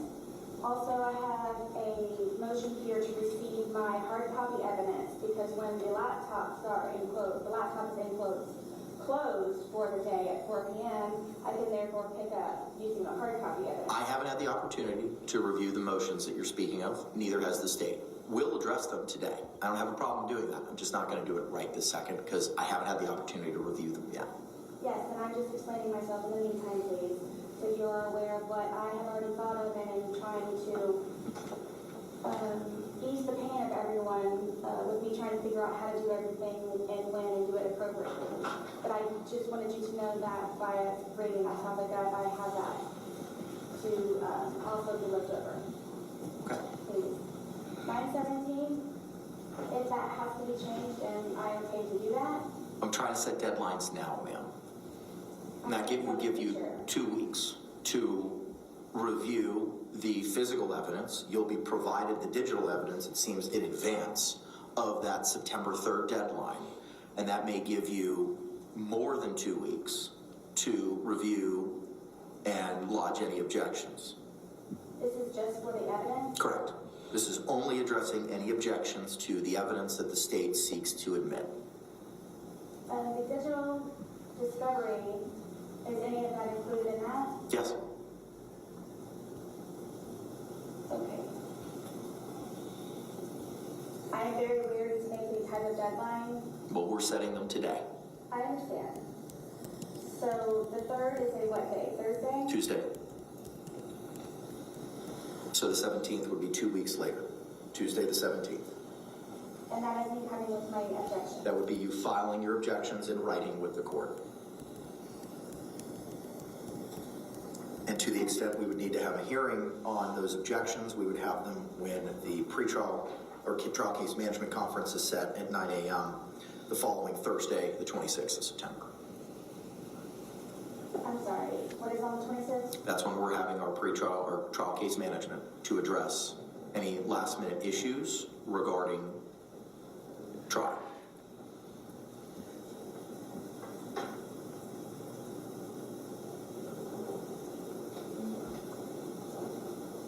Forgive me.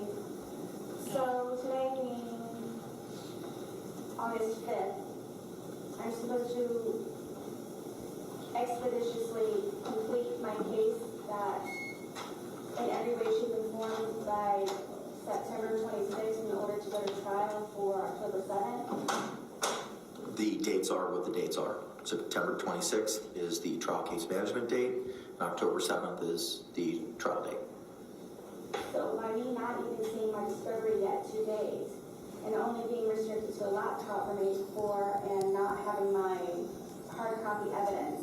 You have 62 days to prepare for trial, not including today. And you're going to get your discovery today. Wow. So in over 4 years, it comes down to me representing myself in 62 days? Yeah. I'm not going to answer that question. Am I supposed to?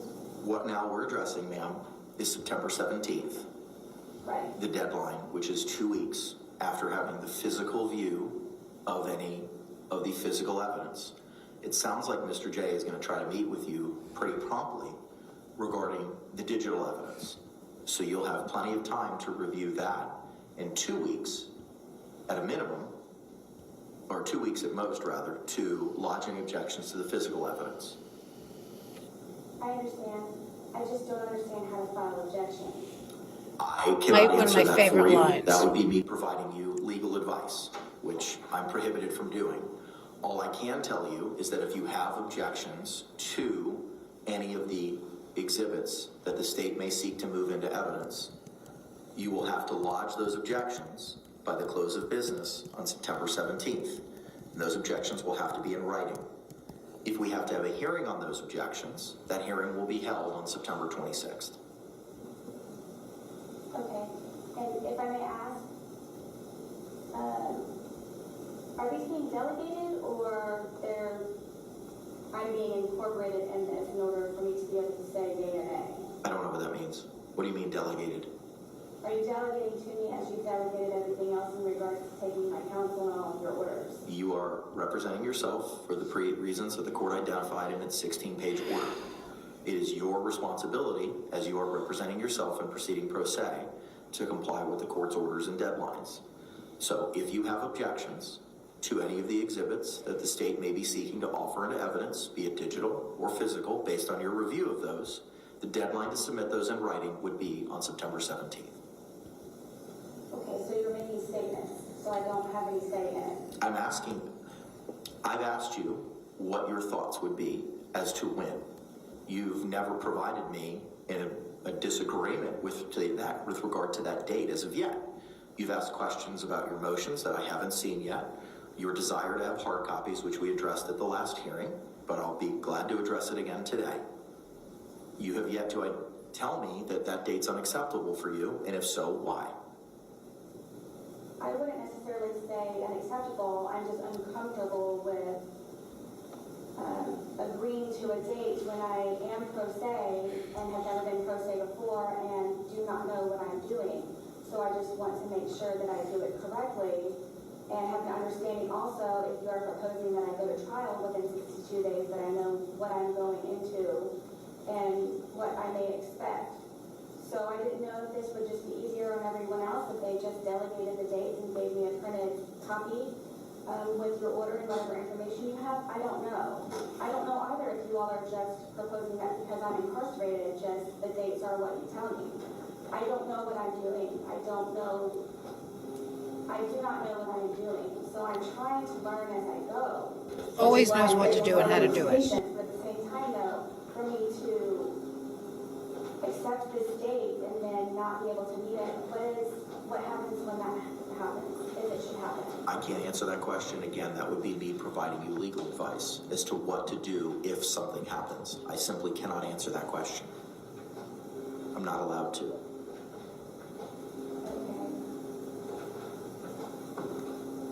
Well, I'm with the court, so whatever it is that you all are trying to do in order to expedite this even more than what it's being expedited, I'm guessing I agree with September 17th. Okay. All right. Now, ma'am, I believe that takes care of all of the deadlines with regard to the state's exhibits. Now I want to address the deadlines for any exhibits or witnesses that you may be seeking. I am mindful that you will be receiving the discovery today and that you have not had the opportunity to review some of the items that may be in the discovery.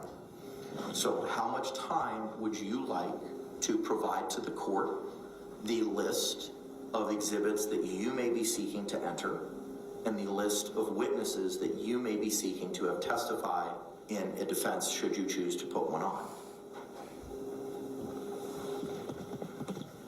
Please understand that I do not have access to a normal phone. I don't have access to a normal phone at normal hours. So I am trying to overcome the hurdle of trying to, number one, locate any of my witnesses, and then also try to communicate with them on a payphone only telephone call that I do not have regular access to and that are limited to only 15 minutes that I have to share with 62 other inmates. That is a hurdle, please, that I need you to please take into consideration in order for me to be able to try to determine my witnesses, to determine any expert witnesses. May I ask, please, does the laptop have internet access? I'm unaware. I'm unaware if it does. To view any documents? I'm unaware. I can't answer the question that I don't have an answer to. I'm unaware if it has internet access. Whom is it that I need to speak to in order for this? We may be able to inquire of the jail representative who is appearing for the hearing this morning, and if not, the captain may be able to provide that information, but I do not know if it has internet access. May I ask your contact names from the jail? Give us 1 second. Please, and also, because of the court's error of sending my information that you're referencing to the incorrect address, could you please provide me a copy of that also? What is it that you're asked? Which, the protocol, ma'am? That was what was most recently sent. I don't know. Whatever it is, the last thing that I received from you in the court was the hand delivery of the order regarding USB. I have a copy that Madam Clerk's already printed out of the protocol. We will have the deputy hand deliver that to you right after. What did I do? No. Oh, I sent it to Anita. That's why. Give me a second. I'll have Madam Clerk print that out for you right now, ma'am. Thank you. So, understanding that as of right now, you do not have hard copies, you'll be provided digital copies, and to review all this evidence, ma'am, when in time do you feel comfortable in providing the court and the state the list of your witnesses and your exhibits that you may be seeking to introduce? I'm going to go with to be determined because I just explained also, please, that I do not have access to a regular phone. I need to locate anyone. I need to do research. I don't know if I have internet access to anyone. I don't have a phone book. There's no way that I know how to do any of this without essentials and fundamental equipment in order for me to be able to provide you with those answers. I cannot promise anything because I do not know how I would be able to do any of that at this moment. I would like please to propose your understanding of a meeting that I would like to have with the captain so I can see if I can have access to a regular phone, if I can have access to an internet. Right now I have a tablet that is used for text messaging and movies and the law library that I utilize. I don't have access to the phone, I don't have access to the internet. You can certainly have those conversations with the jail representatives. But ma'am, we were on notice today to address those deadlines, and I cannot set a to-be-determined deadline at this time. I understand that there's been some delays with regard to the discovery. As I told you at the last hearing, we're moving as expeditiously as possible to get you that, and it took some time for that process to be created. That process is going to start today. Mr. Lane's here. Representative from the Orange County Jail will be here. That handoff will take place. You'll have access to that laptop with all the information today. If the defendant's not going to make a suggestion, may the state? Sure. My suggestion would be to give her 14 days after the point that the specific evidence identified by the state to be used at trial is provided to her. So, for example, the physical evidence, which we plan on giving her the list of those physical items well in advance of September 3rd. That will just be the date that she can actually see them. But my suggestion for those physical evidence items would be September 17th, and then 14 or 15 days after whichever day we get the specific list of digital evidence items to her, would be our suggestion. Okay. Ma'am, are you amenable to that? That would 14 days after you've had the opportunity to review the digital evidence, and 14 days after you've reviewed the physical evidence to provide your exhibit lists. I don't feel comfortable with any of this. I don't have the same opportunities as the state or any attorneys prior. So I feel that you all are pressuring me and forcing me into these dates which I may not be able to meet or exceed. Can I add that obviously either side, if there's good cause for why a deadline wasn't met, if something comes up, then we're not prohibited either side from complying with the rules of discovery afterwards. But there would just need to be a cause shown at that point. Do you understand that, ma'am? I do. That I'm setting these dates for now, and if either party can establish good cause why these dates should be moved. Yes, and that is why I'm trying to make everyone aware prior to all of this to understand my circumstances by being incarcerated and not having access to a phone, not having access to the internet, and not having access to many more other, like I said, basics, fundamental basics, which is why I'm making you all aware now, so you are aware that when the time comes, should it, why for good cause, I'm stating my good cause is now, and if not, there are additional at that time. Ma'am, as of right now, the court is inclined to agree with the state's suggestion that 14 days after viewing the digital evidence, which will take place no later than September 3rd, sounds like it'll take place way in advance of that, you are to provide in writing your list of exhibits that you want to attempt to move into evidence. 14 days after viewing the physical evidence on September 3rd, you are to provide in writing the list of any exhibits that may be physical that you intend to enter into evidence. Those dates can be extended for good cause that may be shown. State, would you like the opportunity to review those exhibits similar to an evidence viewing that we're having with Ms. Boone reviewing the state's exhibits? Would you like a similar opportunity to review any of her exhibits? If the defense has any physical evidence to place in evidence, I can make those arrangements with Ms. Boone. Okay, all right. I will set a deadline for the review of September 26th. Thank you.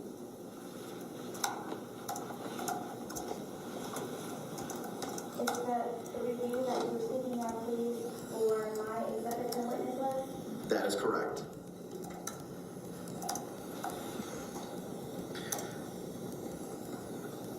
I would also propose a similar date of September 17th for any of the witness lists for the defense. And Mr. J, would you be in a position by the 1st of September to provide any witness lists for the state? She should have the witness list in the discovery that's being provided. As far as the order and the list of witnesses that we're going to call at trial, we will get in that ahead of 9/3. Okay, all right, so the deadline for the state's production of the witness list will be September 3, no later than, and September 17th for Ms. Boone. Ma'am, similar to the objections to any discovery, that'll have to be in writing as to who it is that you may be calling as a defense witness. And you'll have to provide that to the court in writing by September 17th. Yes. And if I may ask, please, what you're typing, is that for an order or for today's proceeding? It is for an order which you will be given a copy of. It may not be able to be hand delivered to you, ma'am, because I'm gonna have to move some stuff around based on my scratch notes here, but at a minimum, it will be mailed to the, your proper address. Due to that clerical error, that will not be an issue. Wonderful, thank you. Okay, I think that addresses all the issues, with regard to production and hearings on any objections. Anything else from the state that you believe we need to address from a scheduling concept? We're good with the scheduling concepts. Thank you, Judge. Thank you. Ma'am, do you have any questions with regard to the scheduling concepts or deadlines that we've addressed this morning? Other than what I have made known to the court, I do not. Okay. Bruce, can you see if Mr. Sergeant Casey's here? He is here. Your Honor. All right, very good. Sir, could you come on up, please? Madam Clerk's going to go ahead and swear you in.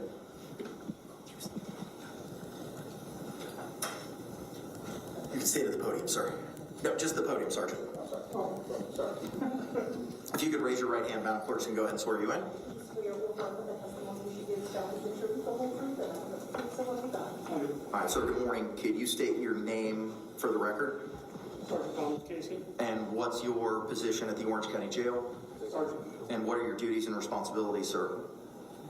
I'm over transportation, downtown port holding, BRC codes, medical security, and the juvenile assessment center. Okay.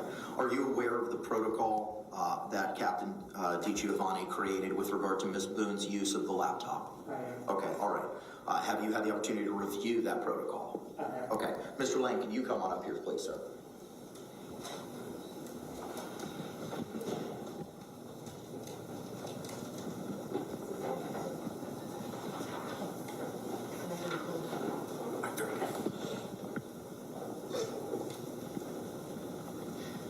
Sir, good morning. Could you raise your right hand? Madam Clerk's going to swear you in. You swear or affirm that the testimony she gives shall be the truth, the whole truth, and nothing but the truth, so help you God. All right, sir, good morning. Could you state your name for the record for me? Billy Lane. And what's your affiliation with Prison Break Investigations? I'm the owner and chief investigator. All right, sir, last time I saw you, I had tasked you with digitizing 2 bankers' boxes of information, and you said that you would endeavor to accomplish that task by today, understanding that you were out of town for your son's wedding. I hope you had a great time. Were you able to fulfill that task, sir? Yes, sir. Okay. How many jump drives or drives do you have? Of the digitized information, there's one of those.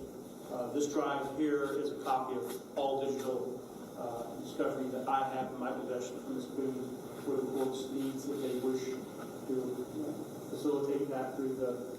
Figure it'd be easier to facilitate it now through the jail than me trying to bring it in myself. That's exactly my thought. So you've shown to me, sir, a small thumb-sized USB jump drive. That USB jump drive is the information that was contained in the two bankers boxes, correct?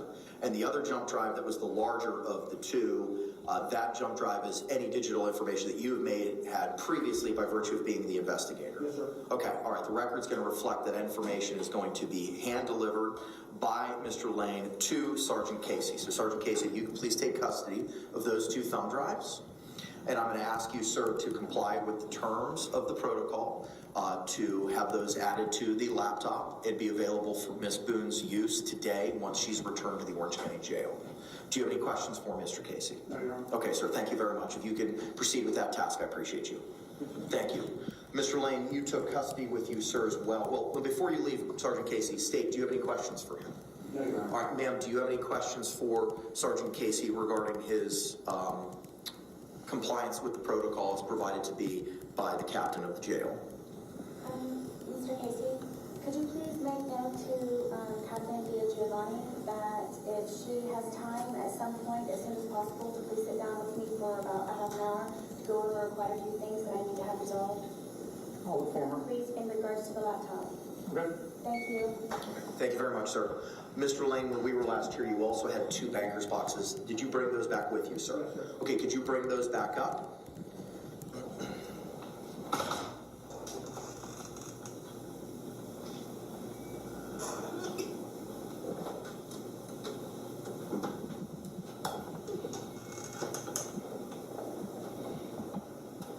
I do see it looks like the original exhibit tags are still on the top of those. Mr. Lane, did you complete and copy everything that was in both of those boxes? Yes, sir. Okay, I'm going to have Madam Clerk take possession of what was pre-marked as A and B for the purposes of the June 28th hearing, and we'll hold those into evidence. Do you have any questions, Mr. J, for the investigator with regard to his task? No, Your Honor. Thank you. All right, ma'am, do you have any questions with regard to your investigator regarding his completion of the digitization process? And my only question is, Mr. Lane, do you know when you would be coming to meet with me at the jail? It's going to be my intent to try to get out there at the end of the week or beginning of next week. Thank you. Thank you, sir. I appreciate you. One housekeeping thing. Yes, sir. I don't know if Mr. Blake, since he's here, would like you to sign my invoice or have Ms. Boone do it since she's pro se. I don't feel comfortable signing your invoice. I think Ms. Boone would have to sign it. Okay, that's fine. Okay. Is it okay if I... Hand it to the deputy. Deputy will have her sign it, and then you can take it. Mr. Lake, is that acceptable, sir? Counselor, you're muted. Yes, that would be acceptable, yeah, if Mr. Lane, and Your Honor, in light of this, maybe it might be more appropriate for the court to go up to $10,000 for the investigator, because it sounds like he's already done a lot of work, so it might make more sense instead of having to come back later. Would that change the original, the 5,500, or just we would increasing 5,000 to 10,000? 5,000 to 10,000, I think would make sense, Your Honor, just because it sounds like that we may, based on what's already been done, and Mr. Lane may have more to say about that, but based on what he's already done, I suspect he's probably used a large chunk of that 5,000 just doing this one task. One thing I would like to add, Your Honor. Yes, sir. In lieu of having to come back and file another motion, is if JAC would agree to travel expenses since I'm out of county. If not, I can get that in some type of form of a writing and get it to you or to the JAC if that's acceptable. Mr. Lake? Your Honor, we'd have no problem with the court authorizing, say, $1,000 for travel expenses as well. All right, fine. So we'll increase it from 5,000 to 10,000 for investigative costs, and for travel-related expenses, 500 to 1,000. Mr. Lake, are you going to need an order for the court file with regard to those? We would, Your Honor. Okay, could you submit that? Yes, Your Honor, we will prepare the order and submit it. All right, very good. Just send it to Ms. Barrios, who I believe you have her contact information. Yes, Your Honor. All right, very good. Thank you, sir. Mr. Lake, thank you so much, sir. Yes, sir. All right. Judge Bennett, Yes, ma'am. what is his name, please? That's Christian Lake. He is an attorney associated with the JAC, the Judicial Administrative Commission, regarding costs for indigent defendants.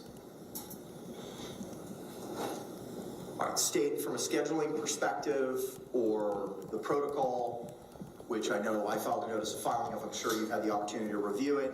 Anything else we need to address from that? We're good on scheduling, Your Honor. Okay, thank you. Ma'am, anything else we need to address regarding scheduling or the protocol other than what you've already addressed this morning? Will my investigator be present at anything for and with me? can't speak to for or anything, but based on what we discussed today, your investigator will be there for the digital review, which will take place no later than September 3rd. Okay, yes, I would like to have some type of witness from He will be there. Right also. He will be there. Mr. J is going to be recording the conversation as he identified previously.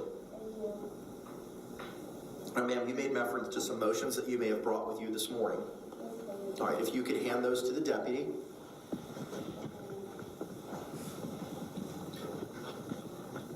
Also, to the extent that the deputy has not already done so, I printed out a copy of the July 24th, 2024 protocol regarding your use of the laptop at the jail. And I'm going to ask the courtroom deputy to please hand deliver a copy of that to you. It was mailed to you, it was read to you at the last hearing, but now you have a physical copy of it, ma'am, to the extent one was not already provided to you.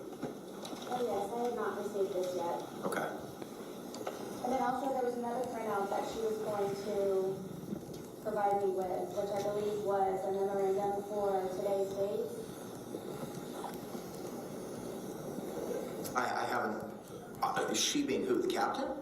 No, I'm not sure her name. Oh, Madam Clerk, no, the only thing she's printed out for you right now, ma'am, is that protocol. I'm gonna be finalizing the order, and like I said, I may be able to finish it before we're done with the hearing, and I'll hand deliver it to you. If I cannot, it'll be mailed to you. Yes, I understand. It was regards to another document, proposing the dates for today's hearing. And, I guess it was some type of notice. That's what brief that she was going to print out to give to me, so I have that. Okay. Mary?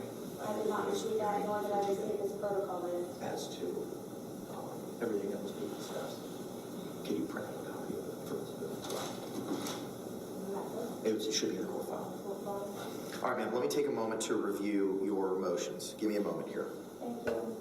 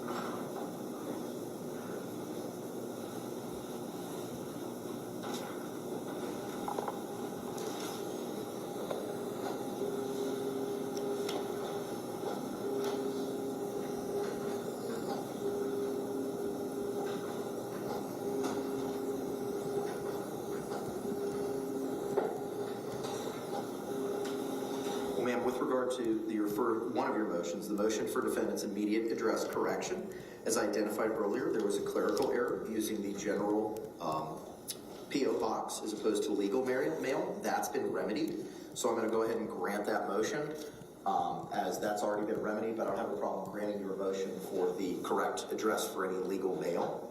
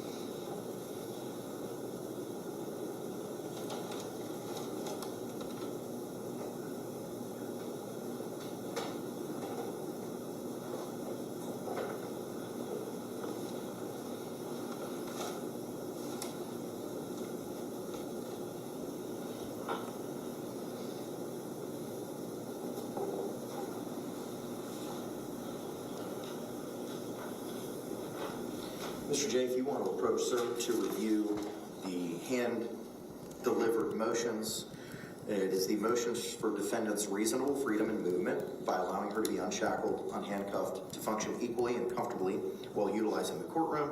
The second motion is the motion for defendant to lawfully receive, review, utilize the original hard copy discovery, parentheses, 2 boxes, -A, B, parentheses, submitted to the court by former attorney, parentheses, S, and parentheses, on June 28, 2024, for preparation of trial in her criminal case.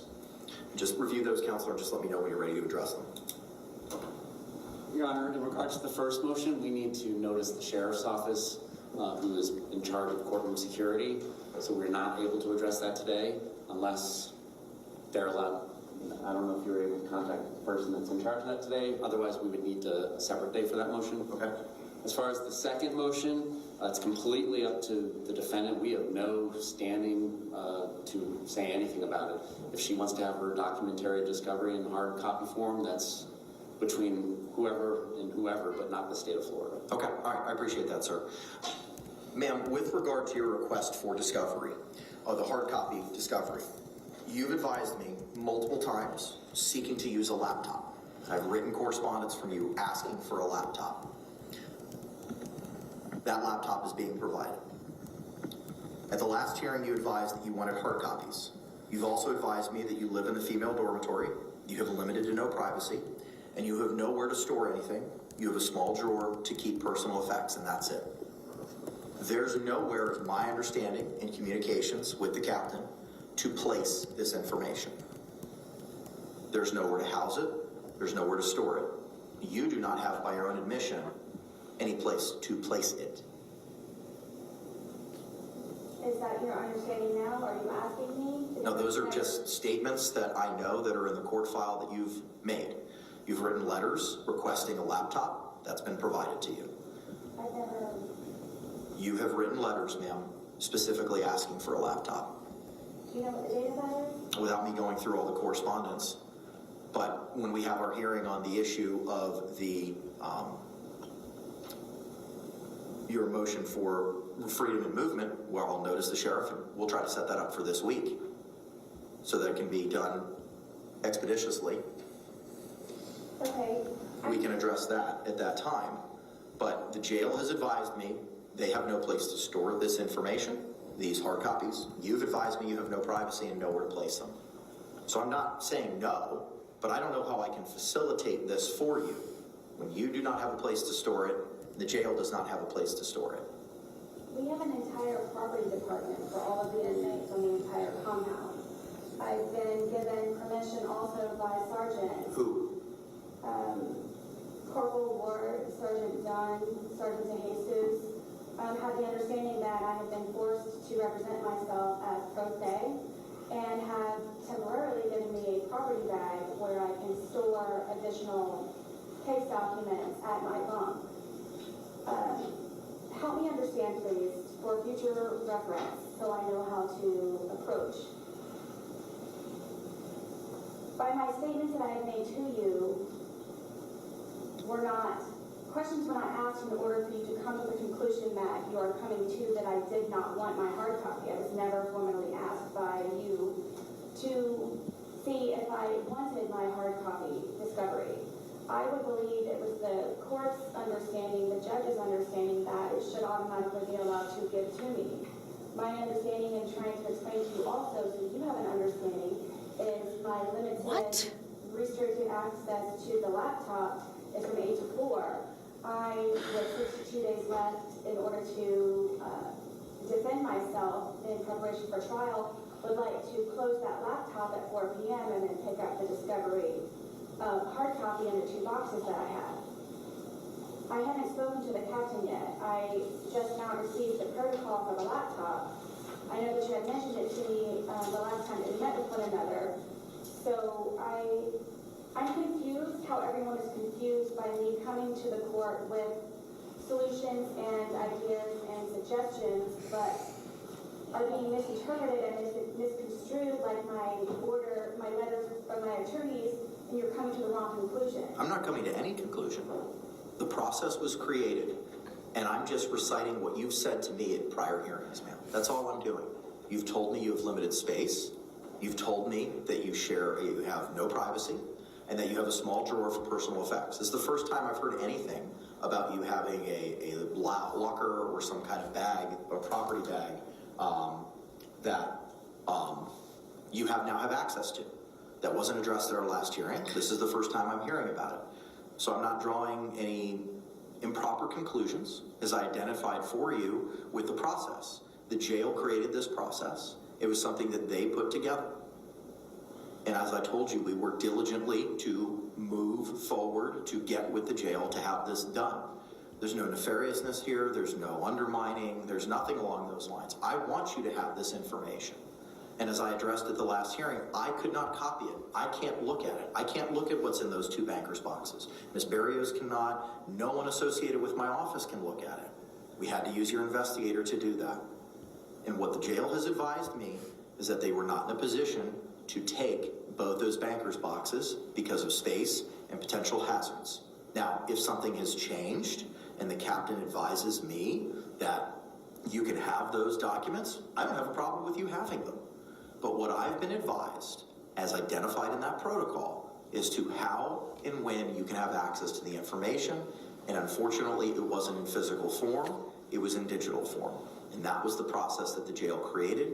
They are aware it's 2 bankers' boxes. They're aware of what the information is. Everything has been out in the open to address your concerns and how to facilitate getting this information to you. No one's withholding anything. No one's trying to hide the ball. My opinion differs. My opinion I was never asked anything. differs. Just like my letters to you prior to you forfeiting my right to counsel, I was never asked anything in order for you to have a better understanding. Ma'am, I'm not going to revisit that. I am not, you never asked me in regards to the hard copy. Hang on. Yes. How quickly can we have an evidentiary hearing with the captain or whomever we need? My understanding is she's on vacation this week. Okay. So, which is why Sergeant Casey was here, because Captain DiGiovanni is on vacation. And I cannot recall off the top of my head when she's set to return. She's set to return on the 12th. So, if the document, what would be the process? Because it's marked, tagged, and in evidence, so there would need to be a motion to get it released from evidence. I mean, I would entertain an or tennis motion to have it released from evidence. The concern as, and Mr. J, this is the first time I had the opportunity to discuss this case with you. I know I've been dealing with Mr. Cacciatore. We had a hearing, and I'm sure you're versed on this, but let me just kind of bring you up to speed. We had a hearing in June, and at that point in time, I forfeited Ms. Boone's right to an attorney based on her conduct and alternatively a waiver, and I'm sure you've read it. Thereafter, the court endeavored to figure out how to get those 2 bankers' boxes that Ms. Cashman had provided to the court at that hearing in Ms. Boone's possession. It took time for the jail to come up with a policy and a procedure for that to happen. I was advised by the captain that they could not take custody or possession of those 2 bankers' boxes because of A, storage, and B, because of the hazard. Now, if the jail's in a position to revise that by virtue of Ms. Boone identifying a property bag or something that may be available for her use, I am 100% on board. If the jail says, yeah, we can facilitate and make that happen, her getting that information. I'm just traveling with what I've been provided and the protocol that was provided to me that's been filed in the court file was not inclusive of providing her hard copies. I understand. I'm just trying to find a solution. So Same. If she moves Tennis to release those 2 exhibits to her investigator, then perhaps he can try and get them released to her. And if he cannot, then it sounds like on the 12th we can revisit this when the captain's back. I think I don't know if she returns on the 12th or that's when her vacation ends. It's a Monday, so I'm assuming she'll be back, but I don't want to make any affirmative statements on that. I don't have a problem. Mr. Lades had this discovery. I don't have a problem with him taking custody of it again. And if he's able to deliver it to the jail and they allow it to be released to Ms. Boone, I don't have a problem with that. I have no problem with it. I'm just traveling on what the jail has advised the court in the creation of this process. So if she wants to Tennis, which means oral motion, move to release those two exhibits. The state has no objection, and it sounds like if Mr. Lane can't get them to her, we'll be able to revisit this in the near time future. Yes. Just so that she's advised. So I don't want to ask her, but perhaps the court can ask her that first. Ma'am, the state has recommended a position for, in an attempt to get you these hard copies. Is that something that you would like the court to, would you like to follow with the state's suggestion and ask of that of the court orally this morning? I'm not understanding what it is that he's trying to do. May I please propose that the hard copies go to Mr. Lane, and then once I have permission by the captain or whomever, he can release them to me? Granted. No objection to her motion. Okay. Mr. Lane, thank you for staying, sir. I appreciate you. If Because you that could was come their back up here, suggestion. sir, and take custody of both of those banker's boxes. I will have Ms. Barrios coordinate a hearing for the 13th at 8:45. Why not? We cannot do it the 13th because it's pre-trial. You're correct.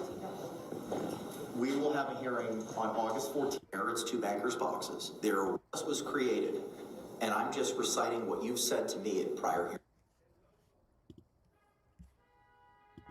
So what Sarah does here is they come up with the solution of Mr. Lane taking the boxes. She doesn't like that.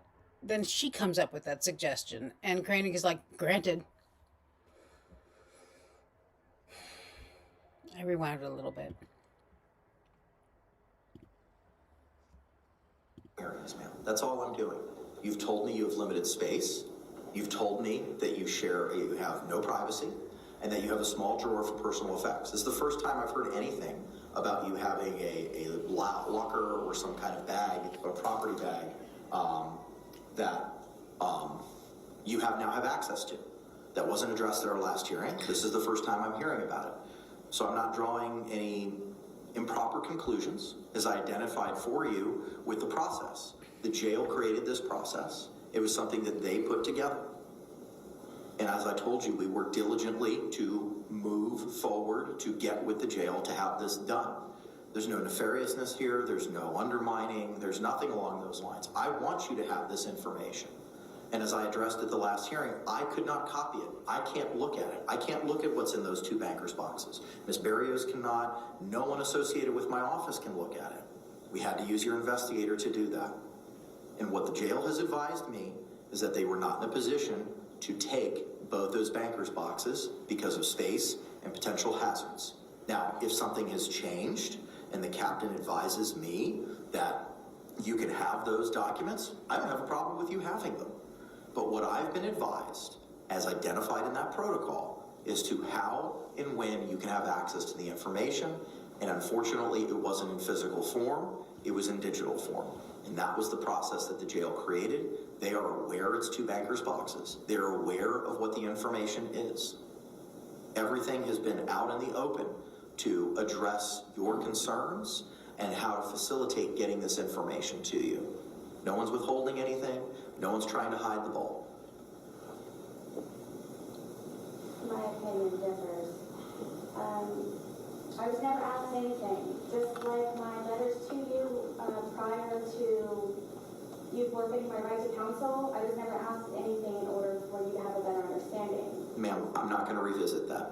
I am not, you never asked me in regards to the hard copy. Hang on. Yes. How quickly can we have an evidentiary hearing with the captain or whomever we need? My understanding is she's on vacation this week. Okay. So, which is why Sergeant Casey was here, because Captain DiGiovanni is on vacation. And I cannot recall off the top of my head when she's set to return. She's set to return on the 12th.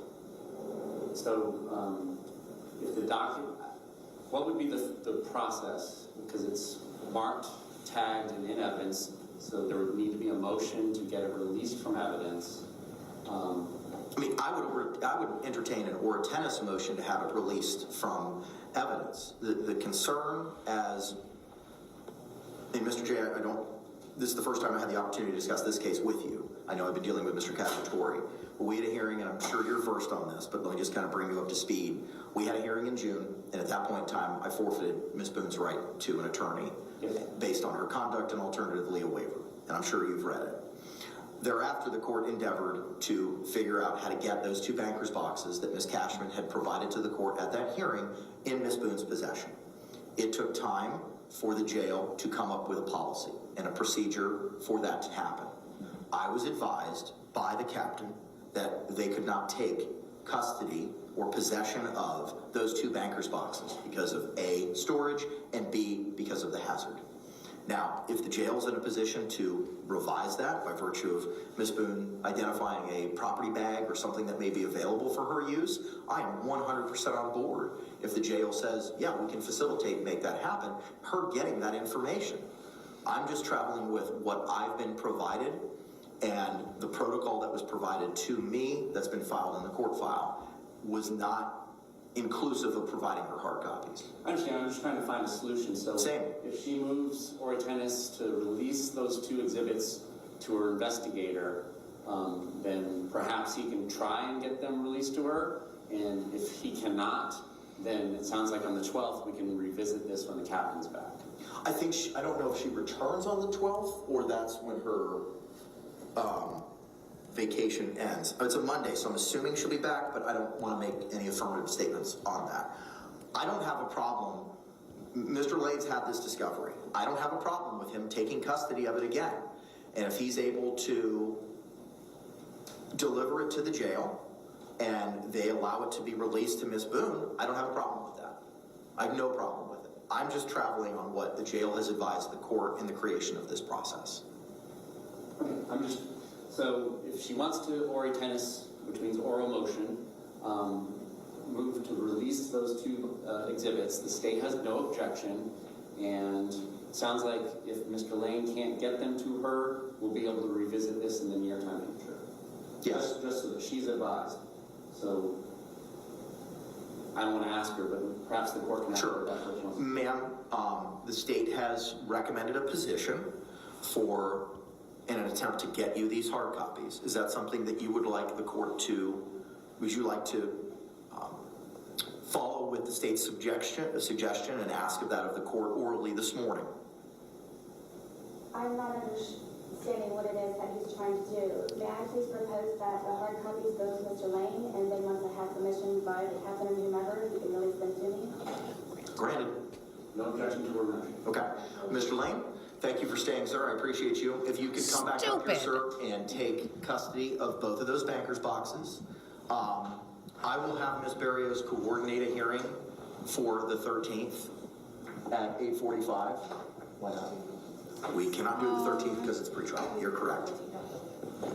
We will have a hearing on August 14th, if necessary, on Wednesday, August 14th at 1:30, if we need to address the jail's position in taking hard copies if Mr. Lane's unable to have it delivered.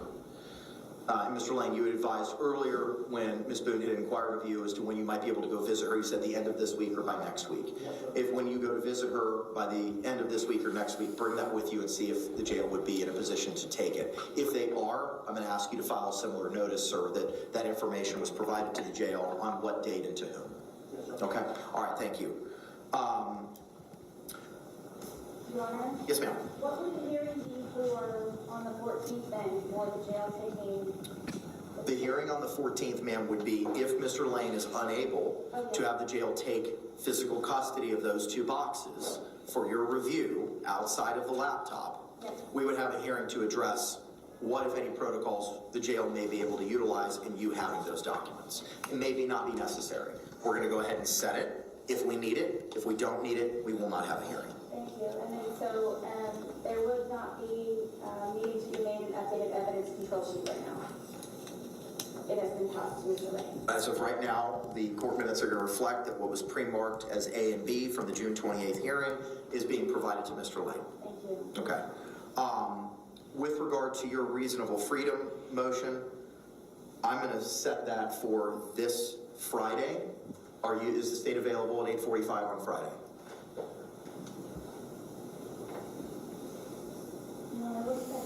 Thank you. That is the 9th now.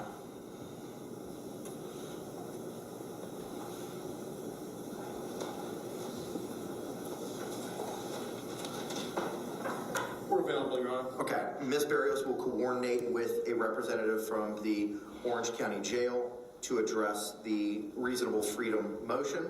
Ma'am, I'm going to hand file both of these motions with Madam Clerk, okay? Thank you. All right. Is there anything else we need to address this morning, State? Not from the state. Anything else we need to address, Ms. Boone? Please bear with me, just please, 1 moment. Uh-huh. What was the conclusion for the sensitive issues of having the media incorporated in the courtroom? I need to research that matter a little bit further before I can make an order that would prohibit media access. Do you know what your deadline may be or estimated? It'll be well before the 3rd. Thank you. That deadline is set for September 3rd at 9 a.m. when we'll have that viewing. I will endeavor to get that done as quickly as possible. Ma'am, you also had asked for a list of the persons that Captain DiGiovanni had provided. The names of the persons at the jail regarding the laptop protocol is Captain Giovanni, Donald Casey, who was here this morning, Stephanie DeJesus, Sonia Robinson, Courtney Battle, and Malik Muhammad. Thank you for that. Would you be able to provide me with a hard copy? I will put that in the order that'll be mailed to you, ma'am. Wonderful, thank you. Okay.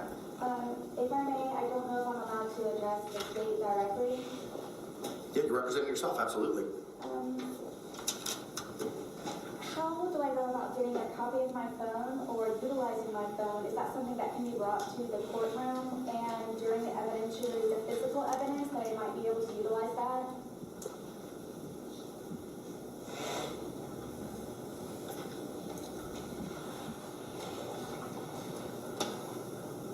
So my understanding is there was an imaging done on your phone with software called Cellrite, and that is part of the digital discovery that has been provided to you. If you are talking about the physical device being re-examined by your own expert, then you would need to find and retain your own expert to do that without giving you legal advice or suggesting that he is the person to hire. I know that defense attorneys in this area hire somebody named Richard Connor, C-O-N-N-O-R, and then that will be between you and the JAC and him, whether or not he wishes to work for you and at what rate, and so on and so forth. And then that examination would be done by him, with us being present if we wanted to be present. Yes, I have reviewed, I believe, 2 or 3 different thumb drives were given to me at one point, where I researched all of them extensively, also included with Mr. Lane, and it is nothing of use. It's primarily cookies and history and so forth. So that's why I don't understand who it is, a legal expert that can give me a mirror download of my entire phone in regards to videos and pictures and contacts. I could probably supply a witness list sooner than later if I were to have accessibility to my phone in regards to my contacts. That's why I didn't know if it would be allowed to have my phone physically here in the presence of everyone, including law enforcement, to be able to physically look at my phone and go through it and to see what I can extract myself while here in the courtroom before trying to figure out how to locate and contact an expert to download all of that to receive. So all of that information should have been downloaded, and I'm not sure what has been provided to you, but we will be double checking that. It has not been provided. Yeah, your contact information, all the videos and photographs, everything on your phone should have been downloaded. And what you may have reviewed is just a PDF file called the timeline, but there is additional data there, and we will make sure you have that. And then when it comes time to our digital evidence deadline, which I hope to exceed well before 9/3, we will be identifying which portions of it is of your phone, if any, that we seek to introduce at trial. So it may be texts from December 2nd, 2019, whatever it is. We will identify those pages, we will identify those files, because obviously your entire phone, however many gigabytes it is not going to just come into evidence, because like you said, there's so much of it would be not relevant. Yes, thank you. So you all have already had access to my phone and have researched it fully? We're not going to talk about our work product. I'm telling you what, based on my experience from other phone examinations, is all that information should be there. And it's typically presented in two different fashions. One is a large PDF, typically hundreds or thousands of pages, depending on how much you use your phone every day. And then there's a separate big digital image file that is read with what's called a UFED reader, and then that is where you can go in and look at everything. Yes, sir, thank you. I've not seen any of that. We are going to make sure that that is taken care of. Is that, just as clarification from the court perspective, is that something that would have been provided in discovery to prior counsels? Yes. Okay, then ma'am, as Ms. Cashman identified, she had everything. It's already been digitized for you, and to the extent you're able to have the hard copies, it'll be provided to you. So you'll have access to all that information today when you return to the jail. Yes, thank you. None of it was gone over in any way, shape, or form with Ms. Cashman or any prior. So this would be a milestone, an epic milestone for me to be able to finally do that. So now, if I don't have what I need or I'm looking for, how do I go about?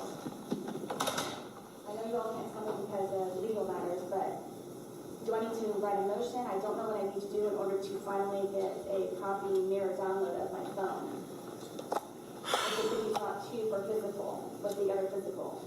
So again, that is going to be something that requires an expert.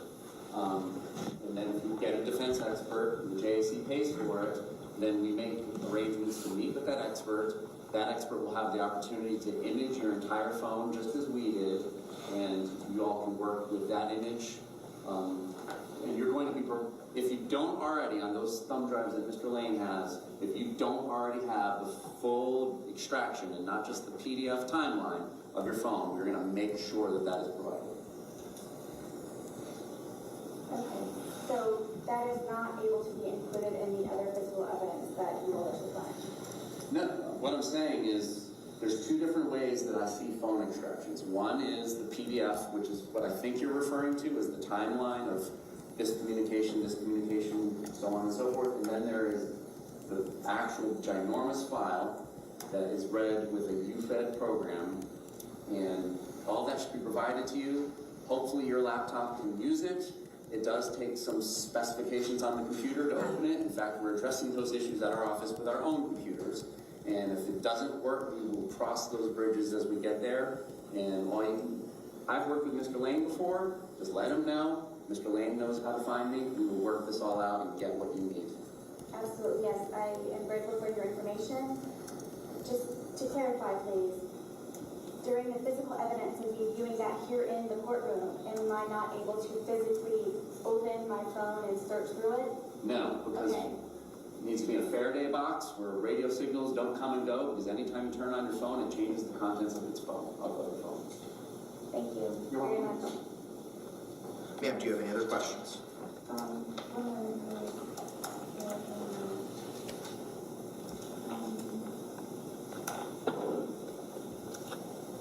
Okay, so everyone is aware that I'm in the process of trying to talk to the captain.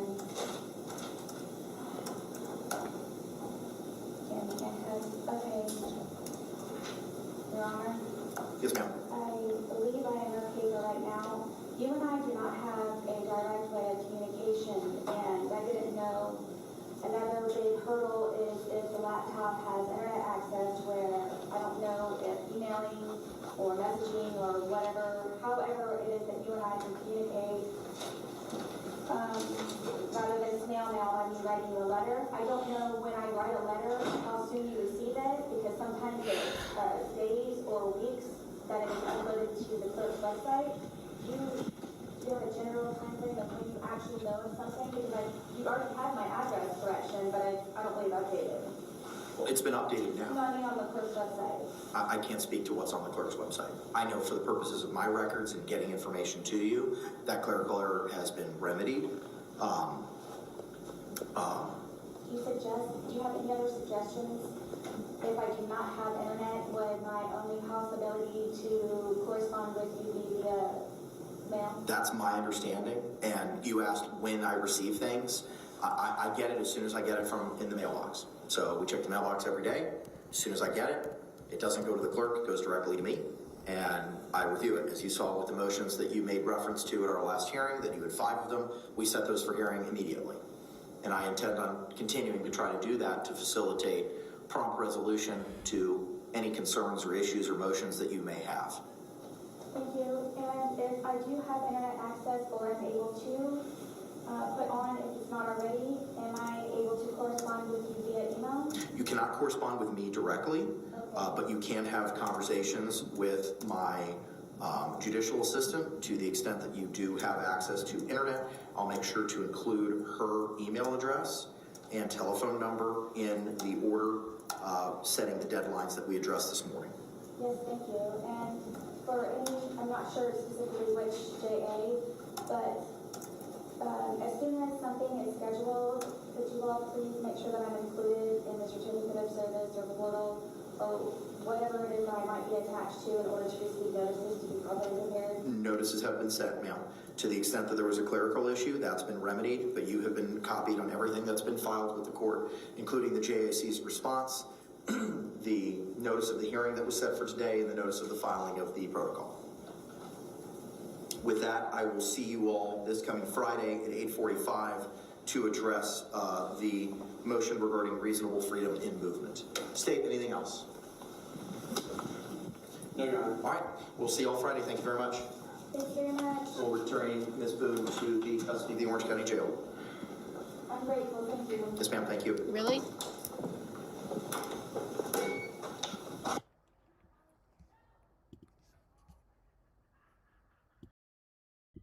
You don't sound grateful, Sarah. You sound like an ingrate, as a matter of fact. Oh my God.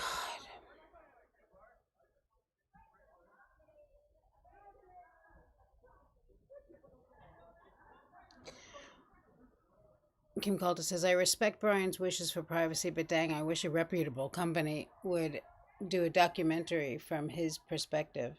And he could tell us all about her childhood, the Baker Acts, their early years together. Can you imagine what a mess it must be?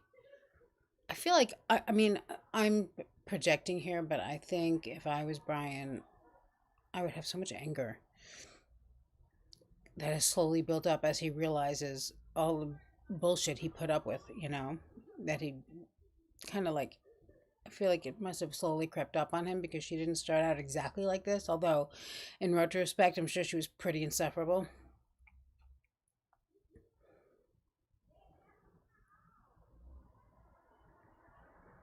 Yeah, the facial tics, and I mean, she's just. Oh, Matthew, you're green. I think it may have been Bossy Tuba who did that to you. Thank you, Bossy Tuba, by the way, for the gifted memberships.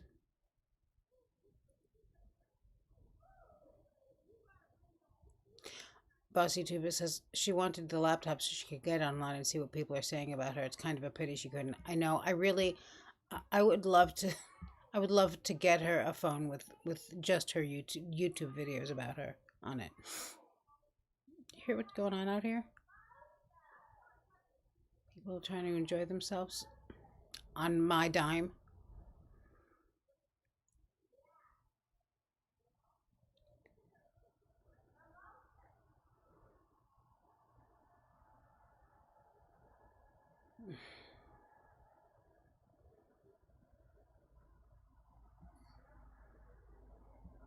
Good night, Siba. Yeah, she is exhausting. She is. Well, that's why we're going to go to sleep now, because she's, I mean, if we can't sleep now, then we'll never sleep. Court is adjourned. Complimentary Advil liquid gels will be provided by Madam Court Clerk at no cost.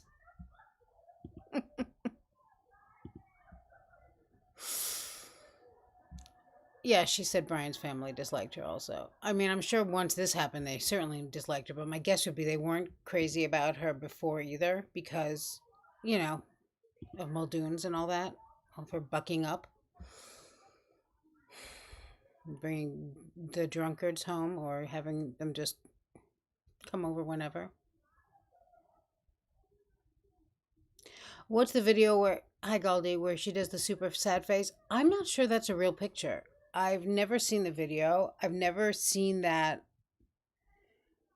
I think that might be edited, you know? It's just, I'm sure she made a similar face, but I don't think it was at extreme. It's just a really good edit. I've never found it.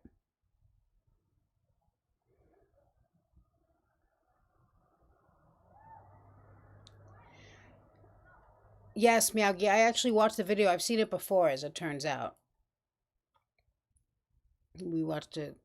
Oh, and Margarita and I had a conversation earlier about if Sarah could choose how she would die. Miyagi was like, "Do you think she'd want to like drown in Woodbridge?" And I think, and then we kind of agreed on this, that Sarah would want to die in front of her son and Brian if she had to, just to show them. That's the kind of person she is. That's the kind of mother she is, too.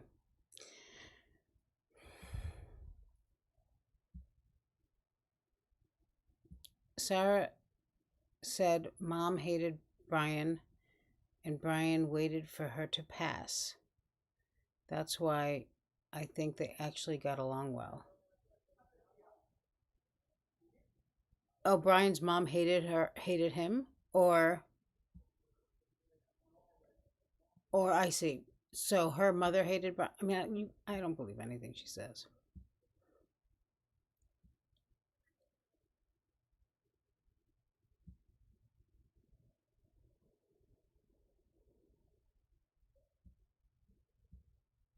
Might have to watch it again.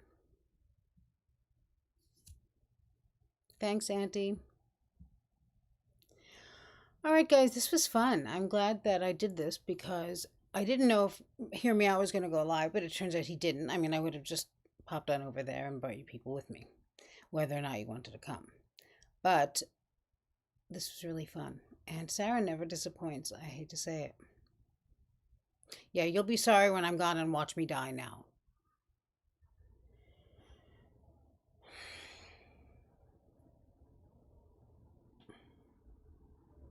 Everybody hates Sarah's writing for good reason. I love to hate her. All right, guys, if I don't see you, I mean, probably Hear Me Out will do something, but if all else fails, Monday morning, I will be watching the Corey trial next week.